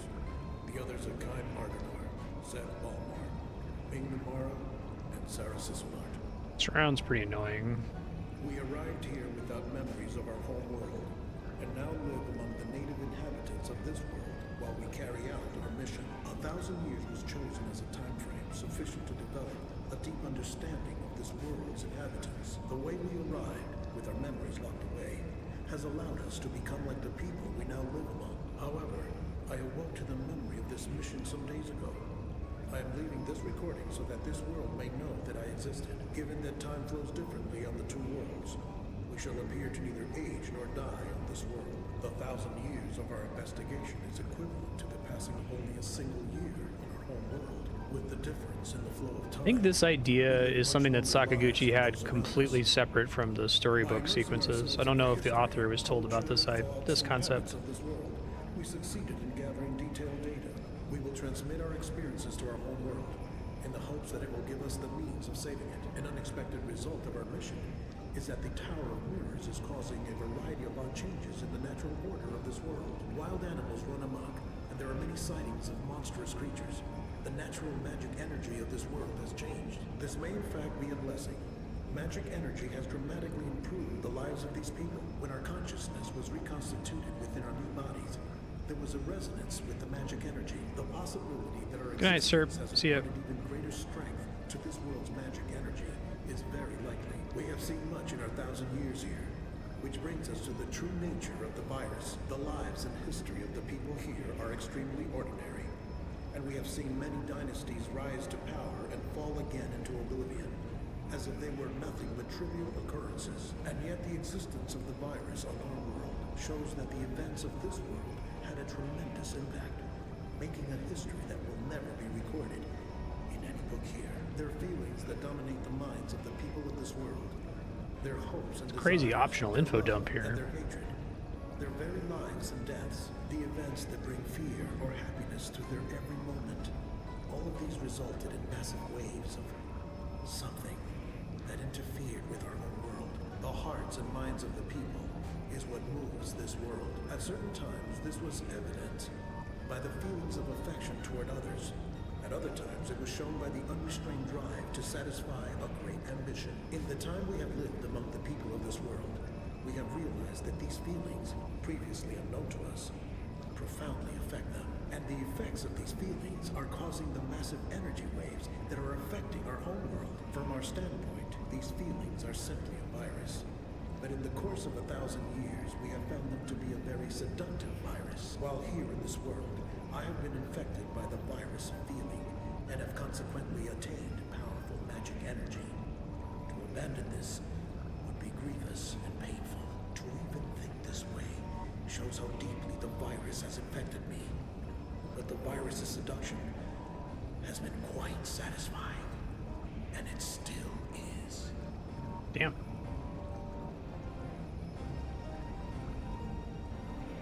You get feelings, and the feelings make you magical.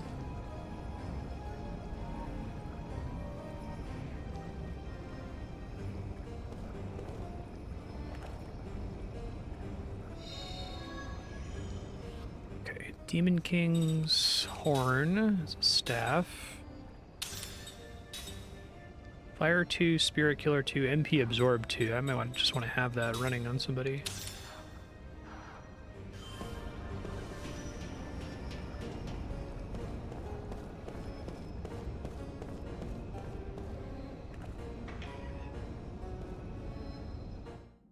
pretty good. There's a neat hidden chest there, only visible on the map. Magical lock key.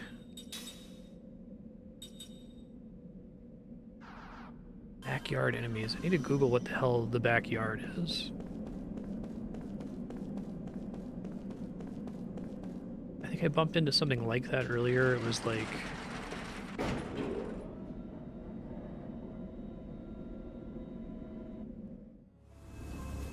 Just go back into his office. Yeah, okay.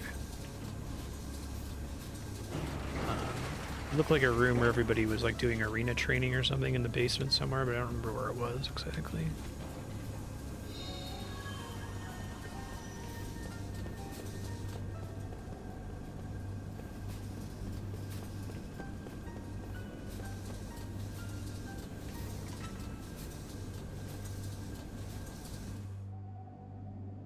Might actually go an hour late today, both to make up for being out of town next week. And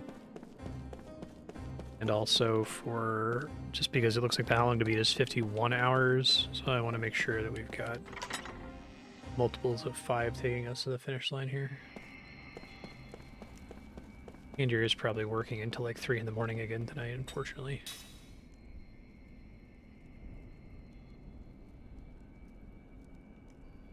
Okay, so I think that's all of the treasure hunting I have to do, so I have to guess where the boat wants me to go next. I assume it's somewhere past the paper currents or whatever they're called. Let me just make completely sure that these are all done. Oh, Crimson Forest, but I'm not allowed to go there yet. So there's 1, 2, 3, 4, 5, 6, 7, 8, 7 that are Numara, which I can't go to. 1, 2, 3, 4, 5, 7, yeah, okay. So I've done all the side content I can do for now. I'm gonna go try to find where the game wants me to go now. I'm actually not sure.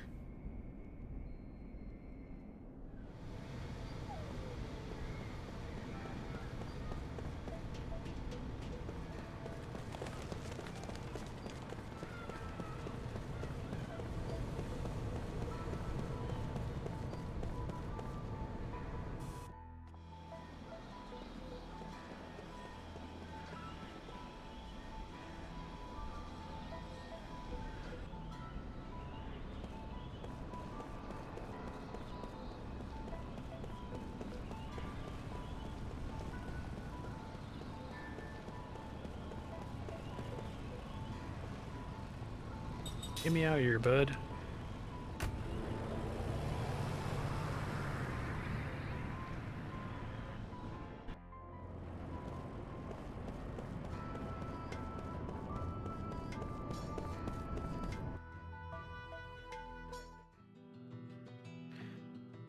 Okay.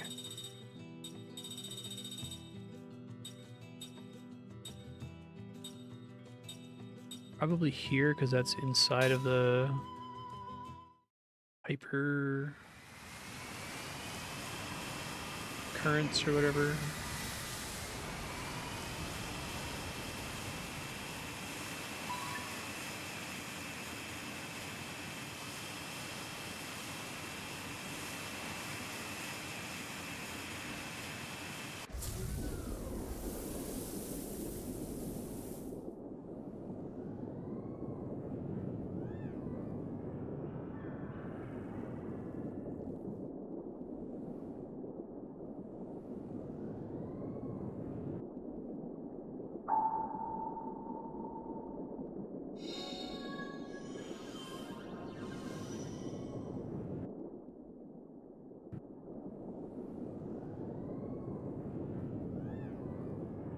See if there's any other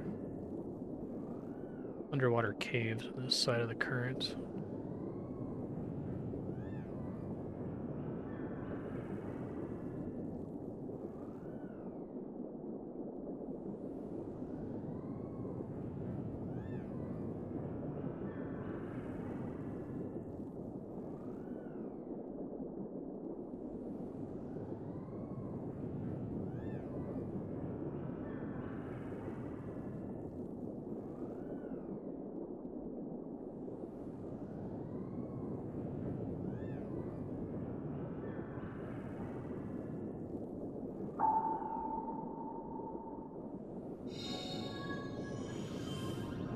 Dark Demon Notes.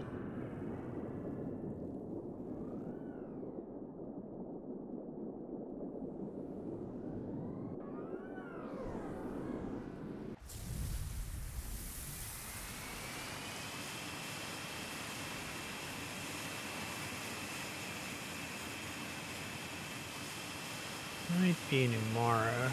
I land on this like one solitary island. Okay.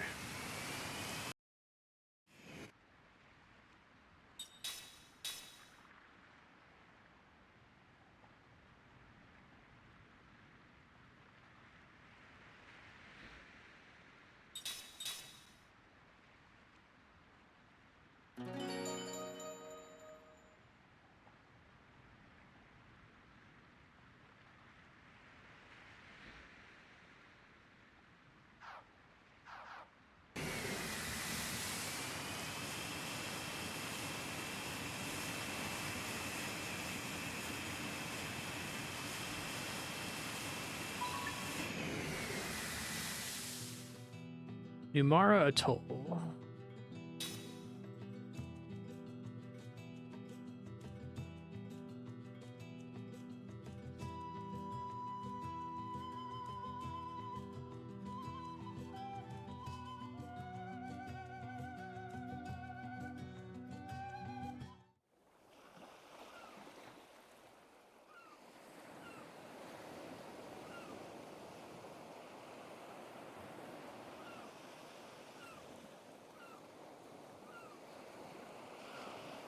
Home of the Holy Beast that's protecting the area.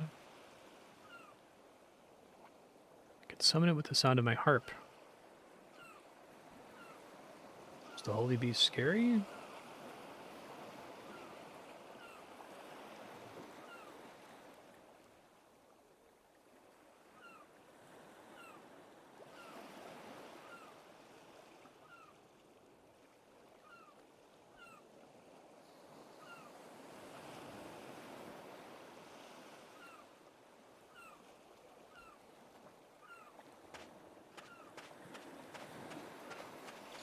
Just save before coming in here, so I will not do that again.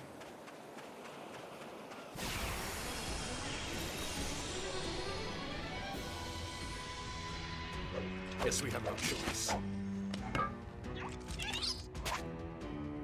Okay, so these guys are weak against consumable spell items. They should buy more of these.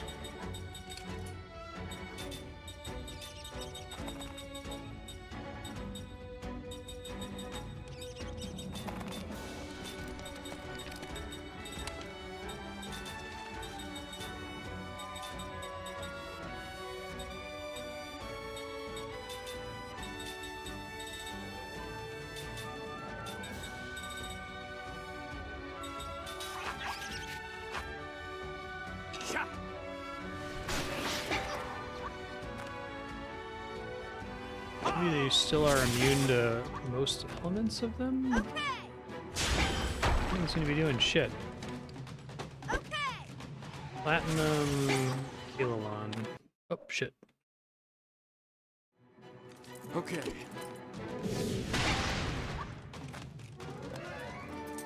Most Okay. effective items are ground-based bombs. Huh. Here. Here.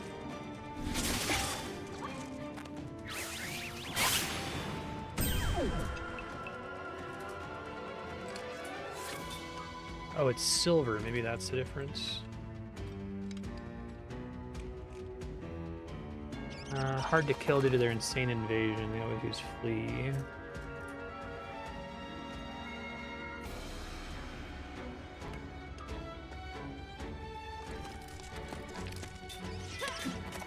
Well, I wasted a bunch of buffs there, but whatever.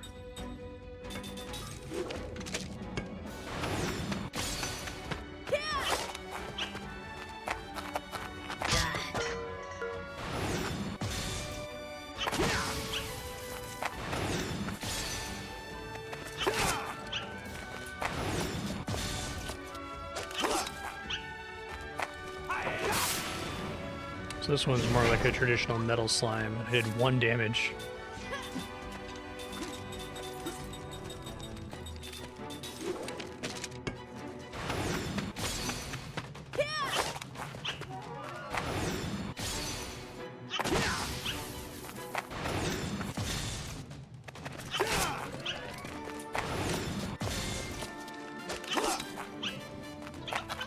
Bye. What a waste of time.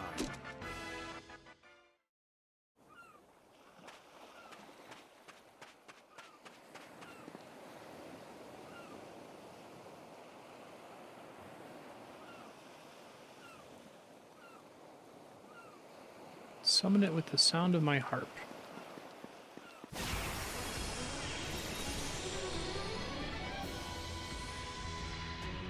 Now's our chance!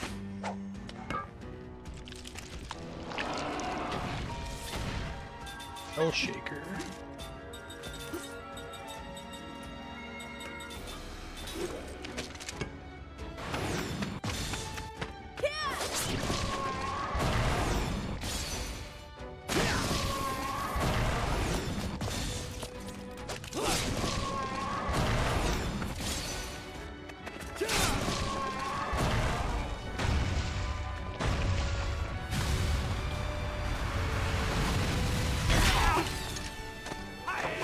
Attack.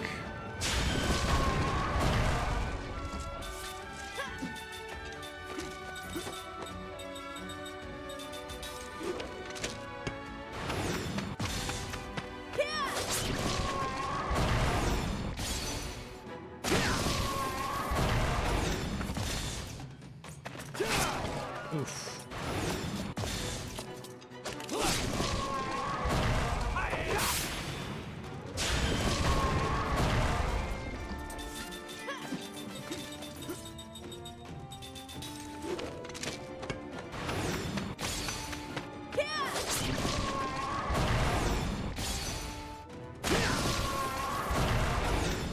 That's the rare steel as a healing herb. That's pretty lame.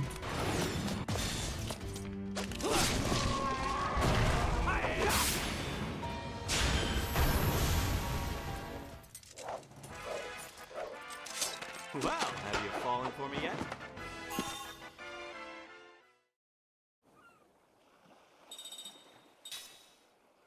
So I can hit them with an ability called Gamble, but I don't think I ever learned Gamble, sadly. Okay.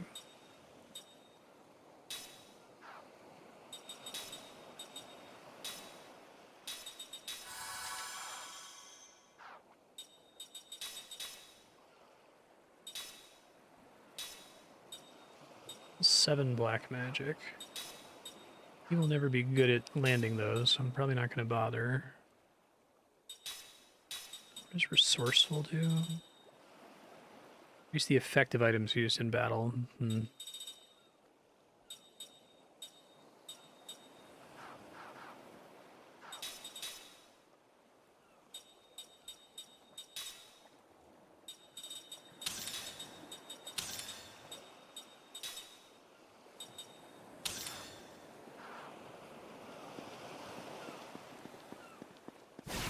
Guessing the whole her using her harp to summon the beast thing is gonna happen later. This does not look good!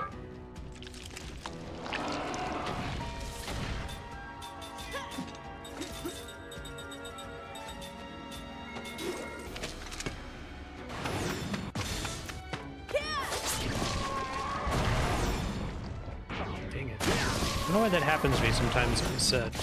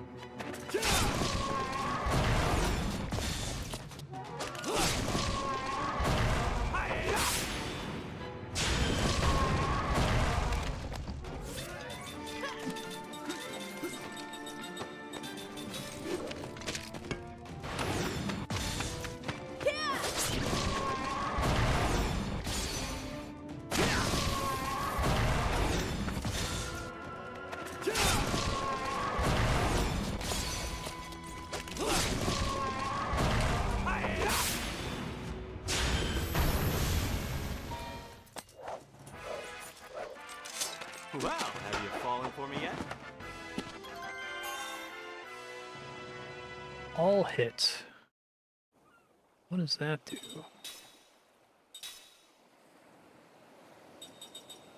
Oh shit, that let's get that right away. Holy shit. What was I working on? Don't care. Don't care. AoE's really been a problem, mostly because I would typically do it with magic, but magic is so weak in this game. By the time it finally gets off, it's often too late.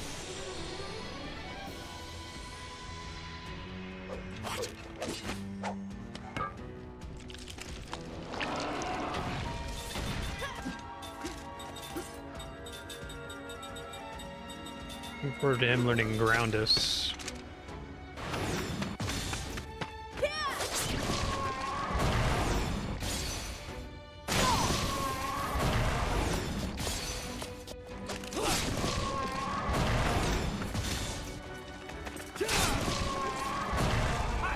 I really like the whole mortal-immortal relationship. Makes it really exciting to level the mortals.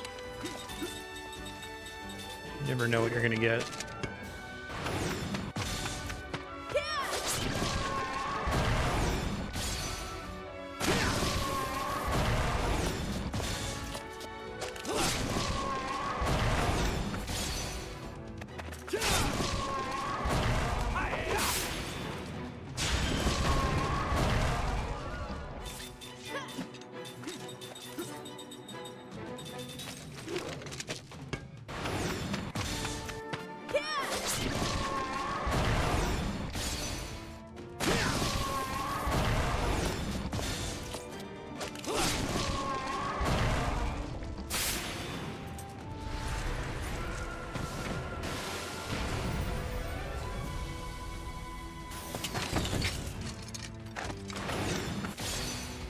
It's over.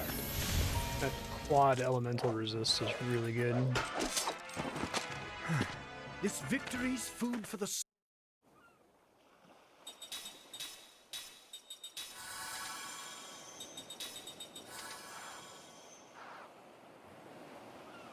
No loot here.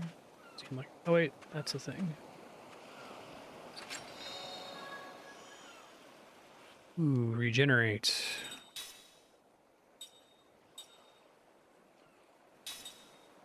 Okay. I guess I could have come here like way earlier, but these enemies are really difficult.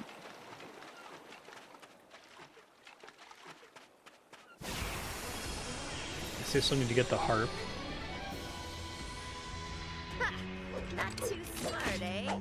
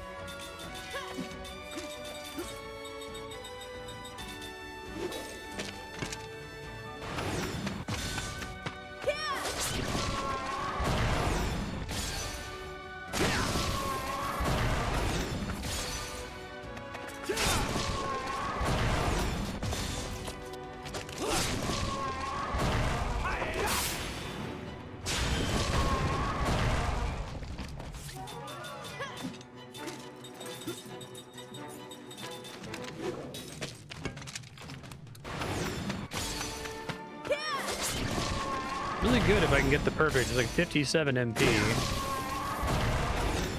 Versus 11 if I only get a good. Ow.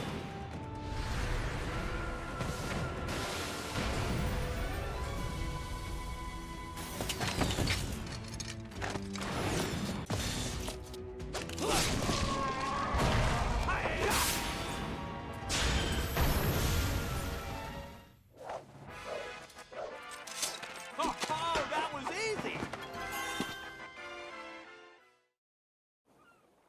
Water resist up.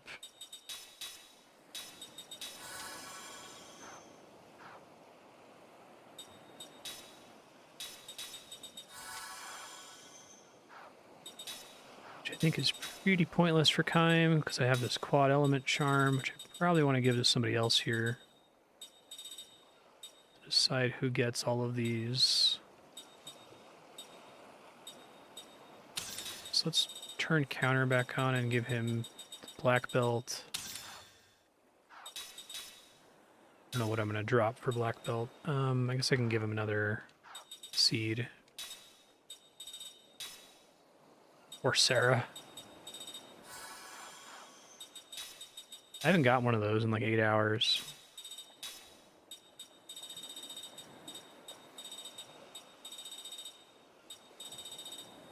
Am I blind? Hold on. There it is.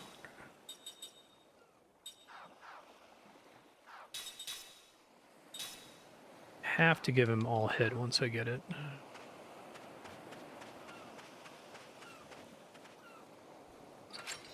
Guess that's all that's here for now. Ron's Spirit Band. That's like a really low level item. Weird.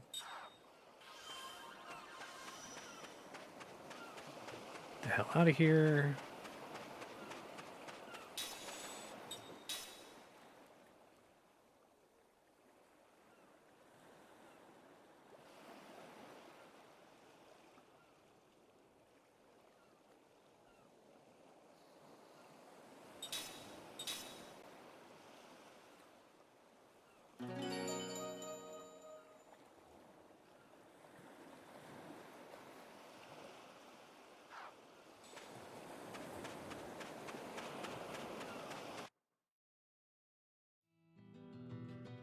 Okay. So can I port here? Northern coast of Numara.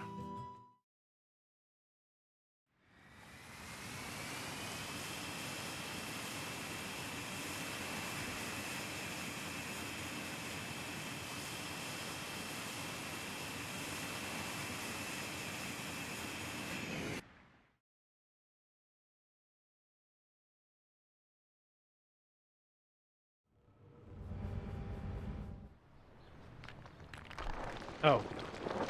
Oh yeah, this thing, the Ming's flashback.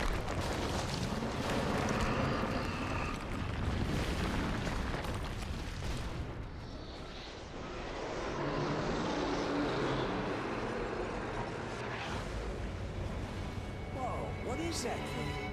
Hey, this song. Othrosaurus. Wasn't that turned into stone? In exchange for the stealing of your memories, right? It's a trap set by Gongora.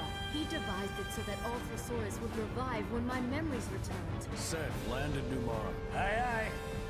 This time, Ming, we're gonna help you protect your kingdom. I don't have full MP on the party, uh-oh. I guess I'll do this as a fact-finding mission. Oh, it lets me save. Okay. Hey, and it full healed me. That's nice of them. Alright, let's just go for it. I don't know what to expect.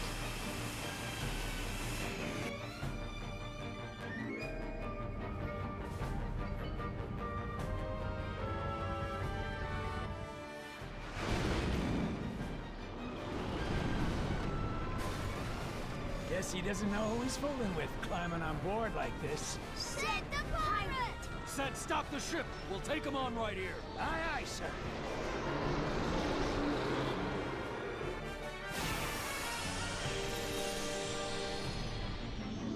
Oh, come on, give me a break.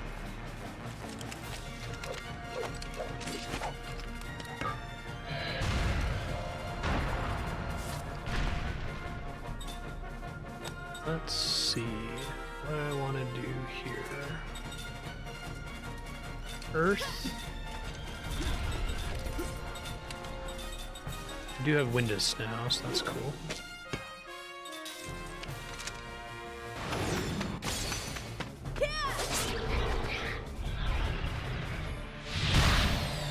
Well, that's not good. Alright. Anti-petrify, lesson learned. The last time I fought one of these, I had like a crane I could drop.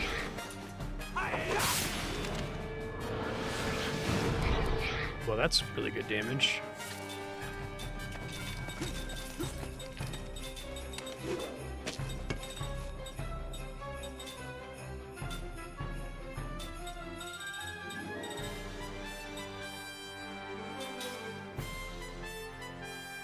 Here!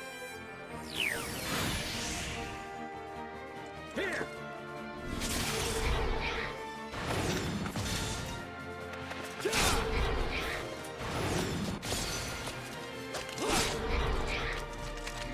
Deep breath.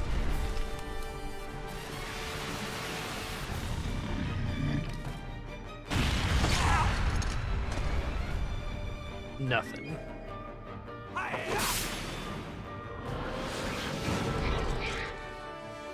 Oh, I guess I did hit the back row.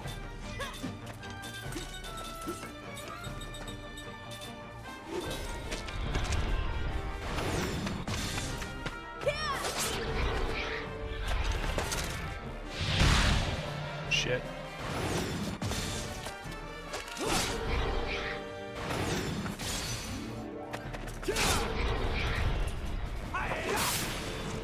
Sorry, said no XP for you, bud. Yeah, Windus made that way easier because like Winda does like 700 damage, 3 times as much. That wasn't very fun.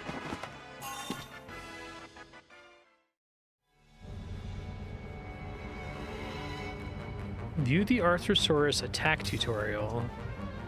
The revived Arthrosaurus pack will attack. There's a pack of them? Game is over if a single Arthrosaurus reaches Numara. Try halting them by other means, such as putting them to sleep. Sleeping Arthosauruses will stop moving. Oh, okay. Okay. Pretty wild. I don't know that I have good sleep spells here.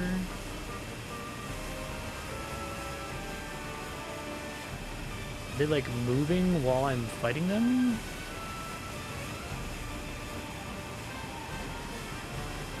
I suppose I could try putting them to sleep.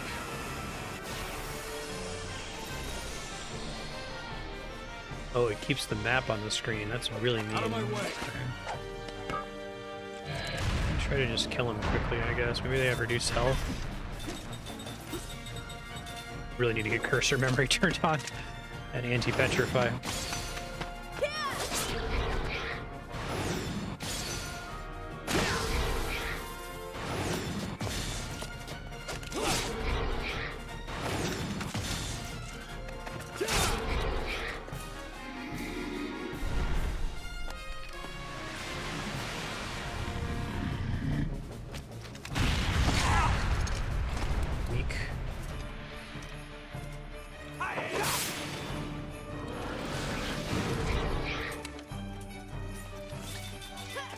I think they're moving in real time. I don't think that's based on turn usage.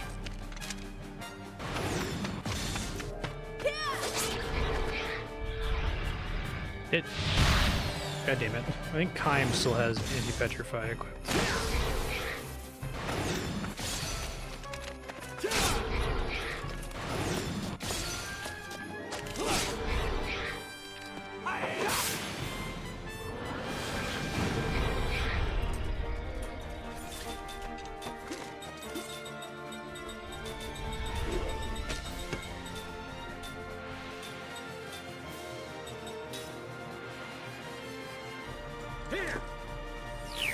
Faster.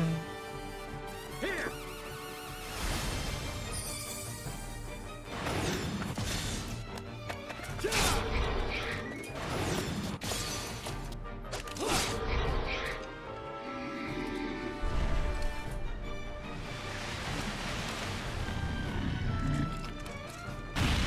Holy shit, that hits a lot harder when it's the front row. Okay.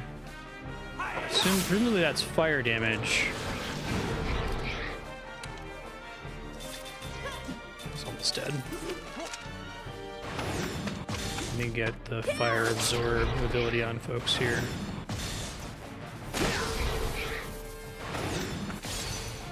It's over. I think we might be okay. It's hard to tell how far the other ones have moved. I guess I can tell based on their distance from where I am. I don't know if time is passing while I'm in this menu. Okay, so I definitely need anti-petrify on Seth. Dump. Switch this for fire absorb, I guess.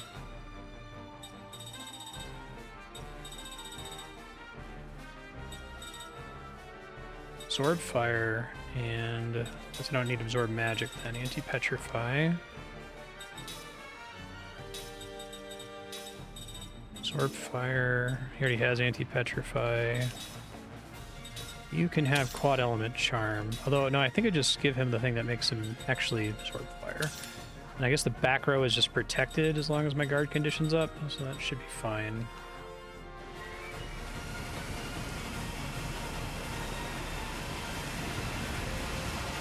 Pretty stressful little fight. Guessing once I encounter one, it stopped from moving, so as long as I get to the fourth one, I'm safe. Let's get it on.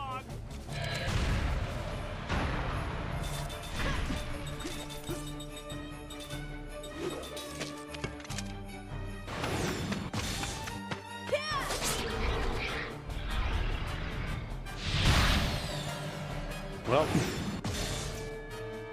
gotta give some MP to Jansen.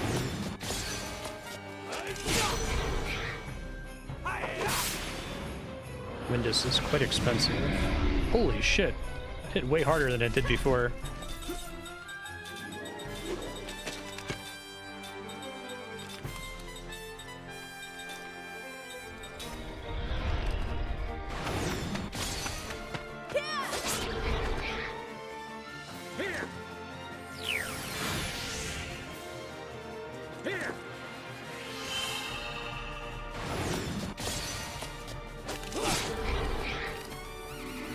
Alright, hit the front row.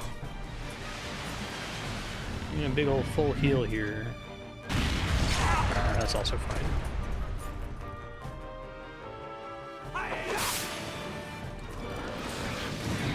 Why is it hitting so much harder all of a sudden? Oh, do they have different elements? Oh, that might be it. Each one is a different element. I didn't notice before because I was spamming abilities. Of course. It's over.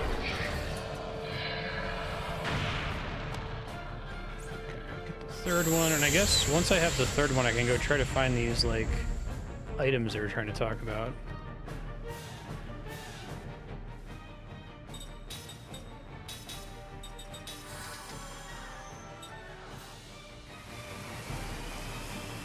There's one right there.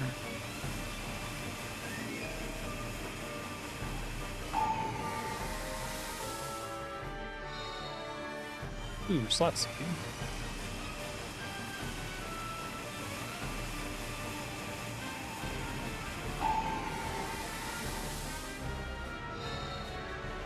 Dragon scales. I don't know if the one in the very top has to go all the way southwest or if it just has to hit the island. Come on, let's see what you got. What's up, bud? This one's wind elemental. Okay, that is it.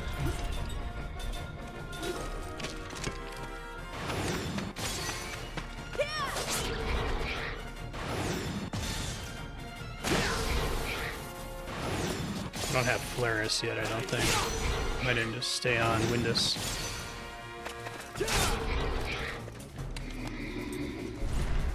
Front row, please. Nice.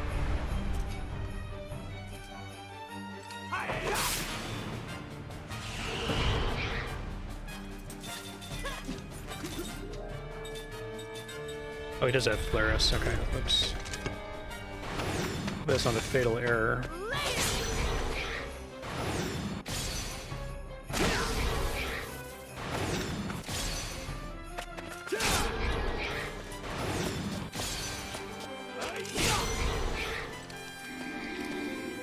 God, that animation's so long.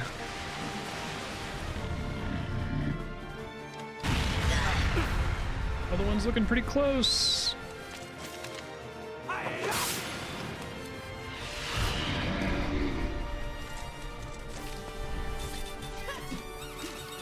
It's almost dead. I'll just physical it here. Okay, go, go, go, go, go! Hurry up! Looks like it does have to turn at least, so.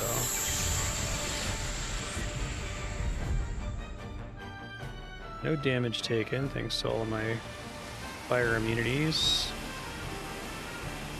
Let me make sure that this item is like as slow as it possibly could be.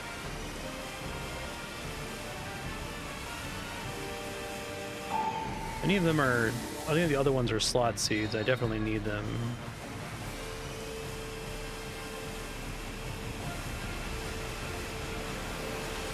That might be everything. Okay, I think we're safe now, without having to sleep any of them. Come on, let's see what you got.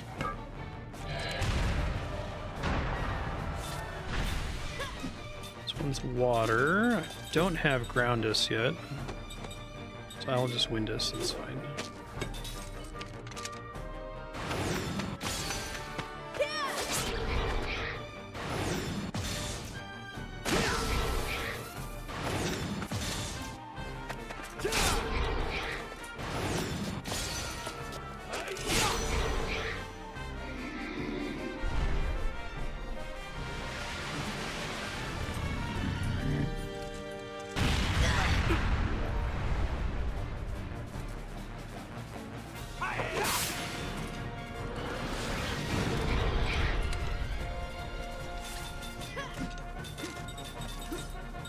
Icarus is better, maybe?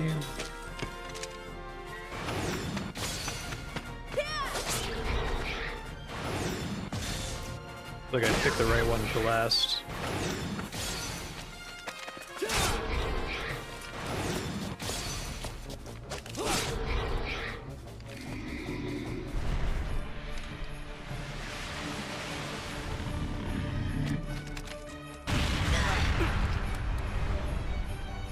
It'd be really bad if I didn't have that accessory, so I'm glad I did all that side questing. It would almost kill Seth and Kym and would one-shot Tolton. And it looks like the computer can definitely do it twice in a row.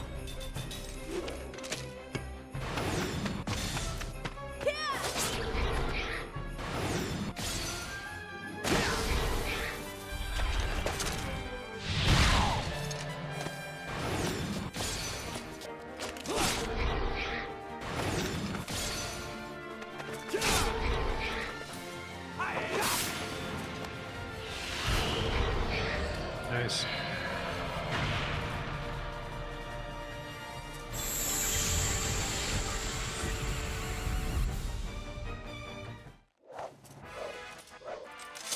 Oh, that was easy. Here's all hit. Very good.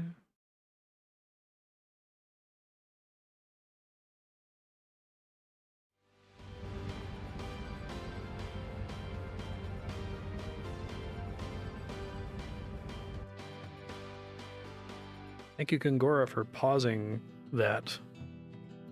I go to the Crimson Forest. Okay, and there is a thing for me to get there, so I'll do that real quick. Was near swamp in the northeast corner. Okay.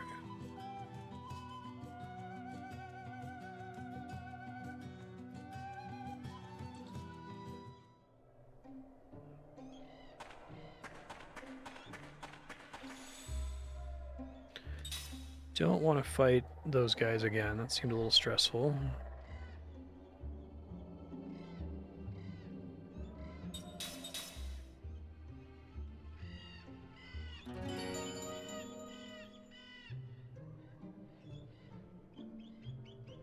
Fix everybody's abilities real quick. Keeping him on Quad Element Charm, camping that is probably good. Because they all have all hit now. Kind of curious about complete defense, if that's any good or not.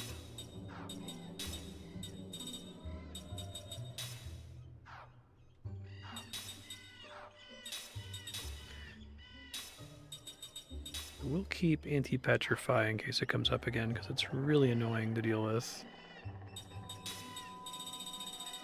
Ditch combo. We're all hit. Probably don't need to absorb fire all the time. Absorb attack is good. I don't know how helpful attack boost 1 is.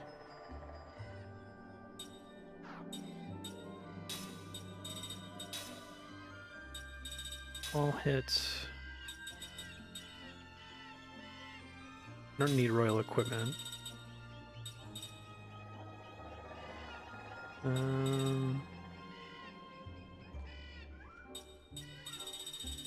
guess I'll take counter again since I have the 2 counter accessories equipped on him.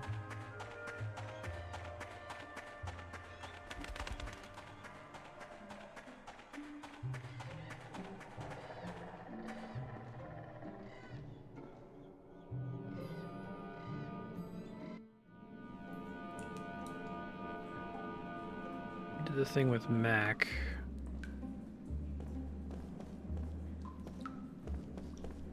I know that I want to be here. Let's see.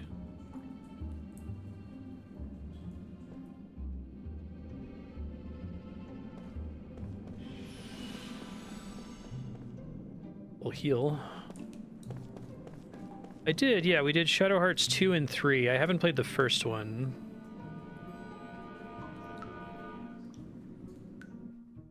I'd be down to do it if you would like to see that for Subblock.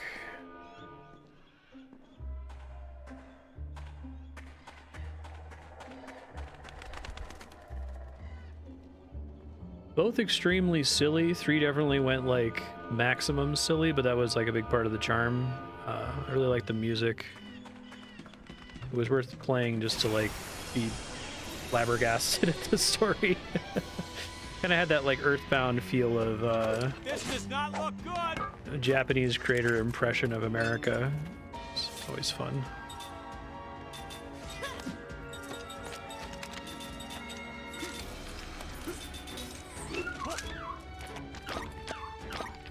Oh damn, all hit takes 2 turns to prep? Okay, well that's not as exciting as I thought it was. Bummer.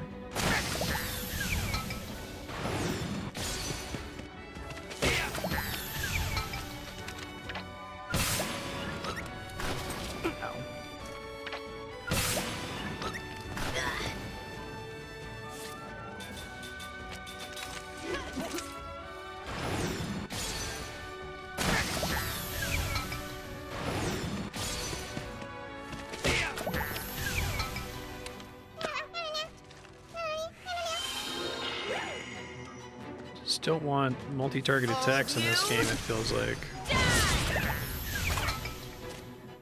It's pretty good damage if you can actually do it, but... Phew. That was a close one.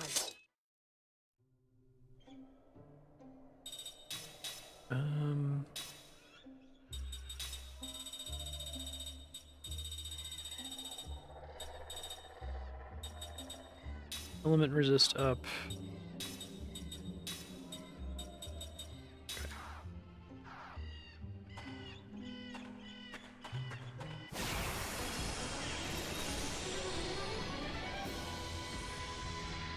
Oh yeah! Let's get it on!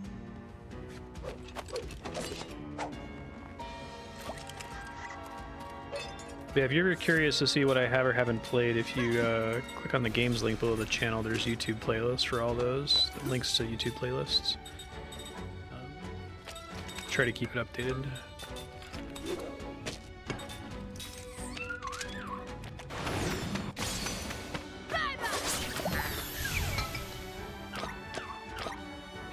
Ow.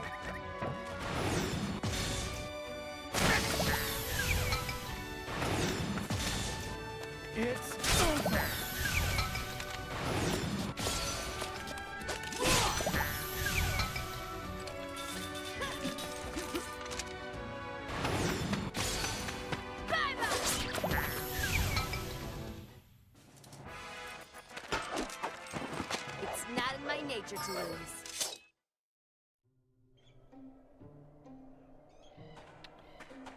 I very briefly did Destiny 2.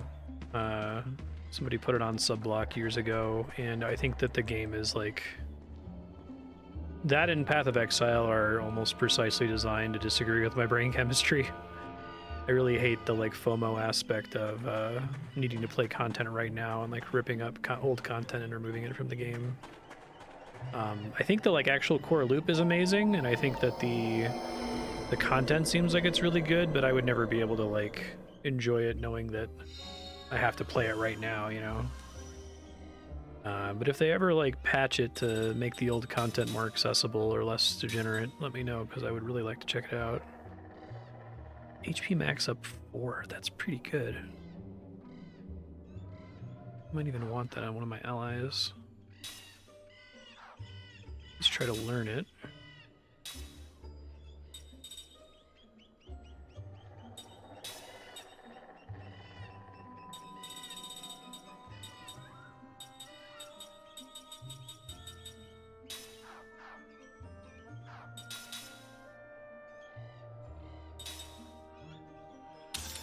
Royal Knights up.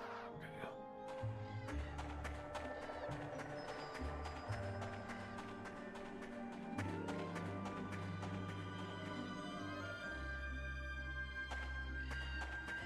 Okay, the thing I'm looking for is here somewhere.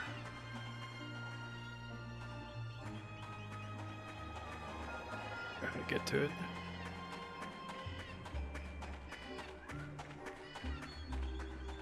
I think the live service FOMO thing really takes a lot of games that are otherwise quite brilliant and makes them difficult for me to enjoy. I really like with old school RuneScape especially that I can just kind of play the game whenever and it's not going anywhere if I don't touch it. Like I'll end up paradoxically play a game that doesn't have any time constraints associated with it for way more hours than one where I feel like I have to play it or I'm going to miss out on something, you know? Ooh, attack boost 2. I wonder if that stacks with attack boost 1. Done with that and get out of here now.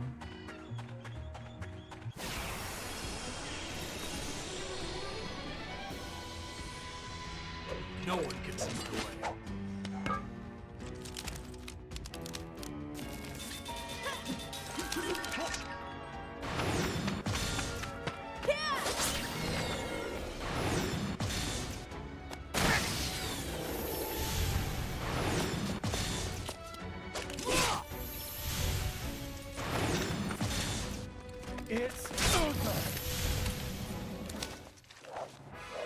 Yeah, I think my issue with Destiny 2 is that the design approach of that game is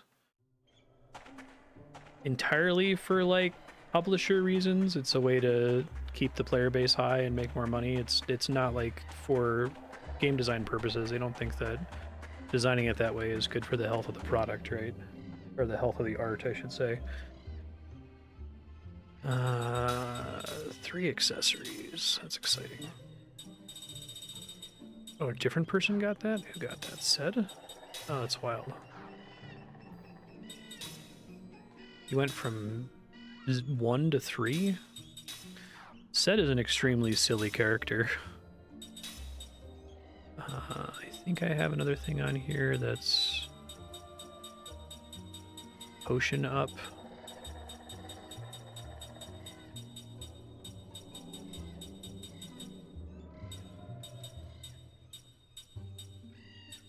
Well, if I do, I scrolled past it. Maybe something I learned from a different character, or maybe I have it on somebody else right now.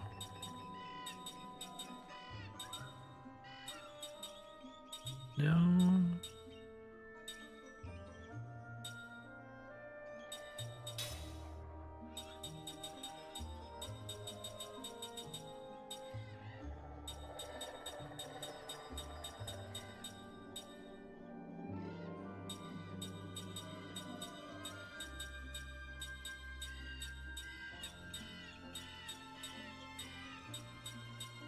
Okay, well I think the best thing I can do is just be immune to stuff like Petrify. Guess I could also take basic attack boost for now. Yeah. They have to finish learning it.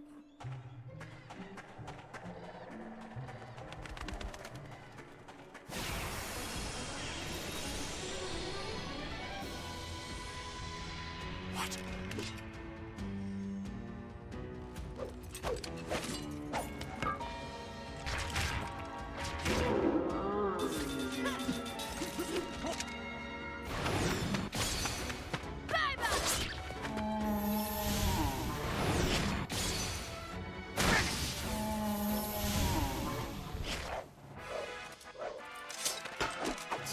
Wasn't even near my level.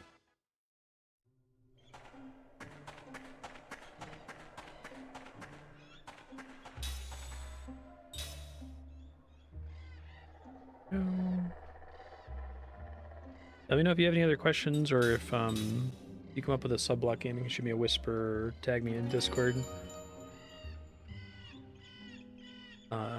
You don't have to like stress about coming up with a sub-block game though. You'll just bank the hour if you don't pick something. So next time your turn comes up, you'll get 2 hours instead of 1.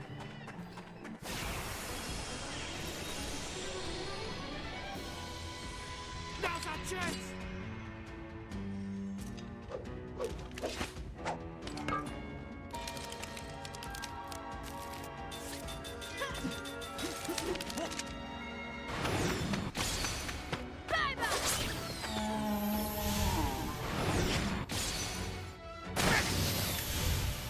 Sandman seal. I guess that's immunity to sleep, would be my guess.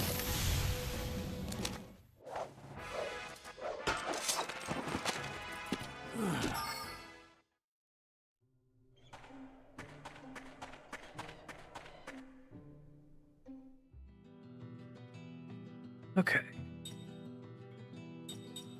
So I think Porta Numara is main progress.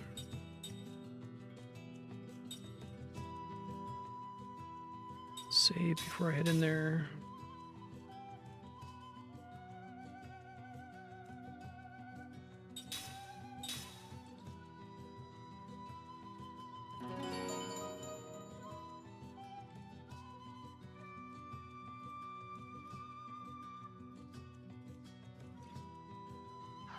Yeah, you should be tagged in the updates channel. I know you're in Do Not Disturb. I tried shooting you a Discord DM on it. If you want to friend me, I can do that too. But you have an idea for what you'd like to add, just tag me in the stream requests discussion channel or request channel. But that's where I announce if people have a turn coming up.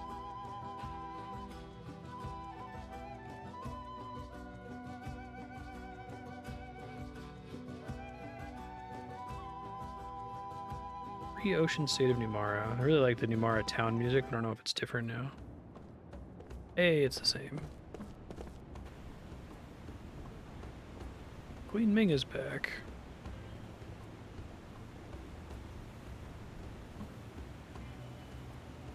Yeah, no worries.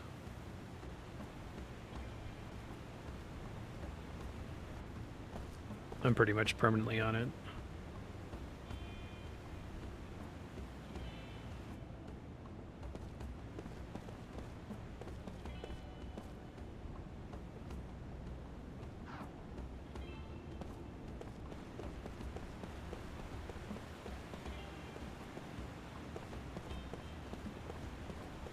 No worries. Grimrock will get discounts if it stays on, otherwise it'll win the vote eventually.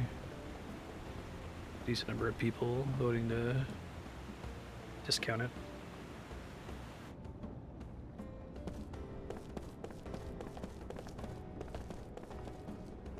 Did that when I was here last. I don't think there's anything new to do with it.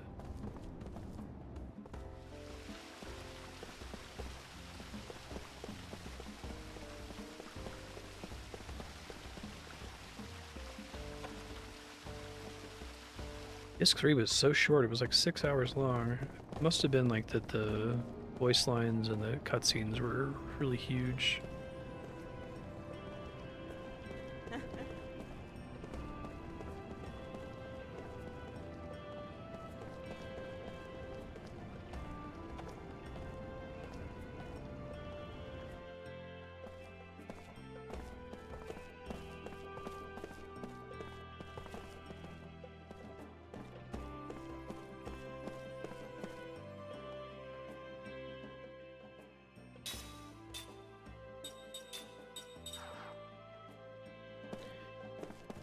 You, sir, are garbage. Disc 2 shop.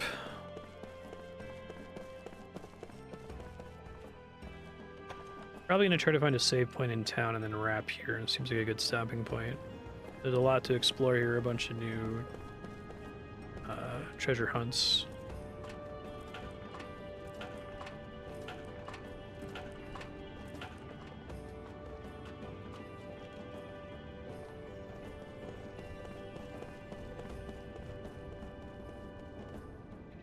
Never got that chest apparently. Oh, because it's not accessible from here. Ah! Rude. Use a boat somewhere to get to it.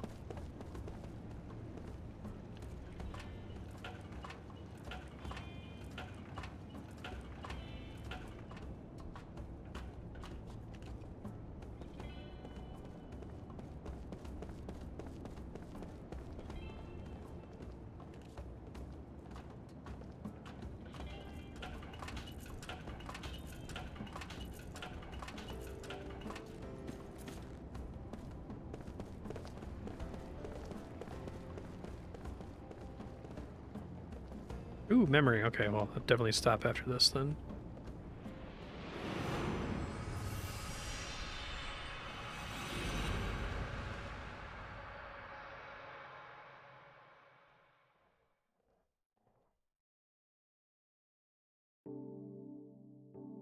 Turn of the Native. Mother stands by the island pier waiting for her son. Her luggage is bigger than she is. Dressed in her finest traveling clothes, she seems hardly able to contain her excitement as she speaks to Kime, who happens to be waiting for the same boat to arrive. I got a letter from him, she says. Almost 30 years have passed since her only son left the island of his birth. There was no word from him in all that time until he recently wrote announcing his success and his plan to bring her to the mainland. I've been alone ever since I lost my husband, so just to think I might be able to spend the rest of my life with my son, his wife, and my grandchildren. She sold the house she had always lived in and has been waiting for her son to come for her. The letter arrived over a week ago. I wonder why it's taking him so long. The seas are calm. Kime arrived here on yesterday's ferry. I don't make personal decisions about my schedule, Trench. Viewers have complete control over it via subblock and voting systems, so we did Dragon's Dogma because a viewer put it on subblock once and didn't want to put it back on after that. I'll play anything until we beat it. Playing Persona right now, which is not a game I would play under normal circumstances, but it won the vote. You mean he's late? Kime asks with some surprise. Very, she replies, forcing a smile. I wonder what's wrong. Maybe he kept busy all of a sudden and can't pull himself away from his work. He hasn't written again to explain? He's never bothered with anything like that, not since he was a child, she says, straining to smile again and glancing toward the horizon. No bigger than a dot at first, the boat is now big enough for a clear view of the mast and silhouette. Anyhow, I'm not worried. I know he'll be on this boat, she says, raising herself from the dockside crate on which she's sitting and waving a handkerchief toward the approaching vessel. Kime also stares hard at the boat, which gives his eyes a stern expression. Young man? At the sound of the mother's voice, Kime hastens to soften his gaze before turning toward her. You're a traveler, aren't you? That's right, he says. I saw you arrive on yesterday's ferry. Are you leaving so soon? He's obviously curious about this stranger, but her face shows no wariness towards outsiders. Relieved to see this, Kime replies.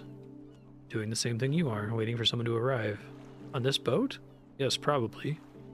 You haven't been in touch with this person? No, we haven't agreed on a time. I might be waiting for nothing, too. Oh, really? Kime evades further questioning with a strained smile. So the drinking game for these is drink whenever it mentions Kime's long journey, and drink whenever he makes some kind of smile, whether it's a sour smile or a strained smile. This is not something he can discuss with just anyone. He's on a secret mission, one that must not fail. The woman still wears a look of puzzlement, but their conversation is swallowed up in the general hubbub on shore, accompanying the approach of the boat. At last, the ferry arrives. One by one, the passengers alight after their half-day trip from the capital on the mainland. Clutching the handkerchief to her breast, the mother scans each of them. There are peddlers who travel from island to island hawking their wares, and men who have come to do larger-scale trading, sunburned young men and women who arrive from the mainland in groups to work on the island's farms, and men coming home to the island after a season of labor on the mainland. None of the dozens of passengers, however, is the woman's son. Once it has disgorged its island-bound passengers, the ferry takes on people crossing to the mainland. Readers on the pier give way to well-wishers. The mother turns her back on the pier's hustle and bustle and plods her way toward the town. She hoists a heavy pack on her back and lifts a large suitcase in each hand. She's taken only a few steps when the pack begins to slide off. Time reaches out to keep it from falling. The woman turns with a look of surprise, and when she realizes that Kaim is alone, she asks, "So your person didn't come either?" Looks that way. With only one ferry a day from the mainland, all they do is wait till tomorrow. Are you going to stay on the island until your friend comes? I might have to. You could run up quite a hotel bill that way. I'm alright, I'm used to camping out. Camping out, she exclaims with a look of amazement. She smiles and says, "Oh well, you're young and in good condition. A few days sleeping outdoors shouldn't be too hard on you." I thought she was about to invite him to stay. "What are you going to do, ma'am? Go back home?" "I wish I could. I sold my house last week. I was so sure my son would come get me right away." Uh-oh. A hint of discouragement clouds her face, but she quickly recovers her smile and continues. "The money I got for the house is a nice little bundle, so I've decided to spend freely for a change. See that large hotel over there? I'm staying in their biggest room and taking it easy all day and all night. I'm disappointed when he doesn't show up, of course, but I've worked my fingers to the bone all these years. It won't hurt for me to indulge myself just this little bit." Though delivered with a smile, her words touch Kaim deeply. In her case, "worked my fingers to the bone" is not just a figure of speech, as evidenced by her suntanned face, which is so unsuited to the cosmetics she has applied to greet her son, and especially by her bony fingers, so ill-concealed by the cheap rings she's wearing. Hard as she undoubtedly worked, life has granted her few rewards. There is nothing expensive about her luggage. "I'm sure your son will be here tomorrow," Kaim says. Her deeply wrinkled face breaks into a joyous smile. "Yes, of course, tomorrow for sure," she says with a deep nod. "I hope the person you're waiting for comes on tomorrow's boat too." "Thank you very much," he replies. "I have an idea," she says. "You might get sick camping out. If you'd like, why not stay in my hotel? I'm sure we could arrange something for one extra person." Kaim senses that she is not suggesting this out of mere politeness, which is precisely why he demurs with a smile and a nod. "Thanks just the same," he says, "but don't worry about me. Just take the rest you deserve after all your long years of hard work." "You say so." She seems somewhat disappointed, but doesn't press him to accept. As he watches her trudge off toward her hotel alone, all but hidden from view by her huge bundles, Kaim wonders if, perhaps, she was hoping that his company might ease her concern that her son might not show up after all. Even so, he decides not to chase after her and retract his refusal. He's the wrong man to spend time with a mother whose only dream is to have a happy old age. Most likely, when tomorrow's boat arrives, she will finally be reunited with the son she has longed to see all these years. The person that Kaim is waiting for will almost certainly cross over to the island tomorrow. The mother will undoubtedly shed great tears when her reunion takes place. This is how we know that the reunion's not happening. Kaim, on the other hand, has a bloody job to perform when he encounters the man he's waiting for. As Kaim hunting the son, the man is a fugitive and there is a reward on his head.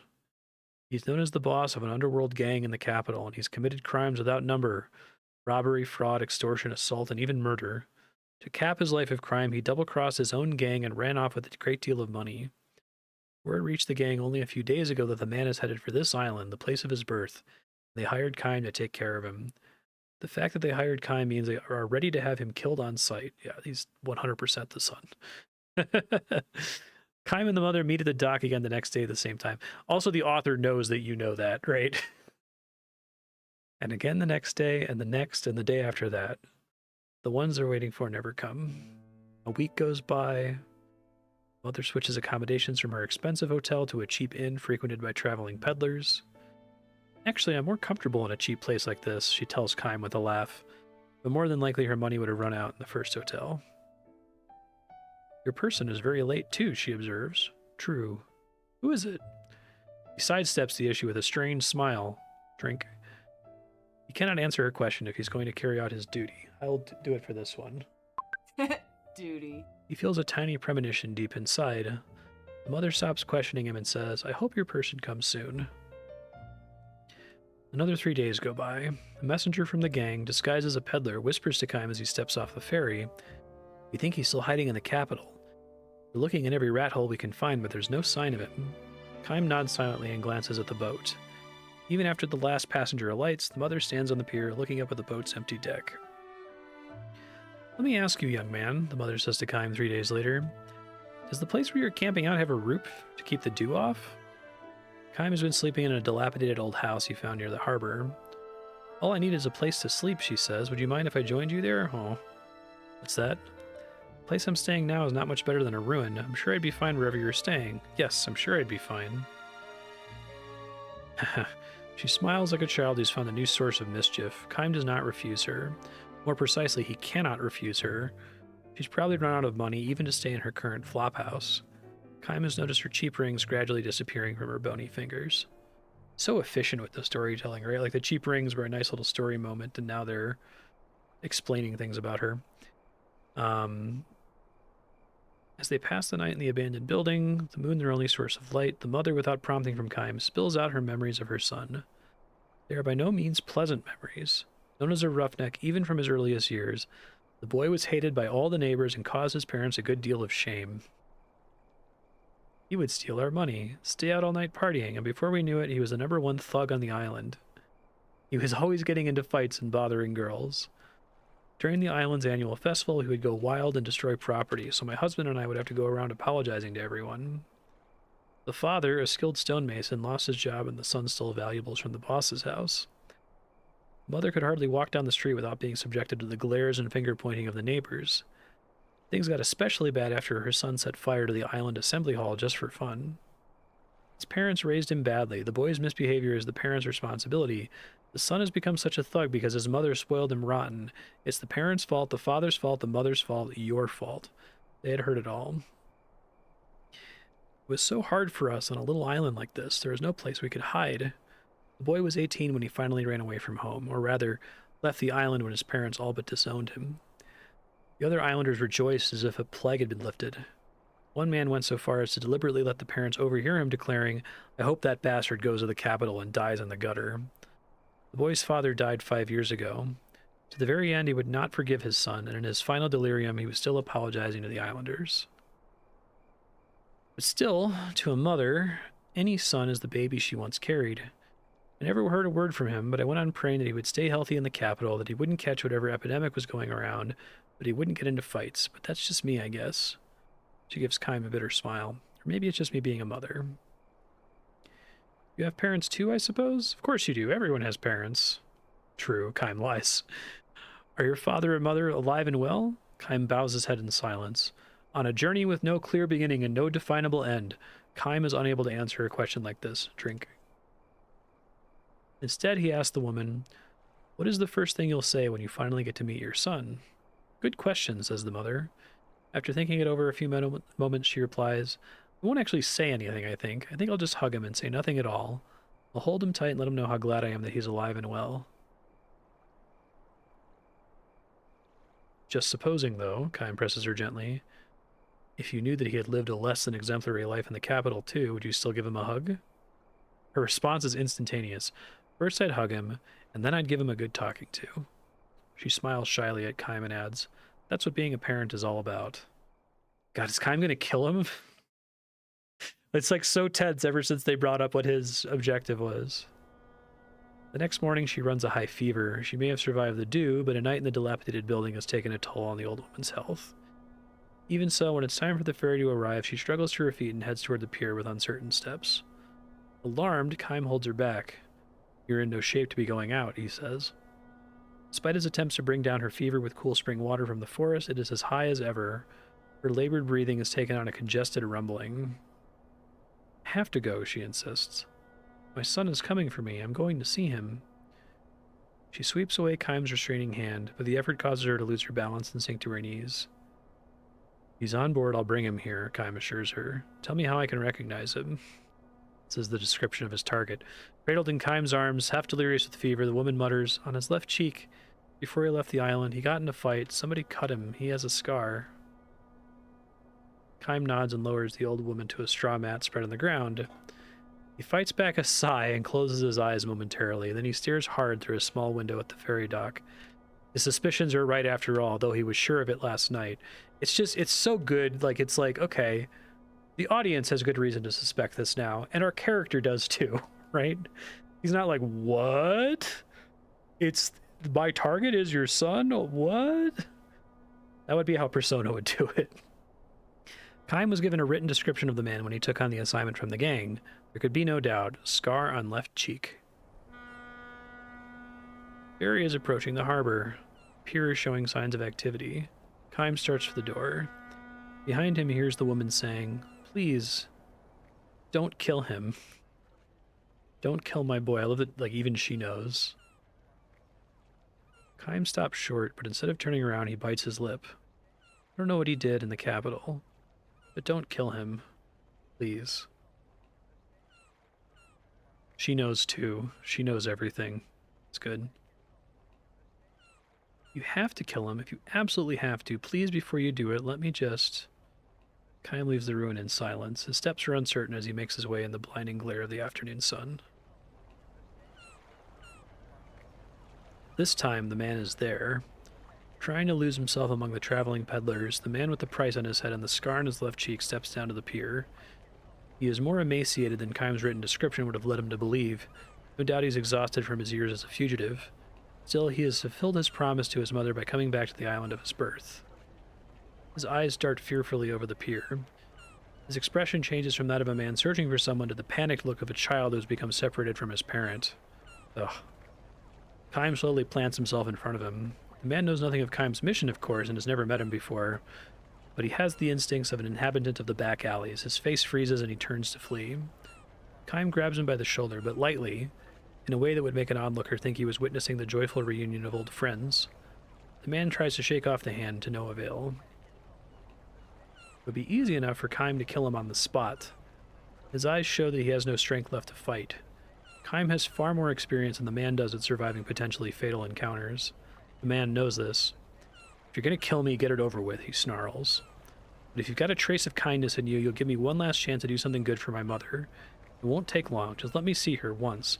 Then you can do whatever you like with me. Kime lets his hand drop from the man's shoulder. He's not going to run away. So I didn't make it after all, he says with a forced smile. His face tells Kime that he has probably resigned himself to his fate. It suggests, too, an air of relief at having finally brought his life as a fugitive to an end. How many men have you killed, he asks Kime.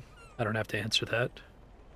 I don't really want you to tell me. It's just that, well, looking at you, let's say I'm older than you are, and there are some things a person comes to realize when he's lived a long time. Think about the guys you've killed. Every single one of them had parents. Killing a person means killing somebody's child, right? When that finally dawned on me, I left the gang. Gangs don't pay retirement bonuses, so I sort of borrowed a little money from them, and I thought I'd use it to... Well, I've given my mother a hard time all these years. His voice grows thick and muffled. He shakes off the emotion and proclaims with a laugh, "Ah, what the hell, that's a lot of sentimental nonsense. I don't know how many guys I've killed over the years, so I figure I'm getting what I deserve. Can't hate you for what you're doing." A shout comes from the ferry deck. "We'll be departing shortly. All passengers bound for the capital should be boarding now." Kime looks hard at the man and says, "Just tell me one thing." The man says nothing in reply, but Kime continues. "What's the first thing you're going to do when you see your mother?" "Huh? What are you talking about?" "Never mind, just answer the question." "I'll say I'm back." "No, I won't say anything. I'll just take her in my arms, that's all." "Give her a big hug?" "Sure, that's what parents and children are all about." Kime relaxes the grim expression on his face, I guess that's kind of a smile, and jerks his chin toward the forest beyond the pier.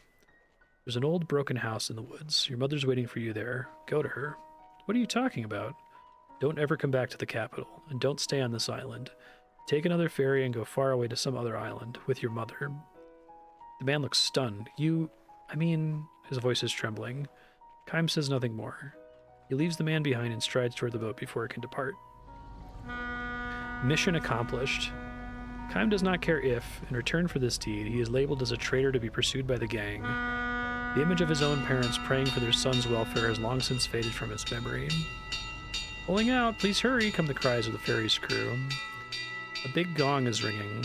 Startled by the sounds reverberating between the vast stretch of ocean and the open sky, brightly colored birds dart up from the forest. Large birds and small birds, parents and their young. The larger birds seem almost to be shielding the smaller ones beneath their slowly beating outstretched wings. Aw, that's a nice one. That's one that they, very easily could have made it way more, depressing. Like the young man could have got to the mother and she died, and then Kime kills him, right? And there's no, we're just gonna do a nice one every now and then. It makes the really sad ones hit harder. I really think this entire game is worth it. Like, even if like the combat was total dog shit and everything else about the game was horrible, it would be worth playing it just for those stories. They're really well written.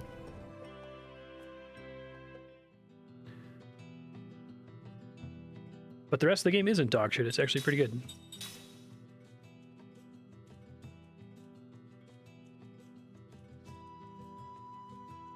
All right, future Marstead, do all the treasure hunts that start in Numara. You can do those now.